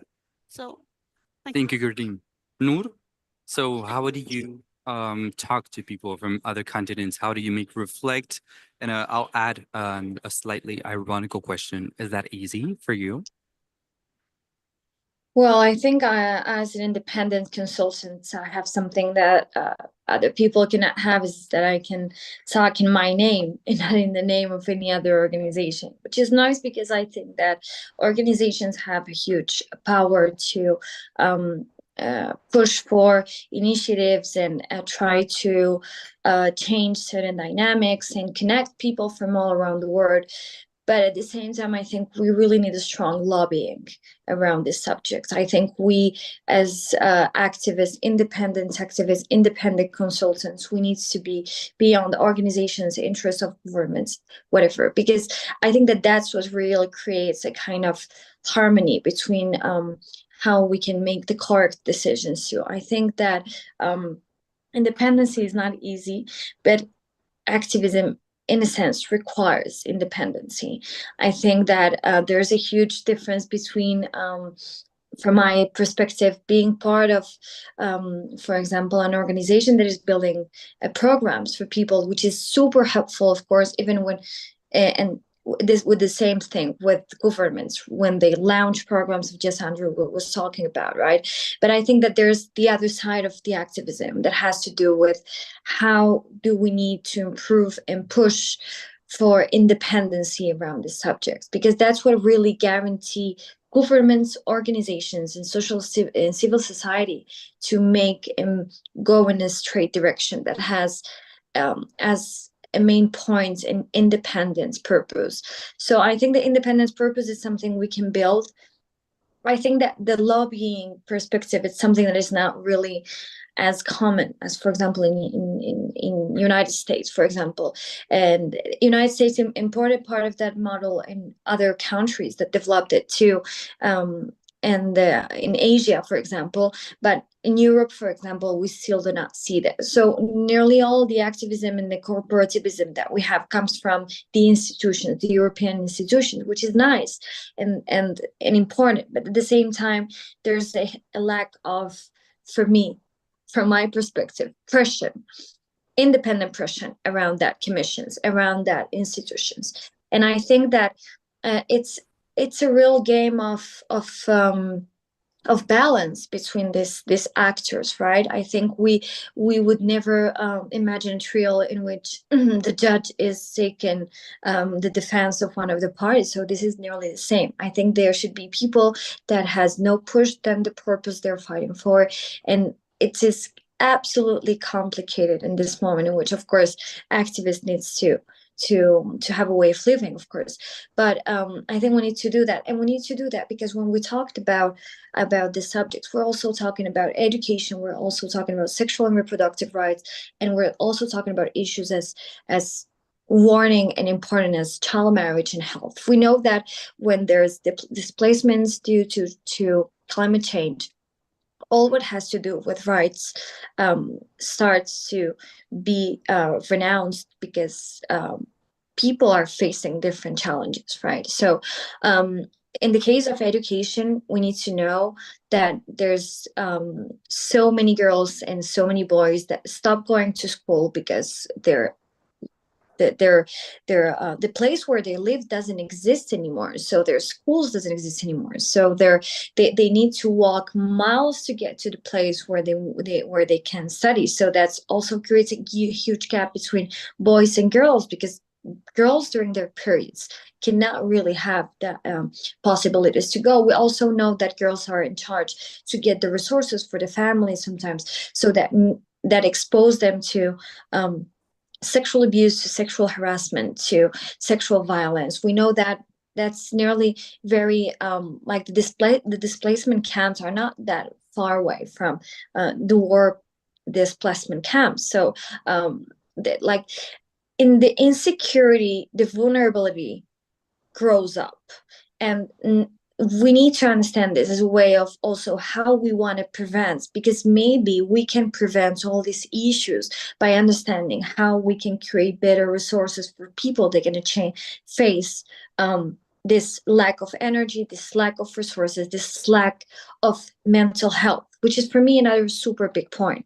Because when you are telling a population of people that they may lose their house, they may lose their village, they may lose their plantation, you are telling them that they need to face the uncertainty all the time. And that has to do with how we are building the mental health of an international community that is not that prepared for that. We know that many countries, like for example Indonesia,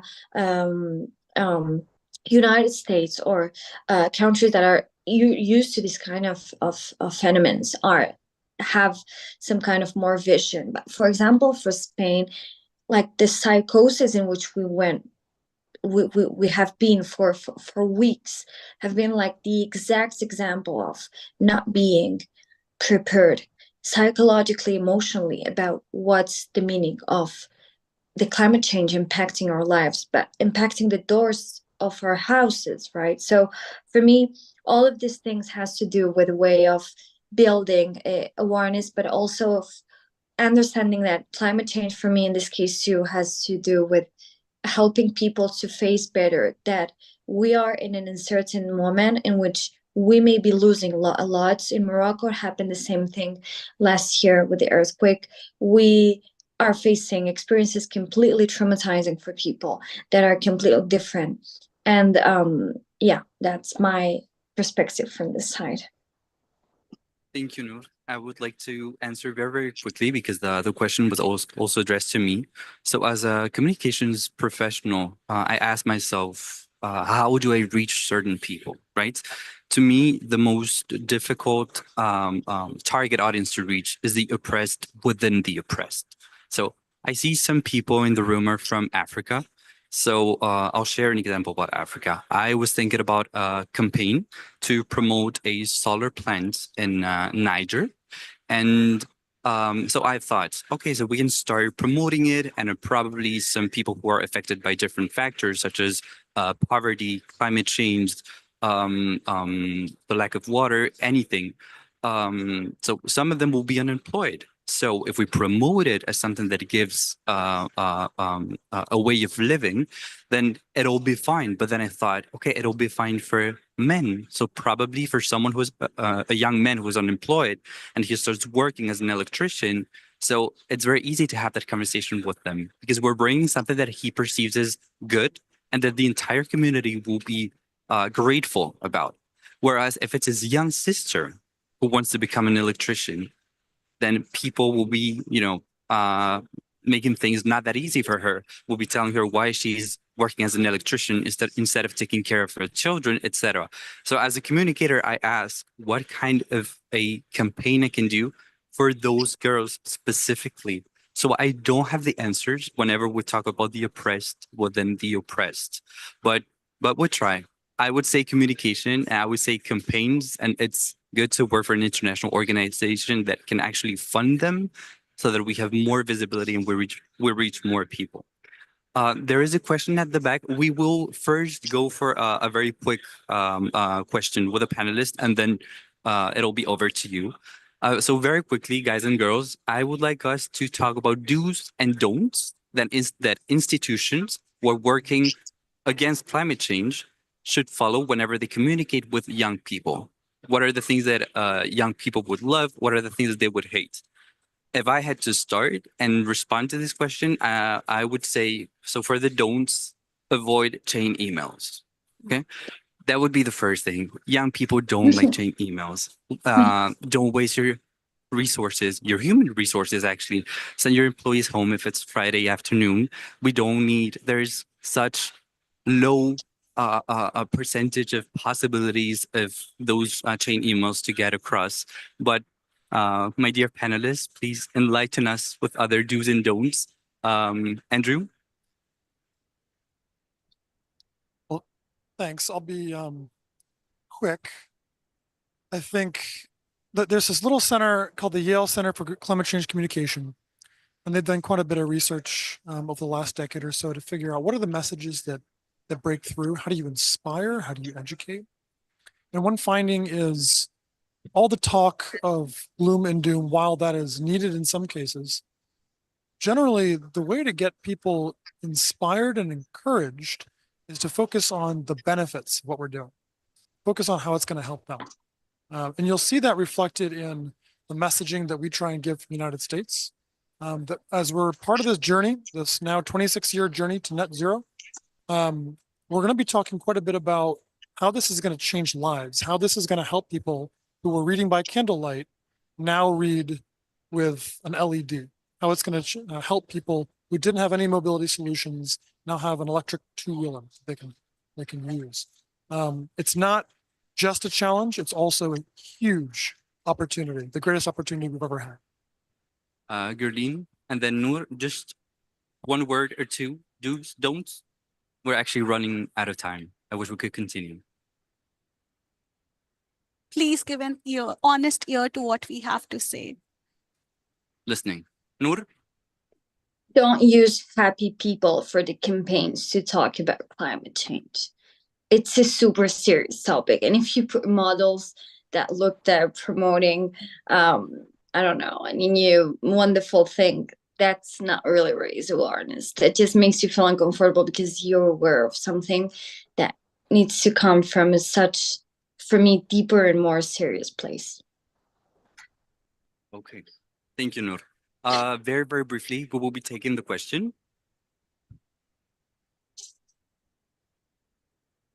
Thanks a lot. And yeah, thanks for the opportunity to speak. It's been really interesting and really great to see such a focus on youth activism and everybody really clearly open and wanting to hear from youth activists. I'm actually the coordinator of the Youngo Energy Working Group.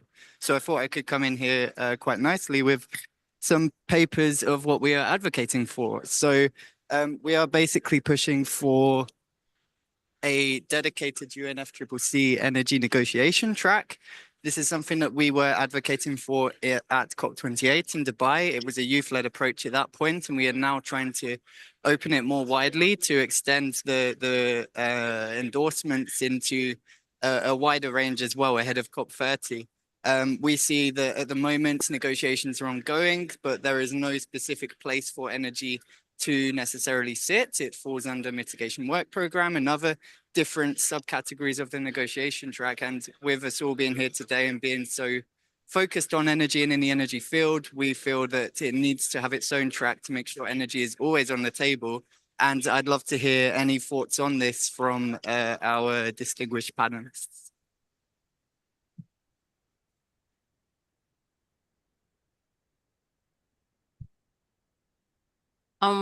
Merci beaucoup pour la parole.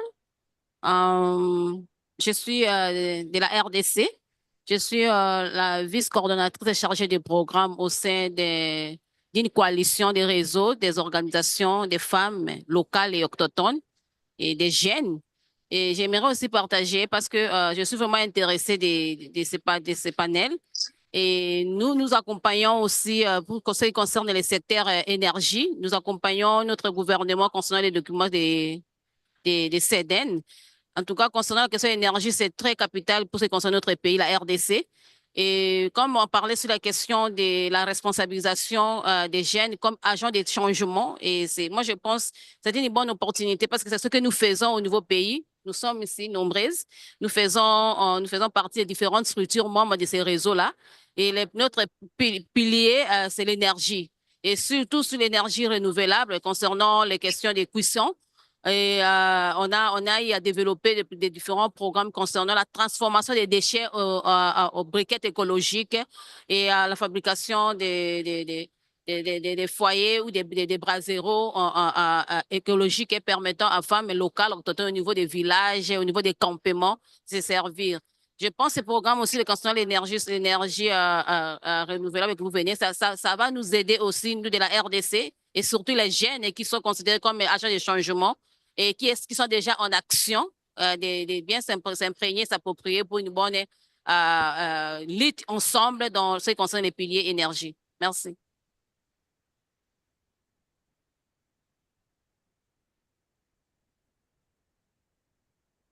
Dear panelists, any insights? A couple of things. Well, thank you very much for that. I mean, it's exciting to hear the progress you're making, but also, of course, there's a lot more to be done. And you're talking about quite a bit more of the impacts, the really tangible impacts for people when they get their first solar panel. I have a good friend of mine. When we were young, we didn't really know what we were going to do, and he ended up going back home to a small town, just a couple hundred people in what's called Appalachia. This is a rural mountain area in America that's known for coal mining and not much else. And it's a tough spot to be from. It's a tough area, and he's dedicated his life to talking to these coal miners who no longer have a job in the United States, no longer have status. A lot of them feeling kind of left out, and teaching them how they can, instead of mining coal, they can mine the sun, putting panels where there used to be coal mines, transforming that old energy community into a new energy community. So I take your point that it's not just about the energy, it's about so much more. It's about reputation, it's about how you feel about it.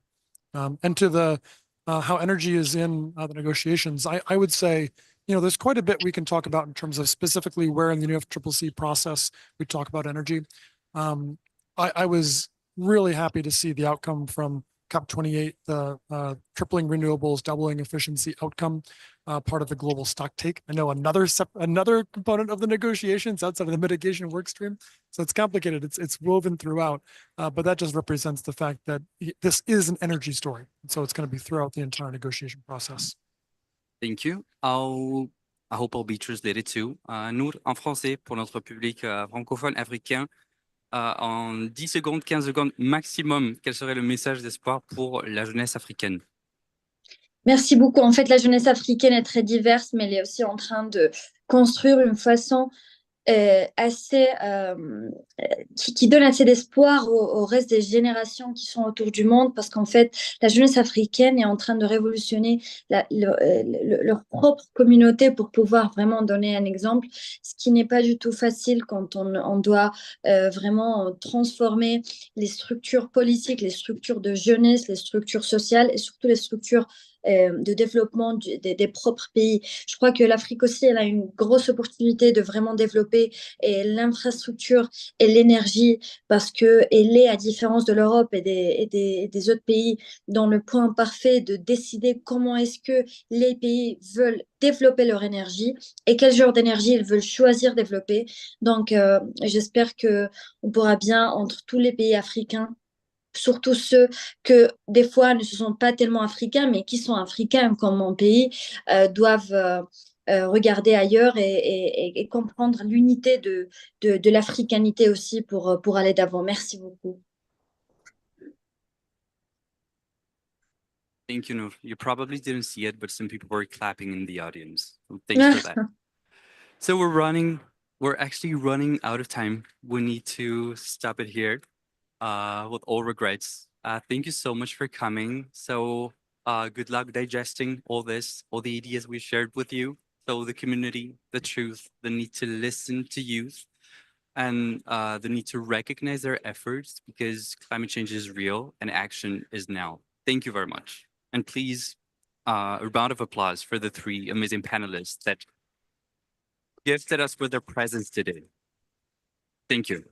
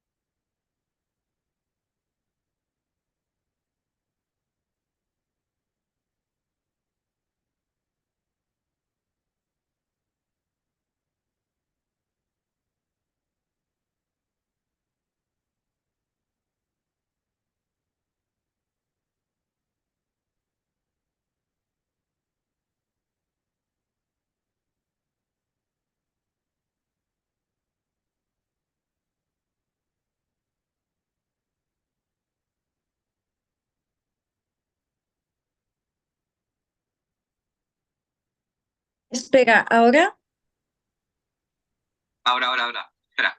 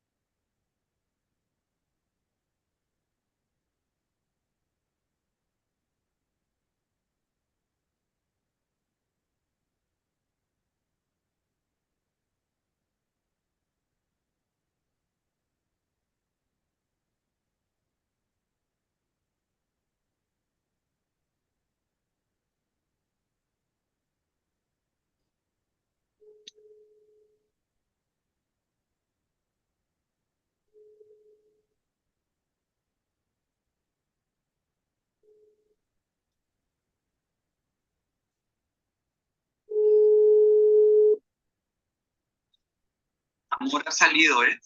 Sí, ya No te has dado está, cuenta, ¿no? pero ha salido. Sí. Venga, chao.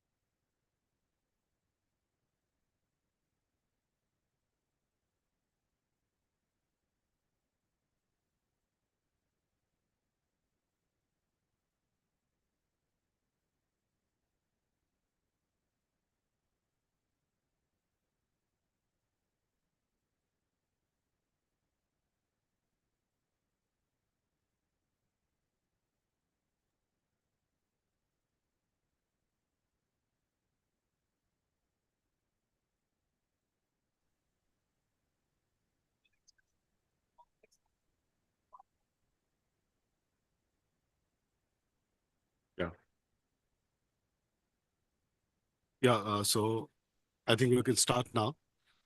So, so first of all, welcome all of you in the today's session, which is Solar Clean Cooking, Paving the Way to Net Zero World. So in the session, I will request our panelist to join the session. Dr. Umesh Srivastava is the Executive Director from Indian Oil. He's joining virtually. And Mr. Samrat Sen Gupta, he's a Vice President, EKI Energy. He's also joining. And Samrat is, Mr. Manish Dabkar is not able to join due to some personal commitment. So Samrat is joining on the behalf of EKI Energy. And Mr. Fabio Parigi is a founder and CEO of Clean Cooking Alliance. He's also joining the session. And Dr. Alan is a Program and Science Director from Solar Cooker International. He's also there to address the session today. And Mr. Ramesh Kumar is the Chief of Unit, International Solar Alliance. So Mr. Ramesh is not there. IOC, can you invite Mr. Ramesh Kumar? He's not there.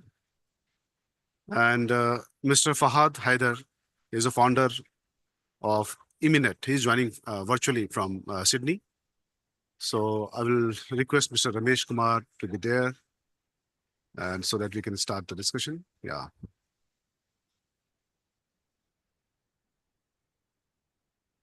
Yeah. So Mr. Ramesh is there. So we welcome Mr. Ramesh Kumar to join the dais. Yeah. Great. I think our virtual speaker is also joined. Great. And one more person from Indian Oil, Mr. Umesh. And one more person from EKI Energy, Mr. Samrat. I think 3 persons is joining virtually.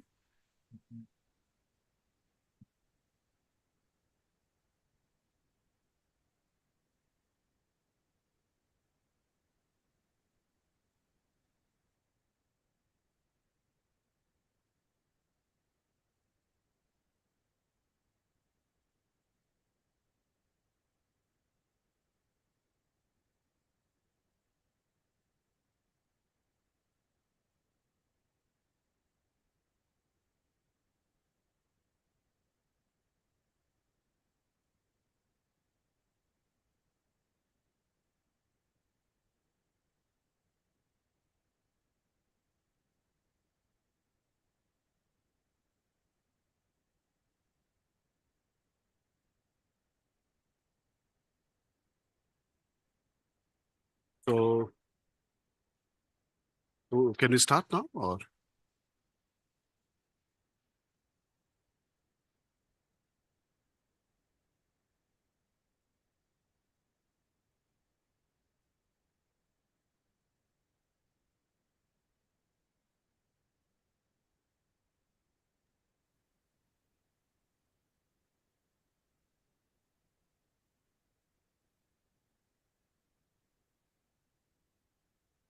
Yeah, I think Mr. Umesh Kumar is about to join. So I will start the session. So once again, everyone, good afternoon and welcome to one of the most important session about cooking side in the COP, which is about solar clean cooking, paving the way to a net zero world. So I'm Rohit Kumar. I will introduce myself. I'm Secretary General for Carbon Markets Association of India. We are a leading industry body in the carbon market space. And we're also serving various countries, around 16 countries. I'll share some of the CAMAI introduction slide also in the presentation. And this session is, of course, organized with the help of International Solar Alliance. Without the help, we are not able to organize this session. So thank you to International Solar Alliance for giving this opportunity, CAMAI. And so to start the session of today's session, I'd like to highlight that what are the importance of solar cooking in the paving the way to the net zero. That is really important to know, all of us. So as a nation, we push towards renewable energy integration. And the solar cooking is aligned perfectly with global decarbonization efforts and commitment under the Paris Agreement. Traditional cooking methods like using biomass, kerosene oil, release significant amount of carbon monoxide and methane. And that has caused various problems and concerns for communities and societies and environment. Solar clean cooking eliminates these emissions directly contributing to achieving net zero target. Solar cooking represents inclusively in the clean energy transition, and by addressing the need of marginated communities and integrating them into global sustainability efforts, it measures that no one is left behind in the journey of net zero.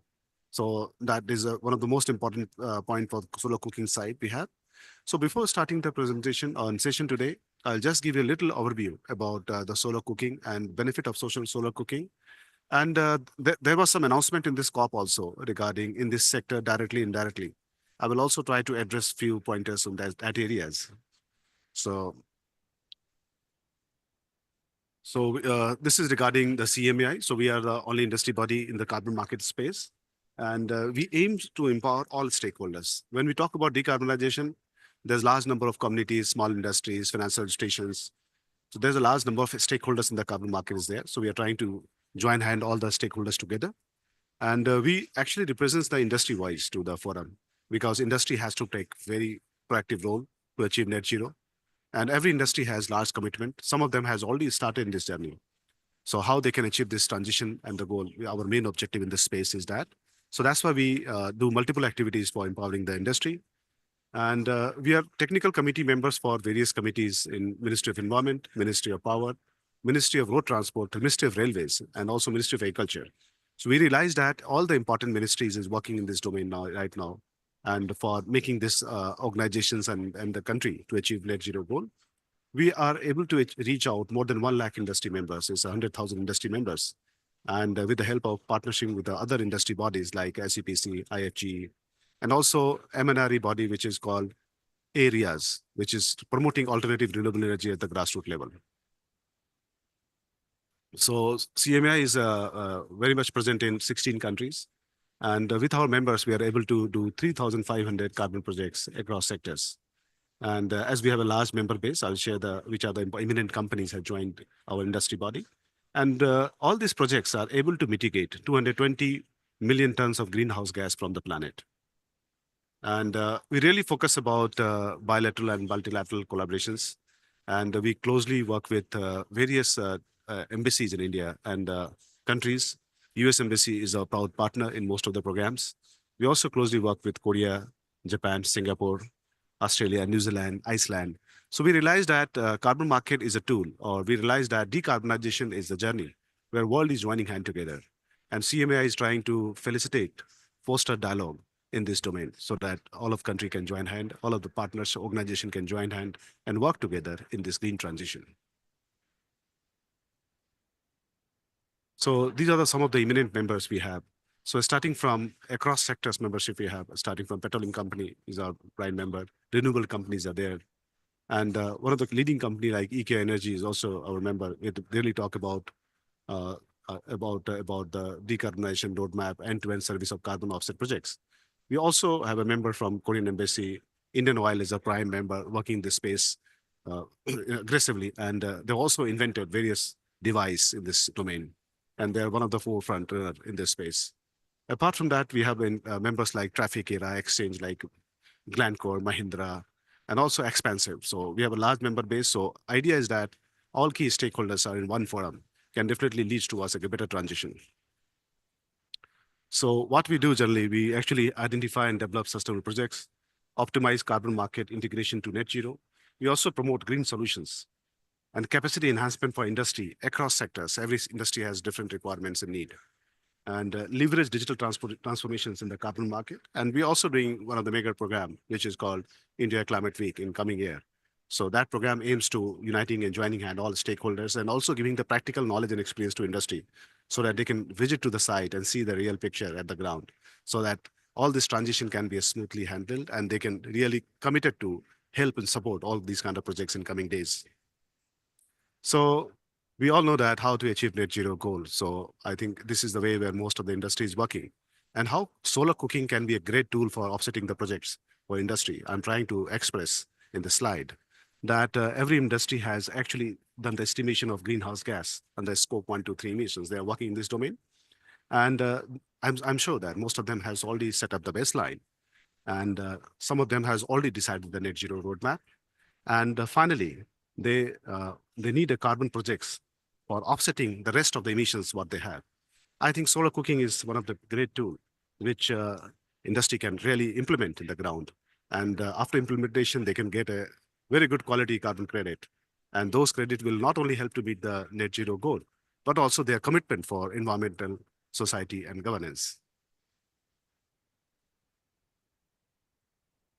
So this slide is really, we're trying to express in this slide that how this is one of the most important area to address in the global south and in the world, that according to the international IEA data, approximately 1/3 of the global population, around 2.3 billion people, is lack of access of clean cooking methods in the world.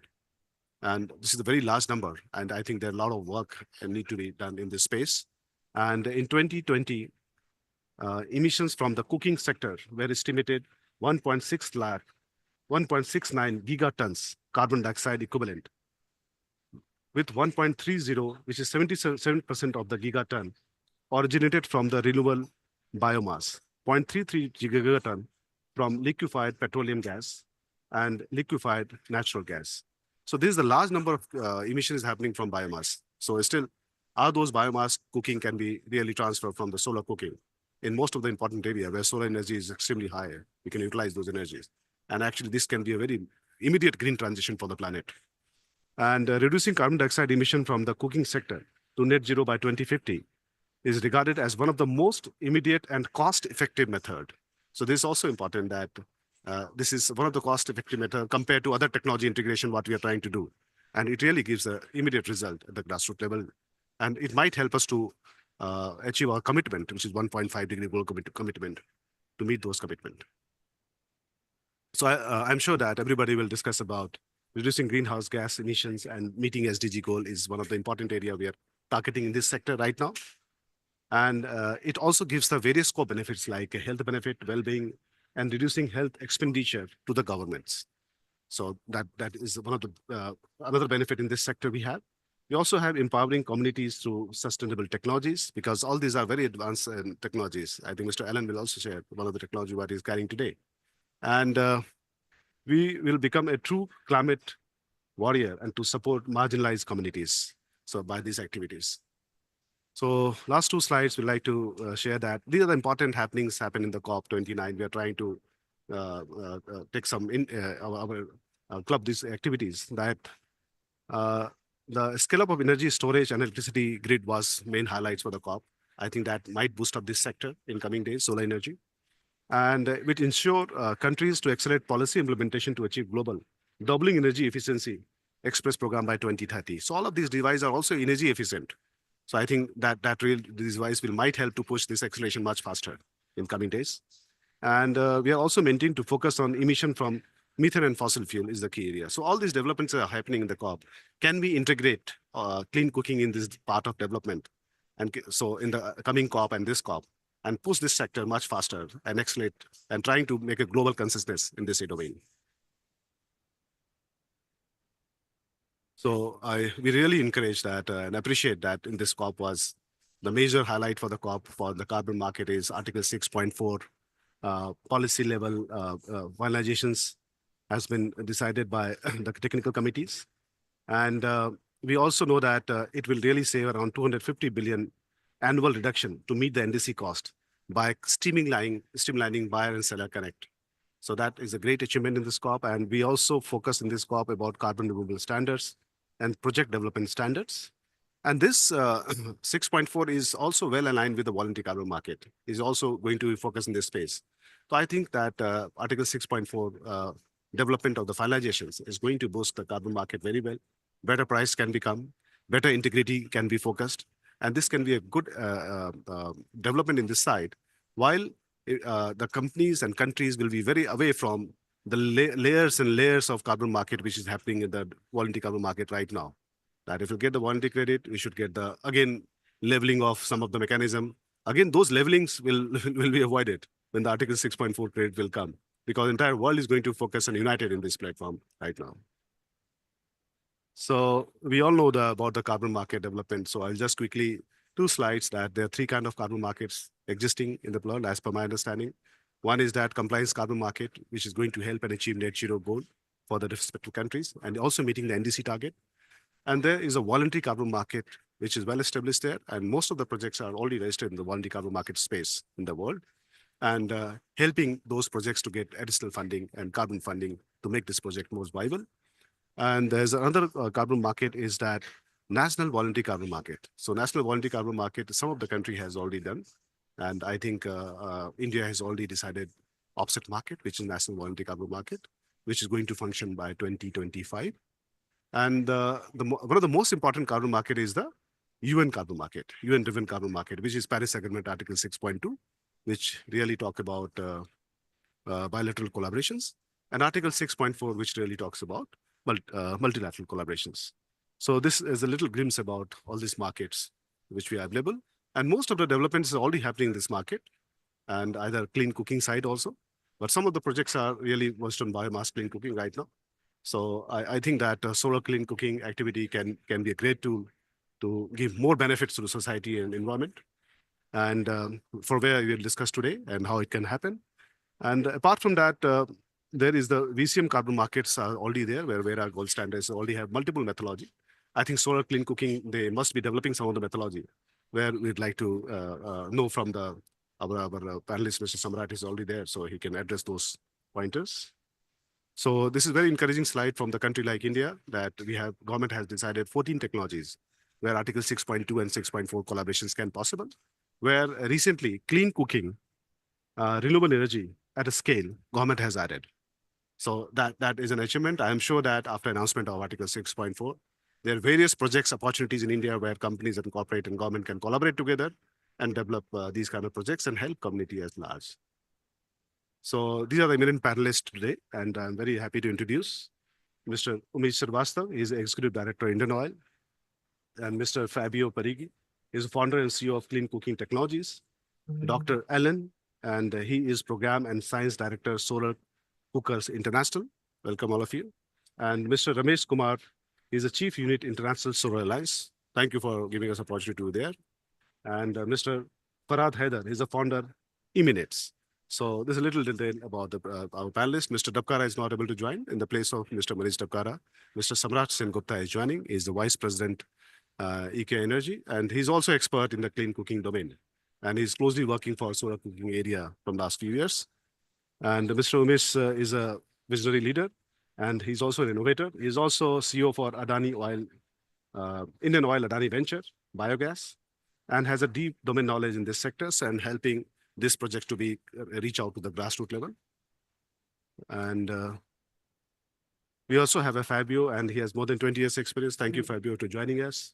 And he's already done a lot of work in this space, clean cooking technology and innovation space. I think his knowledge and learning will definitely help us to understand better. And Mr. Alan, he is from SCI Focal Area and Research, Advocacy, and strengthening the capacity of solar cooking. He's already done a proven record. I think these learnings will definitely help and encourage us to work in this space.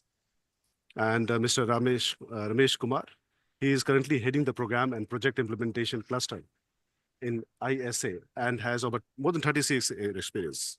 So welcome Ramesh in the board. And Mr. Farhad Haider is a renewable energy engineer consultant based in Sydney, and he has also deep knowledge in this space. He's from Bangladesh. So thank you very much for joining us in this session. So we'll try to address the following areas today's session. One is that leveraging carbon market in the clean cooking area, solar cooking area. Second is that we'd like to accelerate policy and technology innovations in this space. There are few technologies that are already there, how we can connect to the carbon space market. And third is that capitalize global action in this space. Is this happening right now? If yes, where is it happening? And what kind of capacity enhancement and behavior change has been done? And is it a smooth behavior change, or it really needs some effort? And how stakeholder participation can be more, can be done more? And how monitoring can be very much scientific, where we can address that all these monitoring techniques can really help to give more integrity in the projects and get better price of carbon credit. And finally, we'd like to identify the challenges and opportunities ahead. So thank you very much. And now I'd like to invite Dr. Umesh Srivastava, Executive Director, Indian Oil, and to give the insight about innovation of solar clean cooking technologies and their potential to transform energy assets. Over to Umesh Srivastava, sir. Thank you. Good evening. Good evening. Am I audible? Hello. I hope I am audible. Yeah, you are audible. Yeah. So I'm trying to share my screen. Here it is. So good evening to all who are present in Baku and all the others who are present through web in this panel. I'm really thankful to ISA and to Carbon Markets Association of India, Mr. Rohit Kumar and his team for giving me this opportunity to present the technology that we have developed in terms of the solar clean cooking and its potential to transform the energy access. In the next 10 minutes of time that has been allotted to me, I'll try to touch upon how we have developed this product, which is the indoor solar cooking solution, and how it is impacting the lives of the people in India to begin with. As you can see here, this is the data we have taken from the IEA website, where the yellow colors show very poor access to clean cooking, and which are, we all know, in the Asia Pacific region, sub-Saharan region. And of course, when we talk of India, there is about 28% of the people who are still using the biomass-based cooking or other forms of cooking, and they are not having access to the clean cooking.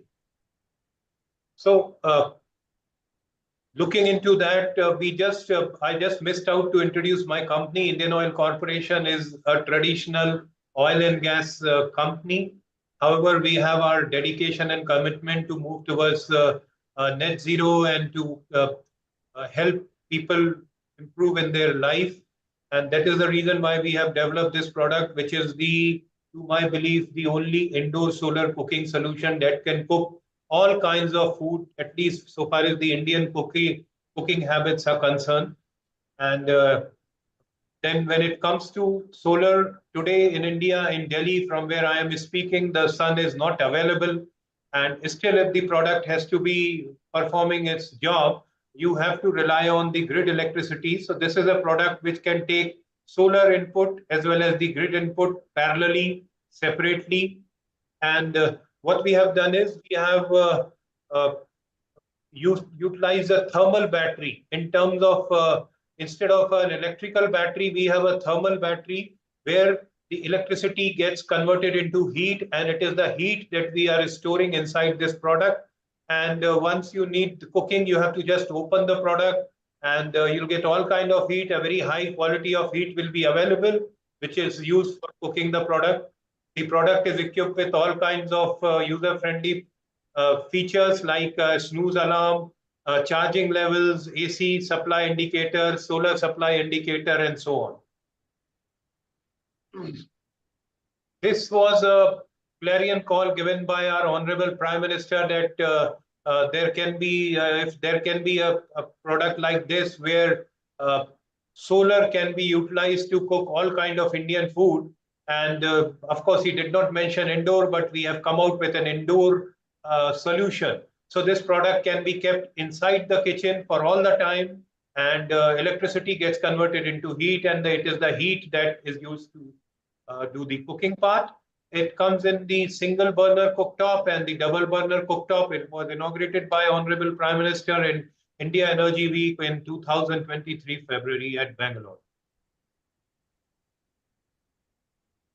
So the technical features and the safety compliance. First of all, this product meets IS 302 Part 1 2008, which is the national standard for safety of household and similar electrical appliances.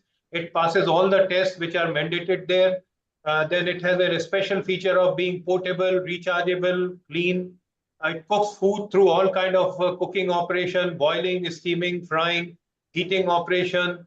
It's always kitchen connected, indoor, and it eliminates the need to cook outside so far as the solar cooktops were concerned. It prevents about 5 to 6 tons of CO2 emission annually per household when replacing biomass cooking. It has a low maintenance, easy and safe to use. Its ability to cook using electricity in non-sun hours also, thereby allowing a 24/7 operation. It's available in single and double burner. It improves the health and completely eliminates the exposure to pollution caused by biomass cook stoves. You can see in the photograph here, there is a full range of Indian cooking that we can utilize. It can do deep frying, it can do chapati, which is a very important ingredient of Indian food. Idli and all other things are basis boiling, and it can carry out all kind of operations. Technical features, it converts solar energy into heat, about 500 degrees centigrade heat. It has a thermal battery. It has very carefully selected, designed insulation material, online cooking. So when the sun is there, it goes directly into cooking. The product gets charged and discharged simultaneously if the sun is there.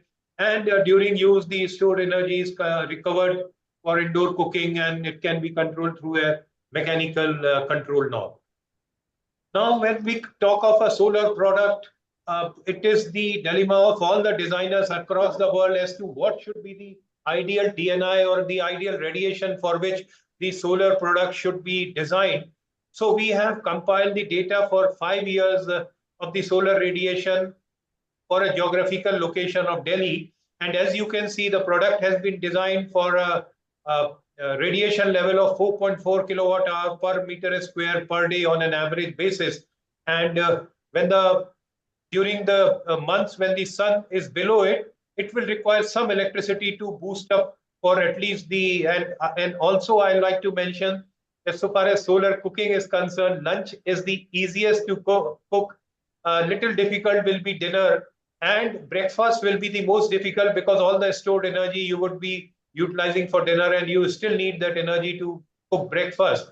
So it requires a little bit of electrical energy during some months, and during the months when the summer is there, when the sun radiation is very good, you may not require that electricity. But during winter like now in November in Delhi, and December, January, February, it will require some amount of electricity, and it will require electricity almost on a monthly basis, because sun is never the same all the time. And even during we have done the average of 5 years, and the intensity radiation is changing.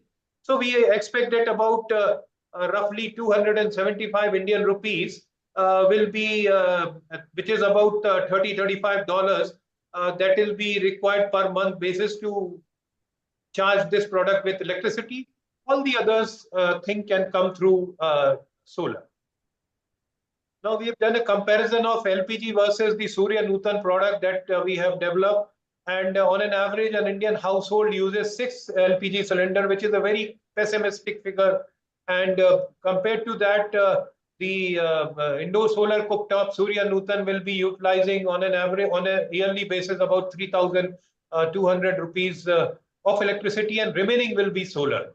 And you know, when we set out to design this product, the most important thing that we were looking for, and we do this for all the technical products, all the lubricants and the fuels that we make in our research center, if there was any standard testing protocol or a cooking protocol for a product like solar cooktop, and then we had to devise our own protocol where we are making breakfast for 4 people. Yeah, I also want to emphasize that this product is an indoor household product meant for 4 to 5 people in a house. It will not be able to cook for community. This is a small cooktop, and it can make 8 parathas and 4 cups of tea. In the lunch, it can make dal, rice, vegetable, 12 rotis, and then the dinner also almost the same quantity. And as you can see, the time taken, it takes marginally little more time when it comes to dinner and breakfast. But lunch is almost plus minus, I can say 10 seconds. 10 minutes. So we followed a very methodical process of developing this product. We developed the proof of concept, then we produced the mock-up, then we made the prototype. We took the prototype for a successful field validation where we introduced this product in several geographical areas of the country. As you can see here, Jammu Kashmir, New Delhi, Rajasthan, Madhya Pradesh, Lakshadweep, almost all the geographies of India. And we have some very successful, happy users, even using this product today, 2 years since we have started putting it for the pilots. And we have also empaneled various manufacturers. We have gone into an agreement with the EKI Energy Services, who are the leading carbon financing agency or carbon management agency of the country. And we have also created a model village in central part of India where 350 numbers of indoor solar cooking products have been deployed. And several others are under deployment. This is the production that we are doing through EKI, and you can see how we have been installing and engaging communities to utilize it, because awareness also a very important part of conversion to new cooking methods. So we have several happy users of this product in India. We have several testimonies. For the sake of time, I'll not like to run this video, but what the lady is saying is that she has been making tea, vegetable, rotis, and everything that is normally done on a normal biomass cook stove. And you can see the green light which is glowing here. This is the solar charging which is happening while she is cooking. We have done about 7 vendors who are selling this product in India. And for the carbon credit projects, we have exclusively tied up with EKI Energy Services for taking it in the project mode. In the last 2 years, we have been promoting this product on various forums, creating CSR workshops, various stakeholder engagements. We have also showcased this product in the Summit on Clean Cooking in Africa, which happened in Paris in May of 2024. And we are trying to engage as many stakeholders as possible. And COP29 being one of the occasion. My thanks to the organizers again for giving us this opportunity to be speaking on this occasion. So far as the government of India is concerned, the Ministry of Finance has reduced the GST from 18% to 12%. Ministry of Environment and Forest of Government of India have included this. I wouldn't say the product, but this kind of a clean cooking solution running through renewable energy, if implemented through PPP mode under Article 6 of the Paris Agreement. And Ministry of New and Renewable Energy is also considering providing some financial assistance in days to come. This is a very powerful product, we feel, which can fulfill almost 9 of the 17 SDG goals. As you can see here, no poverty, zero hunger, good health, gender equality, affordable and clean energy, decent work, reduce inequality, climate action, and life on land.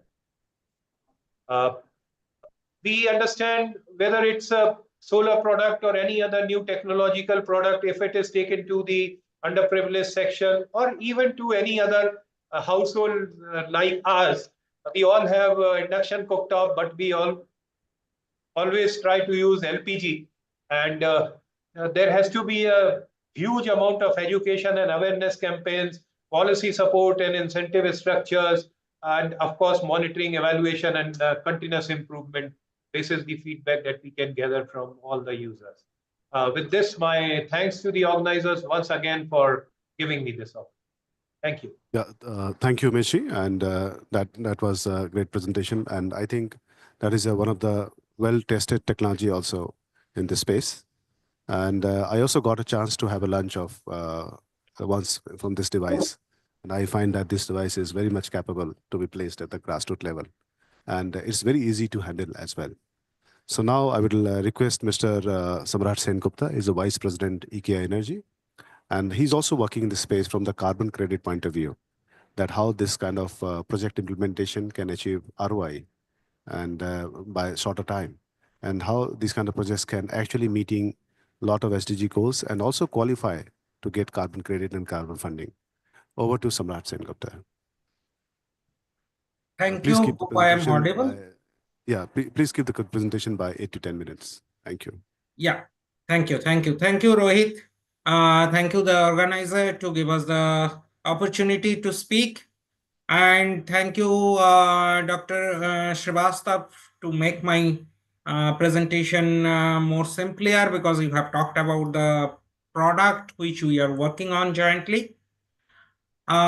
Just to introduce, I am Samrat Sengupta. I am the Vice President, Business Development, working with EKI. And I am speaking on behalf of my MD, who is somehow stuck and not able to join here online. So talk about EKI, we are into this domain for last more than 1.5 decade. We are active in 40 different countries, having 4,000 plus customer base, and by volume of carbon, we are one of the largest project developer as well as carbon emission reduction trader into the global voluntary carbon space. And we are also a publicly listed company in India. So this is our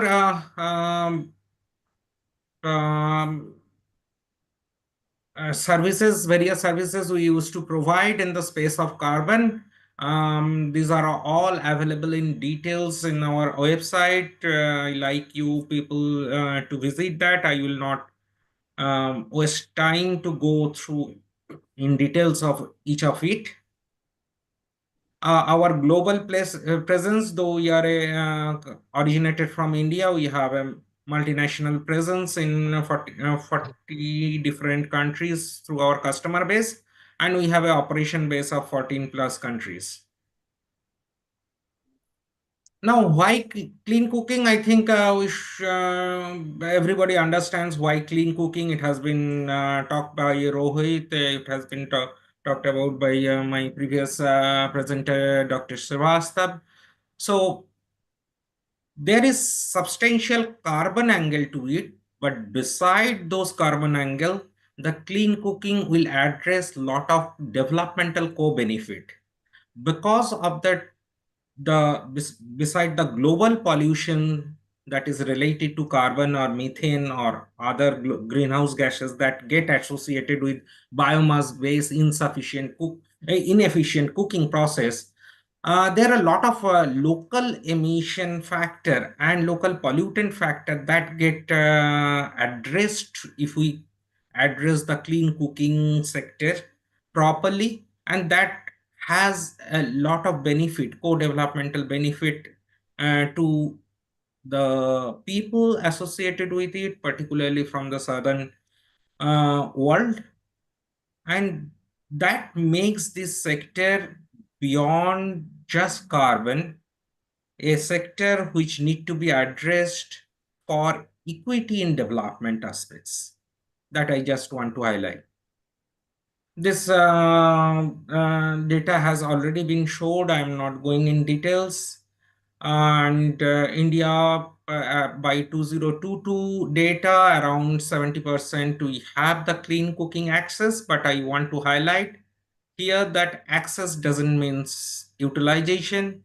There are still a lot of bottlenecks on the supply chain and the affordability of various clean cooking media, which are presently prevalent, which makes the usage may not be that high as the access is. And particularly the sub-Saharan Africa, the access is too low, and we need to, the business sector, taking care of its carbon offset needs, the possible commercial supports it gets due to various carbon market initiative. The business should come into support on developing this clean cooking sector to make it a win-win for everyone.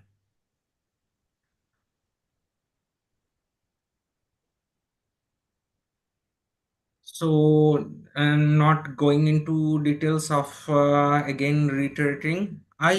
We are just now want to talk about EKI's past experience in clean cooking. Though initially we have not been equipped with a technology for electric cooking, but we have done with efficient biomass cooking promotion. And at this moment, we can proudly say that more than 2 million households in India and few countries in Africa have been benefited through our intervention on clean cooking. And presently, these are our geographical span where we are saying around 2 million households get benefited.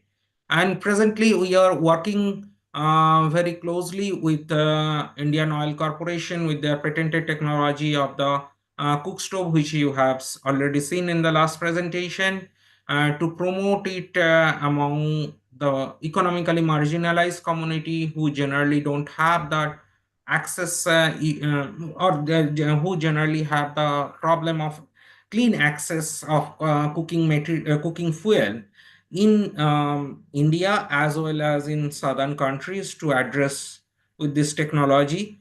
Though at this moment, at the initial stage, the upfront cost required lot of support to make it affordable, and where we find the government of India's notion to include the renewable energy based clean cooking under Article 6 preferred list of technologies, as well as the voluntary carbon market, which is prevailing with considering it is a electric cooking through solar. It will able to address all the DMRV issues that need to be associated to get a higher credibility carbon into the market. We may able to address it and provide it with a minimal financial impact to the needy end users.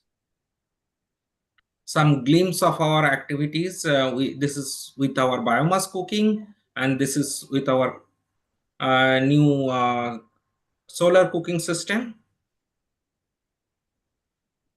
I'm not going details, it has been already discussed.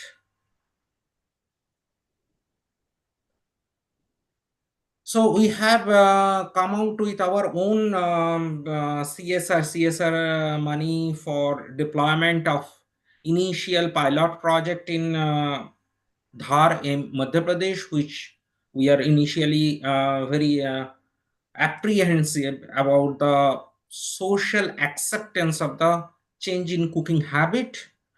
But after almost 9 months of the deployment, we can easily say with lot of confidence that people have got it accepted, and it has been considered, particularly the women folks of the community, as a savior to their dirt gurry, that they don't have to go to the field to collect firewood every day in the various hazardous heat summer or in winter. This product is getting slowly but very steadily get accepted in Indian households, particularly in rural communities. And now we are in an expansion mode. We are looking for various corporates who or business sector who wants to put their money for carbon or any other environmental derivative aspects which are available in the market through Article 6 or through green credit system in India, which particularly are going to address the local environmental attributes. And we are in expansion mode and hope in next couple of years we can again achieve a figure of few million households to be covered. Dr. Srivastava has already described about the about how this particular approach will address various SDGs and development goals. I'm not going clean cooking and Article 6. This has also been covered. This is the particular notification in my screen where it is particularly written in Government of India clean cooking using renewable energy at a scale. Government or public-private partnership projects will be acceptable as a Article 6 tradable ITMO. This is our EKI synergy with our client base, our customer base within India with government or quasi-government organizations or public sector undertakings. These are various private sector players who are in our client list. Thank you for your patience hearing, I'm here to answer any queries if you are having on that. Thank you again. Thank you, Samrat. And I think we can address the questions at the end. And in the meantime, now I request Mr. Fabio, and he's the founder and CEO of Clean Cooking Technologies. He can give more insights about technology integrations and carbon reduction in this space. Over to Mr. Fabio. Thank you.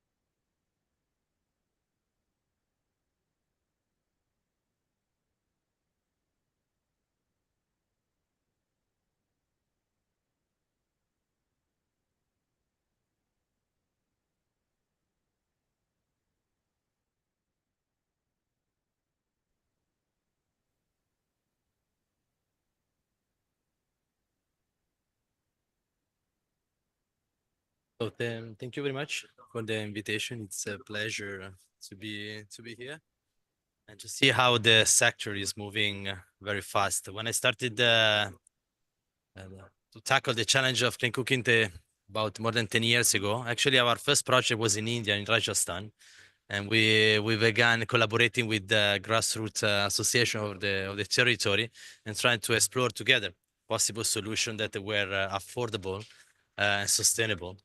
And that started actually my journey in clean cooking. And then I brought it at university level and in Africa, EU level, I mean, back to Africa, minister levels. And I kind of had the journey pivoting technology to see which I thought was going to be the solution, or the solution that could make the difference. And so we come out after many years trying out different technology related associated with the combustions of the biomass in a high efficient way. We switched to full electric with the induction because we believe there is a space for high efficiency preparation of the food, utilizing what technology has to offer nowadays, that is induction.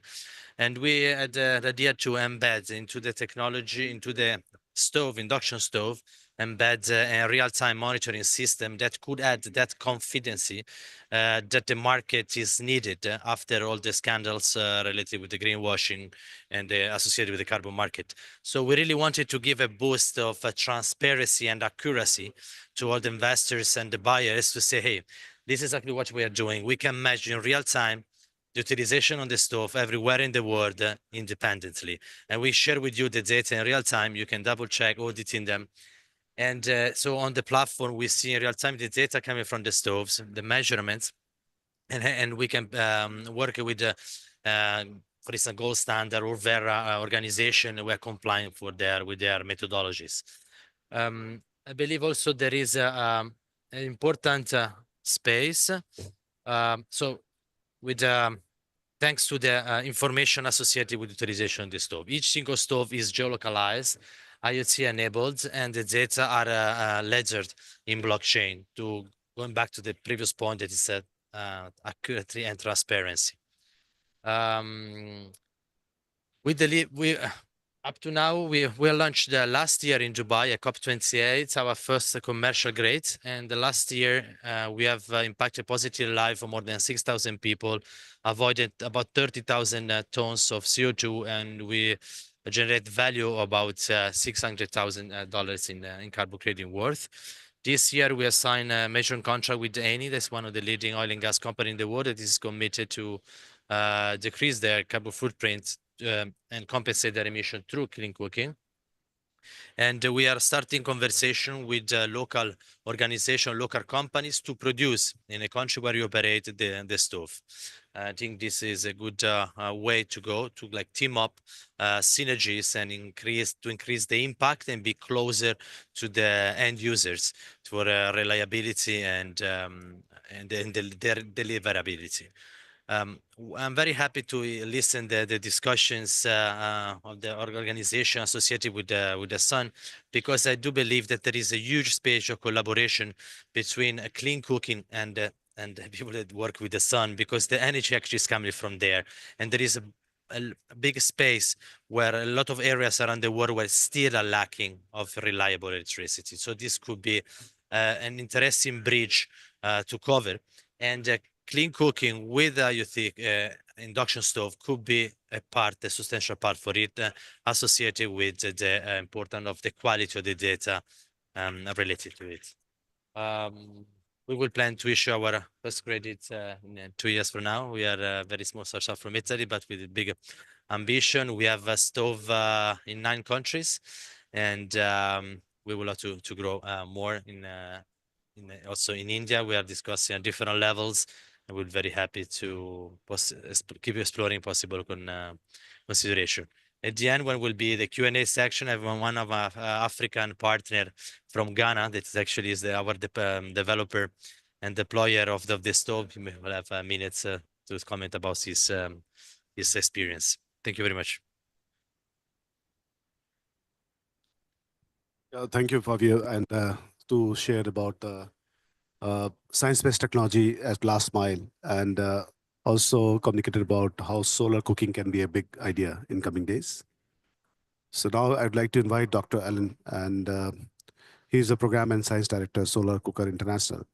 So Dr. Alan, can you elaborate about role of civic society organizations and in supporting the expansion of clean cooking to improve health and other co-benefits? And since you already work in this space at large, your knowledge and insights will really help us. Thank you very much, Rohit Kumar, for the invitation. I really appreciate it. And thank you, ISA, for hosting this solar cooking session. I don't know if there's been one before, so congratulations. I think this is a good sign that solar cooking is getting more recognition, which we are also sensing in our space, that when we come to the COPs, we just interact with more and more people, and we're hearing more urgency for these clean cooking solutions. And it's really exciting to see also the array of solutions, even within the solar cooking space. So you've already heard some about solar electric, and I'm going to be talking more about solar thermal. So those are really the two sides of solar. Though we did hear about the solar about the heat storage battery at the Surya Nutan, which is something worth congratulating. So congratulations. So my name is Alan Bigelow. I'm the Science and Program Director at Solar Cookers International. And I was going to give a quick overview about solar thermal cooking, especially for those who may not have seen this before. So to start,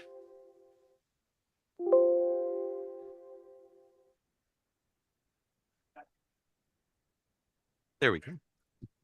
Here on this slide, you can see 3 basic types of cookers. You have the reflective panel, and I brought one here right in front so you can come and see it at the end of the session. Take a closer look, touch it. But that cooker really exhibits some of the basic qualities of a solar thermal cooker. For one, you have to collect sunlight. So you'll see an array of mirror. And then you need to absorb the sunlight. So here you see black cookware, and the black cook pot is absorbing sunlight and very efficiently transforming the energy of light to thermal energy. Next, we need to retain that heat, so you'll have some kind of greenhouse that envelops the cook pot. And so in this picture, you can see all those components, and we'll see some similarities with some of the other technologies here. There are many types of these cookers. The solar box oven that is shown there is a more robust version of the reflective panel. And inside this, you have built-in storage of the heat as it's being created and built up inside the box. So you have very good insulation, and that solar oven can ride through some partial cloudy moments during your cooking time. That one happens to be a hybrid oven that is solar and electric in case there is a lack of sunshine. Next, the parabolic cooker is a very exciting model that has very high temperatures. And on this one, you can fry food, you can boil water rapidly, basically cook as fast as you would over a flame. So we like to introduce these three types of cookers, and that they also have complementary technologies like a heat retention basket, but also all of the other clean cooking technologies that are out there. This cooker is intended to be an integrated solution, to be added to cooking solutions that are already existing. Here are a few more exciting technologies that we're seeing: the Fresnel lens, the Fresnel mirror, also the evacuated tube. The evacuated tube cooker is one that has been making some waves in the industry. You're seeing those available on the commercial market. And so please take a look at those. They can also get to very high temperatures. The Fresnel mirror model that you see there is applied in communities as well. And as we ramp up, what I'm basically showing you right now are household level cookers, but this is an institutional solar cooking system. On this one, this is a school, a boarding school in Nepal, where there's an array of Scheffler dishes, that's what they're called, on the rooftop of the school. And these dishes focus sunlight onto receivers where water is heated to steam, and the steam is pumped down into an indoor kitchen where the food is cooked. And so in this school, local dishes in Nepal, the momos, the rice, dal bhat, etc., is cooked indoors with a solar thermal system, a solar thermal steam system. So very exciting to see the array of opportunities that exist within this space. So who is Solar Cookers International? Our group, we are a nonprofit organization, and we work with mainly collaborators. So while we've existed since 1987, we work with hundreds of collaborators that are within countries. And our mission is really to apply the solar cooking technology to improve the economic situation, the health situation, the environment, and primarily the role of women and young girls who are typically tasked at the cooking, the cooking practices that may take a lot of time and also expose them to danger. Can you still hear me? Okay, thank you. All right, we also work in 3 buckets. Here you can see advocacy, capacity building, and research. And we do this to address the about 2.1 billion of people on this planet right now today who are still cooking with open fire. And this has got to change. This is inexcusable. We have the technology, we have the solutions. We need to implement these solutions as rapidly as we can. So if I can mention quickly on the advocacy side, this is what we're here. We're addressing awareness of the problem from cooking and awareness of the solutions. This awareness happens to be one of the roadblocks that stalls the advancement of clean cooking. So we want to push through that. On the capacity building side, we're also addressing availability. You don't really see solar cookers in the markets in the countries where you really need to have these. So we are pushing for an indigenous manufacturing centers and to get these on the market and have more visibility. The affordability aspect, which is another stumbling block, what we like to say is that once you have the solar cooker, you have so much savings from less usage of firewood, less usage of charcoal. And so our data show that one can pay for a solar cooker within months to a couple years, depending on the model of the cooker. And from that point onward, there is savings in the pocket for the user. So that's extremely exciting. And on the research side, I just wanted to address that we are addressing acceptability. How good is the product? So we are measuring the performance specifications through ISO standards. This is the International Organization for Standardizations. So really quickly, I just have a few more slides to show to demonstrate what we do for testing. We've built our own instrumentation to measure what we call the standard cooking power. And this brings much more credibility to the sector than we had just a few years ago. So this is new, very exciting. It's a scientific approach for measuring the temperature within the cookers, comparing of water, and comparing that with the temperature of the ambient. We can measure power. And these are some pictures of cookers that we have tested so far at SCI. You have reflective panels, evacuated tubes, and then lastly here is an array of box ovens that we have tested. So we know the performance specifications, and we put that on our website. So this is a table, just a screenshot from our webpage, where this is a table that's interactive. You can click on the first column and get the report, the testing report. The next column can direct you toward the manufacturer of that cooker. SCI is not a manufacturer. So this has reduced any perceived conflict of interest when we do product testing. So this is an example of this. We have a logo that will give a permission for the manufacturer to use on their own marketing materials. Now, we have also delved into taking this a step further. While the standards give the cooking power, we've also been using the same data set for measuring efficiency. Now, we believe that these standards and the measurements will be very important for the carbon markets to be able to choose products that they know how well these will work. So I think this is an extremely important aspect. We've now stretched that. Using the same data, we can calculate now efficiency. I'm going to do a rapid fire of several slides to show you a project on the ground in Kenya. This is at a refugee camp. So at Kakuma refugee camp in northern Kenya, typically people are cooking with charcoal and firewood, and it's very expensive and very stressful for the women that do that. So in northern Kenya, it's an extremely sunny area. It's prime conditions for solar thermal cooking. So that has been where we are working with a local collaborator based in Kenya who addresses this fuel shortage issue. So the fuel shortage is basically from cost. The refugees are really stressed to buy firewood and charcoal. So meanwhile, there's an abundance of sunshine that is free. So why not take advantage of that? This is an opportunity to introduce locally made solar box ovens. So these pictures are from the manufacturing center, and then these are brought to address the needs of the people at the camp who are typically cooking on open fire. The training sessions involve local women. When I say local in this case, I mean local to the camp. A refugee woman who is actually also a person living with a handicap is involved in our training aspects. She can speak the same language as the community that is going to be participants in this initiative. That brings trust. And it's one of the best practices that we can offer for successful initiatives in solar cooking sector.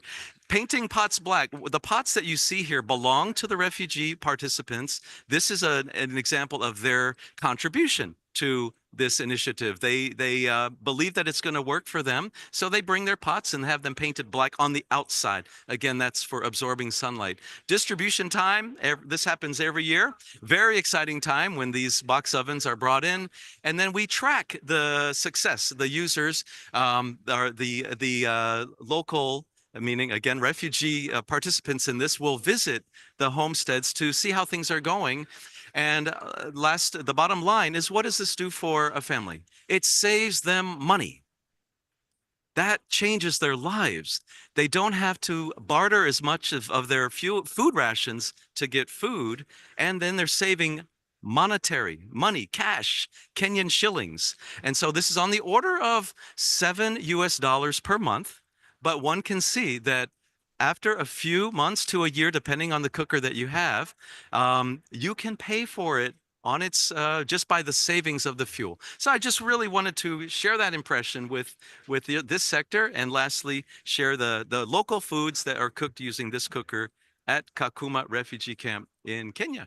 Okay, thank you very much, and I'm happy to take questions later. Yeah, thank you, Alan. I think the two important points which we learned here, that solar cooking can be possible as institution level as well as household level in the world.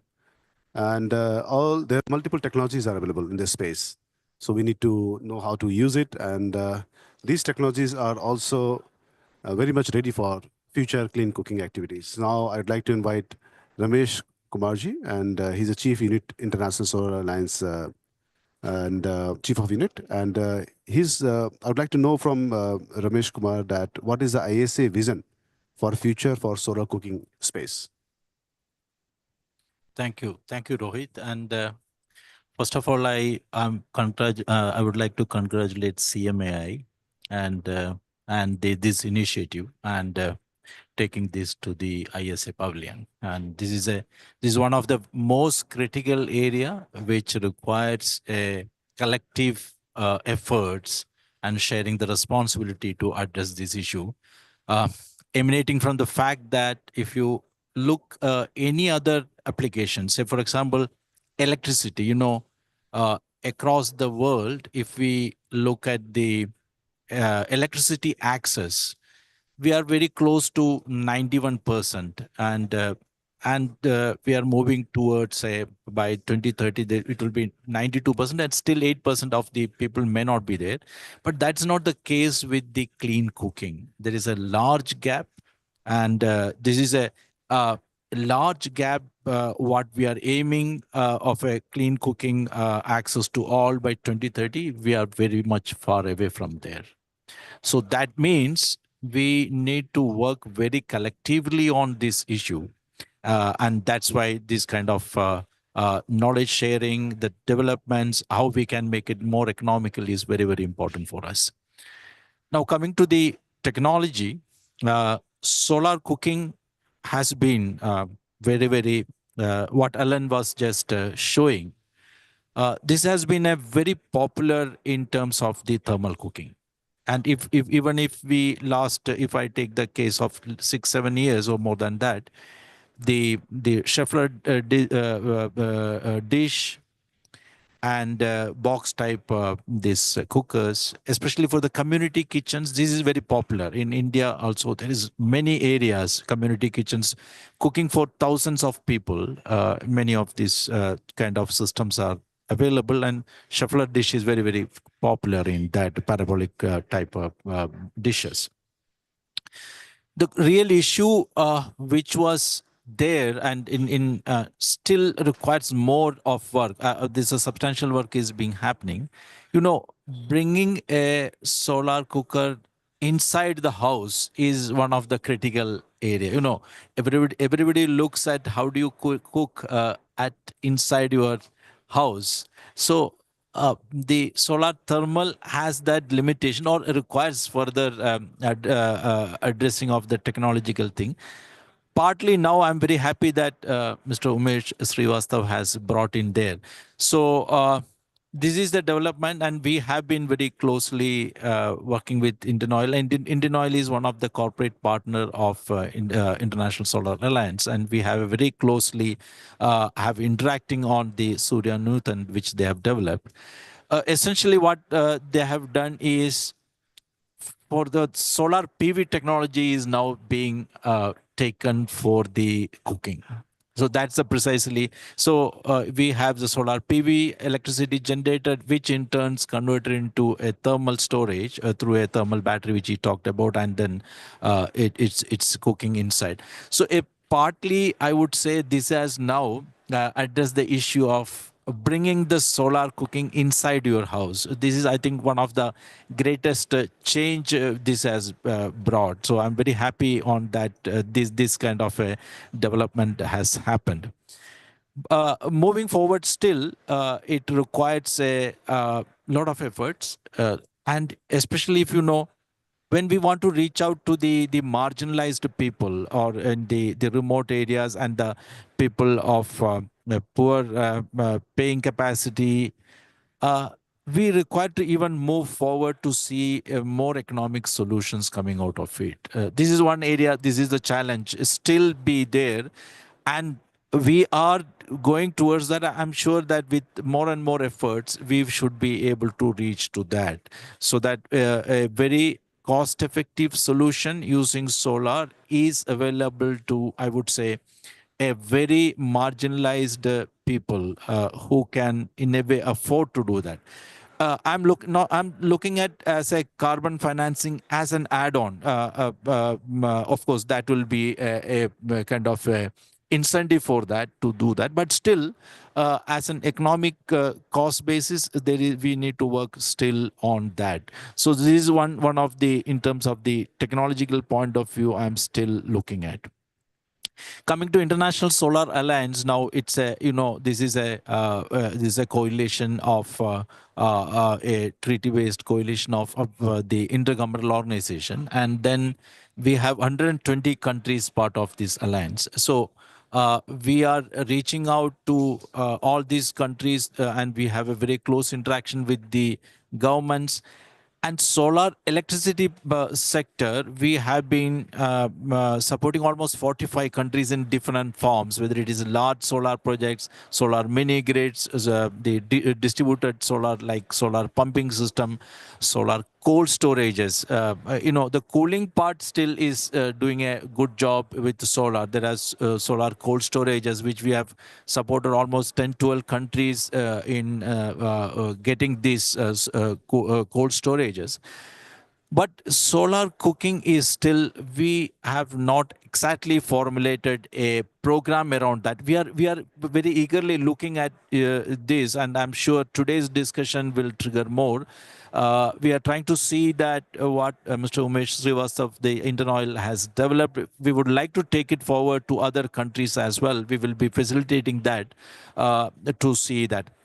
I would also say that this Surya Nutan, what is developed by Indian Oil, in fact, it should also reach out to the more, I would say, the people having more the paying capacity. They can even replace it by the or reduce the dependence on the fuel on that. So that can be, because if people who can afford should also be looking at this as a very good solution. So this is one apart from the least developed countries, even the developing or the developed countries should look at to this kind of products so that the dependence on the fossil fuel is reduced by them.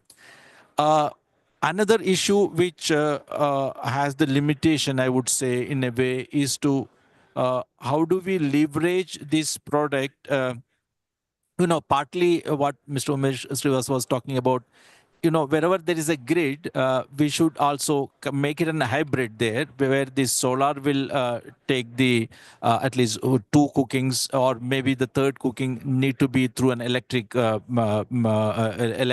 connection. So there is a hybrid between the electric and solar cooking. I think for rural applications, even biomass and the solar could be a combination, because many of these areas, especially in Africa, there is no grid availability. So there is no possibility of on a standalone basis, this can be there, especially when you don't have the sun or in the kind of rainy seasons and all. Maybe they can also do an hybrid with the biomass so that you have solar and biomass combined together. This kind of a solar cooking system will be very useful for them. So these are my thoughts. International Solar Alliance is very, very keen to develop around this, because we are already supporting the countries in the electricity part of it. I think the cooking part requires more focus, and I think we come together on this can take a long way in helping the countries and reaching out to the 2 billion plus people who doesn't have the clean cooking facility. So let me stop here. Yeah, thank you, Ramesh. I think the last point was very important, that how ISA is committed to support solar cooking space. And we look forward to join hand in this space in coming days. Now we have a last panelist, Mr. Fahad Haider, and he's a founder of Iminet. And Fahad is also a youth leader. So he has much larger responsibility. And I'd like to know, Fahad, quickly, as we have very short time, that how youth can be empowered, or how youth can be plugged in the social behavior change and make this happen at the grassroots level. Over to Fahad. After that, we have quick questions to every panelist about the expectation from the COP, and 2 minutes for each panelist we'll like to know, so that we can know more about the requirement from this COP. Thank you. Wonderful. Thank you so much, Rohit. I'll make it really fast.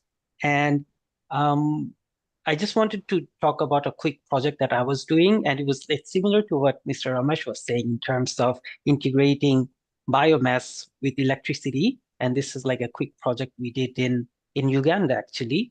So can you guys see my screen, by the way? Yeah.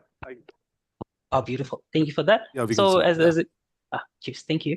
As it was mentioned, I'm a renewable energy engineer. I'm based in Sydney, but I have formed my own organization where we work with organizations all over the world. So we've obviously worked with Bangladesh, Burundi, Myanmar, different parts of Africa, and also the Asia Pacific region. So this is basically like our main project we did in terms of clean cooking. So I met like another youth leader from Uganda. He had a biomass, like a bio pellet cooking facility, basically. So he used to make like clean cooking stoves, but also like bio pellets, as you would call it. So what we did was we got together, like my expertise is more in solar, right? So what we did is we designed an automated bio pellet production facility, basically. So what we do here, for example, if you see the screen, so first of all, this is only a 2 kilowatt, maximum 2 kilowatts system, solar, which is really low. And the battery capacity is also 350 ampere hour, which I'm personally very proud of, that we could figure something of this like low capacity. And then from there, in terms of making the pellet, we have to grind it first. So we have a special grinder, which uses auger mechanism. It's like a sort of a blender, small, like low powered. And then once we grind the raw materials, which are like organic waste basically from houses, we have to mix it with perhaps wax or cassava oil and so on. And then we basically have to compress it, for which we found a special DC actuator. It was only 180 watts. So yeah, it's a very interesting project. And then from there, we have the final product, which is the pellet. I'll just spend 30 more seconds explaining what the pellet is. So basically, we put the pellet inside the clean cooking stoves, and then you light that up, and that's basically the fuel. Right? Instead of using firewood, we use these organic bio pellets instead, which are a lot cleaner. Definitely. And then from there, our project was more to, okay, so we have one small system. From there, we can perhaps empower a whole community, let's say a whole village, with solar, where we can have this bio pellet production facility, but also with the excess solar, we can also power up the little houses that are in the village as well, with like basic electricity, like lights, fans, and so on, nothing high powered. So again, let's say this can be like a 20 kilowatt system with 10 kilowatt hour battery backup. The cable lines will power up, let's say, the houses, and the people living there, they can charge their phones, they can light up a fan, or at night they have access to lights, which will help them with security as well. And obviously, they can use the electricity to produce the bio pellets, and then from there they can sell the bio pellets, which will be an additional source of income from them as well. So yeah. So advantage of the projects, you already talked about various advantages of these clean cooking projects. I won't spend too much time on it. Obviously, clean energy, you modernize the rural community, there's increased security and so on. But I think the main thing I want to focus on basically was like my challenge I faced as a youth organization. We've not even been formed for over 2 years, right? And then Joseph as well, who's from Uganda, he's also I think his organization has been there for just over 1 year. So we have had a few issues as youth organizations, as youth leaders. And the first thing I would like to focus is more the fact that funding and resources have been really hard. Like, for example, to apply for grants and funds, we are told, oh, you need to establish yourself for 5 years, or you need 7 years experience, and so on, right? But again, I know what I'm doing in terms of solar, but because I don't have the experience, we can't even apply for grants. So that has been relatively frustrating. And then engagement and finding help, but also staying inclusive in terms of being inclusive to make sure youth of all backgrounds are in our organization, for example, and then gaining recognition and credibility, especially amongst well-established entities. Again, like we have had some really amazing speakers in today's session, really senior speakers, right? So they are really well-established and they have had like decades of experience, right? But how do we as youth get into that, right? And how do we gain credibility? Obviously, other kinds of development like leadership, communication, capacity, policy influence, these are all like things that I suppose it comes with time. But again, as youth, relatively new organizations, what can we do to fix it? And then sustainability as the sustainability of the organization, since we are non-profit, how do we go around that, balancing everything, and obviously balancing innovation and tradition, particularly in rural areas. This is particular for this project mainly because, again, we've talked about awareness and changing the mindset of the people. I know, like, again, in sub-Saharan Africa, like we've talked about how important it is to implement more clean cooking. However, I've also heard that people in South Africa, they're against biopellets because they say firewood, the food from firewood, when it's cooked, it tastes better. So, but they are literally sacrificing their health for better taste. So we need to obviously improve like the mindset, and we need to build more awareness, build more capacity, and train them about the bad effects of of the emissions from firewood. And basically, like having like good mentors and people who are in the industry getting good advice. Again, I'm very privileged to be part of this panel and to learn from all the speakers and from yourself, Rohit. And thank you for the invite. So again, I feel like as youth initiatives, like again, like you also mentioned, Rohit, like we need, as youth, we need to step up. We need to have solutions and we need to implement those solutions. But these should be also encouraged. When it comes to actual implementation, we need more encouragement, more mentoring, and more facilitation of these projects so that these are implemented. And obviously, empowering youth to be community leaders will ensure a sustainable future. That's it from my side. I made it very quick. Thanks a lot. Thanks for the opportunity. Great. I think thanks, Pahat. I think that is giving a different perspective altogether about the youth coming in the picture. And first of all, thank you for a great initiatives. And CMA is very happy to collaborate and support in this regard and join hand. And regarding the funding and resource, I think the great development has already started in the COP29, where Article 6.4 clarities are happening. I think that is this area where if you come with a good project in the ground, we are able to fetch up a good partner and associate who is looking forward such a quality carbon credit in the community-based project. So now, quickly, I will ask questions from all panelists. I think 1 minute or 2 minutes to each panelist, which will talk about regarding what is your expectation from COP to support clean cooking activities, especially in the solar sector. So I will start with Umeshji, then Samrat, then follow panelist. Yeah. I think Rohit, ever since the COP has been taking place, we have been expecting that the finances become affordable or finances become easy so that, all the new technologies will definitely need support from various corners. I'll not like to name them, but we all know about it. So we are only expecting that the financing becomes easier, the adoption becomes easier, and the technology, the more it gets propagated, I'm sure it will achieve economies of scale and it will automatically become cost effective also. Yeah, thank you, Umeshji. Now over to Samrat. Samrat, your point of view, please. Yeah, thank you, Rohit, for the question. I want to second what Dr. Umeshji has said. Yes, this is we have almost gone 2.5 decades with COP, and we now expect that the finance part in the COP should come out from the text in real action. That's the comment. Also on the standards, credibility aspects in the carbon market, my expectation that the so-called credibility of any standards, we have seen that in the past it has quite dynamic. That makes carbon market a dicey proposition for investors to invest. 5 years ago, the carbon which was credible, today it is not credible.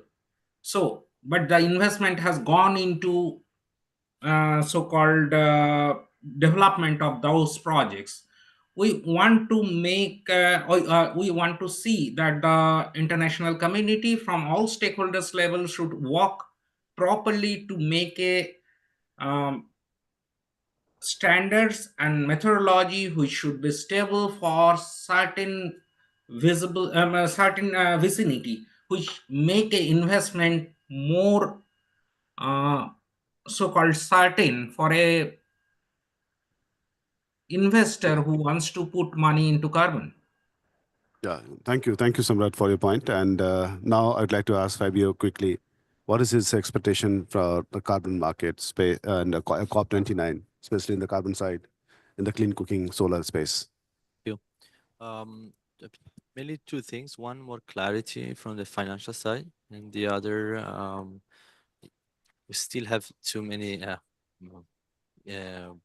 field to play because we have different markets for the carbon, and it will be good to find finally a conversion rate between one market and another so we can play all together really in the same direction. So now I'd like to ask Alan for his point of view. And what is the expectation from COP29 or such COPs in the coming days? Yeah, for the clean cooking solar energy space. Thank you, Rohit. I would say that from our end at Solar Cookers International, we were very excited to see a global roadmap for implementing clean cooking solutions that would bring 100% net zero emission by 2050. I know that might sound like some time from now, but it's not. In order to get there, it has to include renewable energy-based clean cooking solutions. And so with that, solar cooking is a part of that. And we can't wait any longer to really ramp up solar cooking within the planet. So the opportunity for 2.1 billion people, there's a lot there. So we expect that through policy, nationally declared contributions, partnerships, which are extremely important, we will have rapid implementation and using inclusive design where we can have the customer, the women, choose which product would work best for them in their homes. And for post 2030, if I may just mention one more thing, is that there's a call for gender indicators in the SDG platform. Right now, there is a tremendous lack of gender indicators. So thank you. Thank you for that opportunity. So now quickly, I'd like to ask Rameshji and his input regarding solar cooking space in the COP29. Yeah, I think the most critical point is, 2.1 billion people doesn't have the clean cooking. That itself should speak itself to bring that to the leaders, that this process need to be very simplified so that this happens. Ultimately, if whatever we talk about it, the mechanisms, the markets, everything is fine in a larger ambit. But the very precise point is how you can make it through this mechanism. Unless you have that clarity, this is the most critical and most vulnerable people are affected by this, and that also contributes to the climate change. We need to have that mechanism to work. That's what I would say at this stage. Thank you. Thank you, Rameshji. And now I'd like to know from Fahad that what is your expectation from your youth organization, Youth, from the COP to support clean cooking, especially solar sector? Yeah, thanks a lot. I'd like to first start with the fact that we definitely need more details in terms of standards. That was already touched, but one little example I'll give is for photovoltaic systems, electricity-based solar. We have in the standard state, what's the cable sizing, what's the circuit breaker, how to draw the cables out. The little details are all covered in the standard, but I feel that's something that should be detailed for clean cooking as well, so that there is more clarity on how to make a product or how to install it and so on. And from a youth perspective, obviously, we definitely love a lot more encouragement for youth to be involved, more implementation, more involvement, like just get more youth involved who are really keen to be in the space. Thank you. Thank you. So I think I will conclude the session now.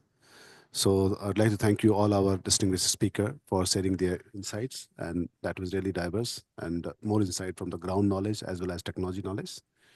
And today we are explored solar clean cooking is a critical role for green transition. It's very cost effective, very easy to achieve for net zero journey in this space. And the interesting findings for the sessions are, I just try to jot it down.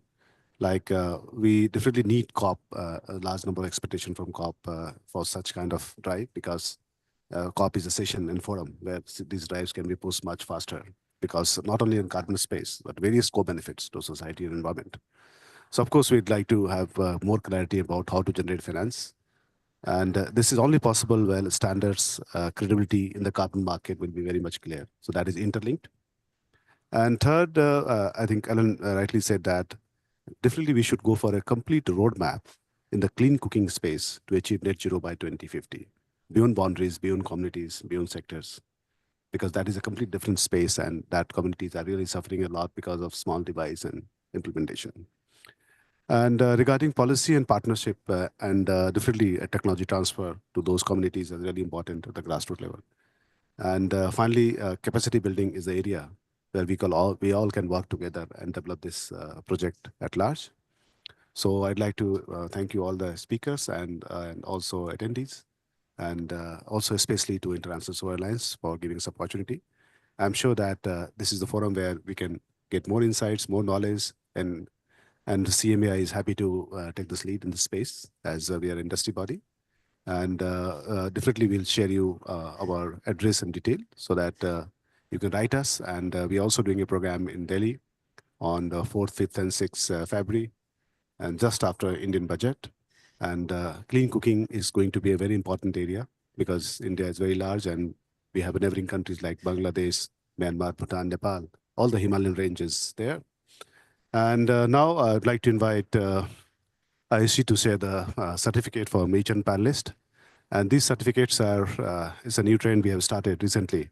These are the carbon neutral certificates, actually. So in the planet that everybody is doing 5-ton emission per year. So we are trying to offset those emissions with one of our projects in Uttarakhand, and which is also a solar project, sir, hydro projects. And we are trying to offset those emissions from this kind of certificate from the panelists on the speak dais. They're already doing a great job, and this is the right forum to appreciate their efforts. Thank you.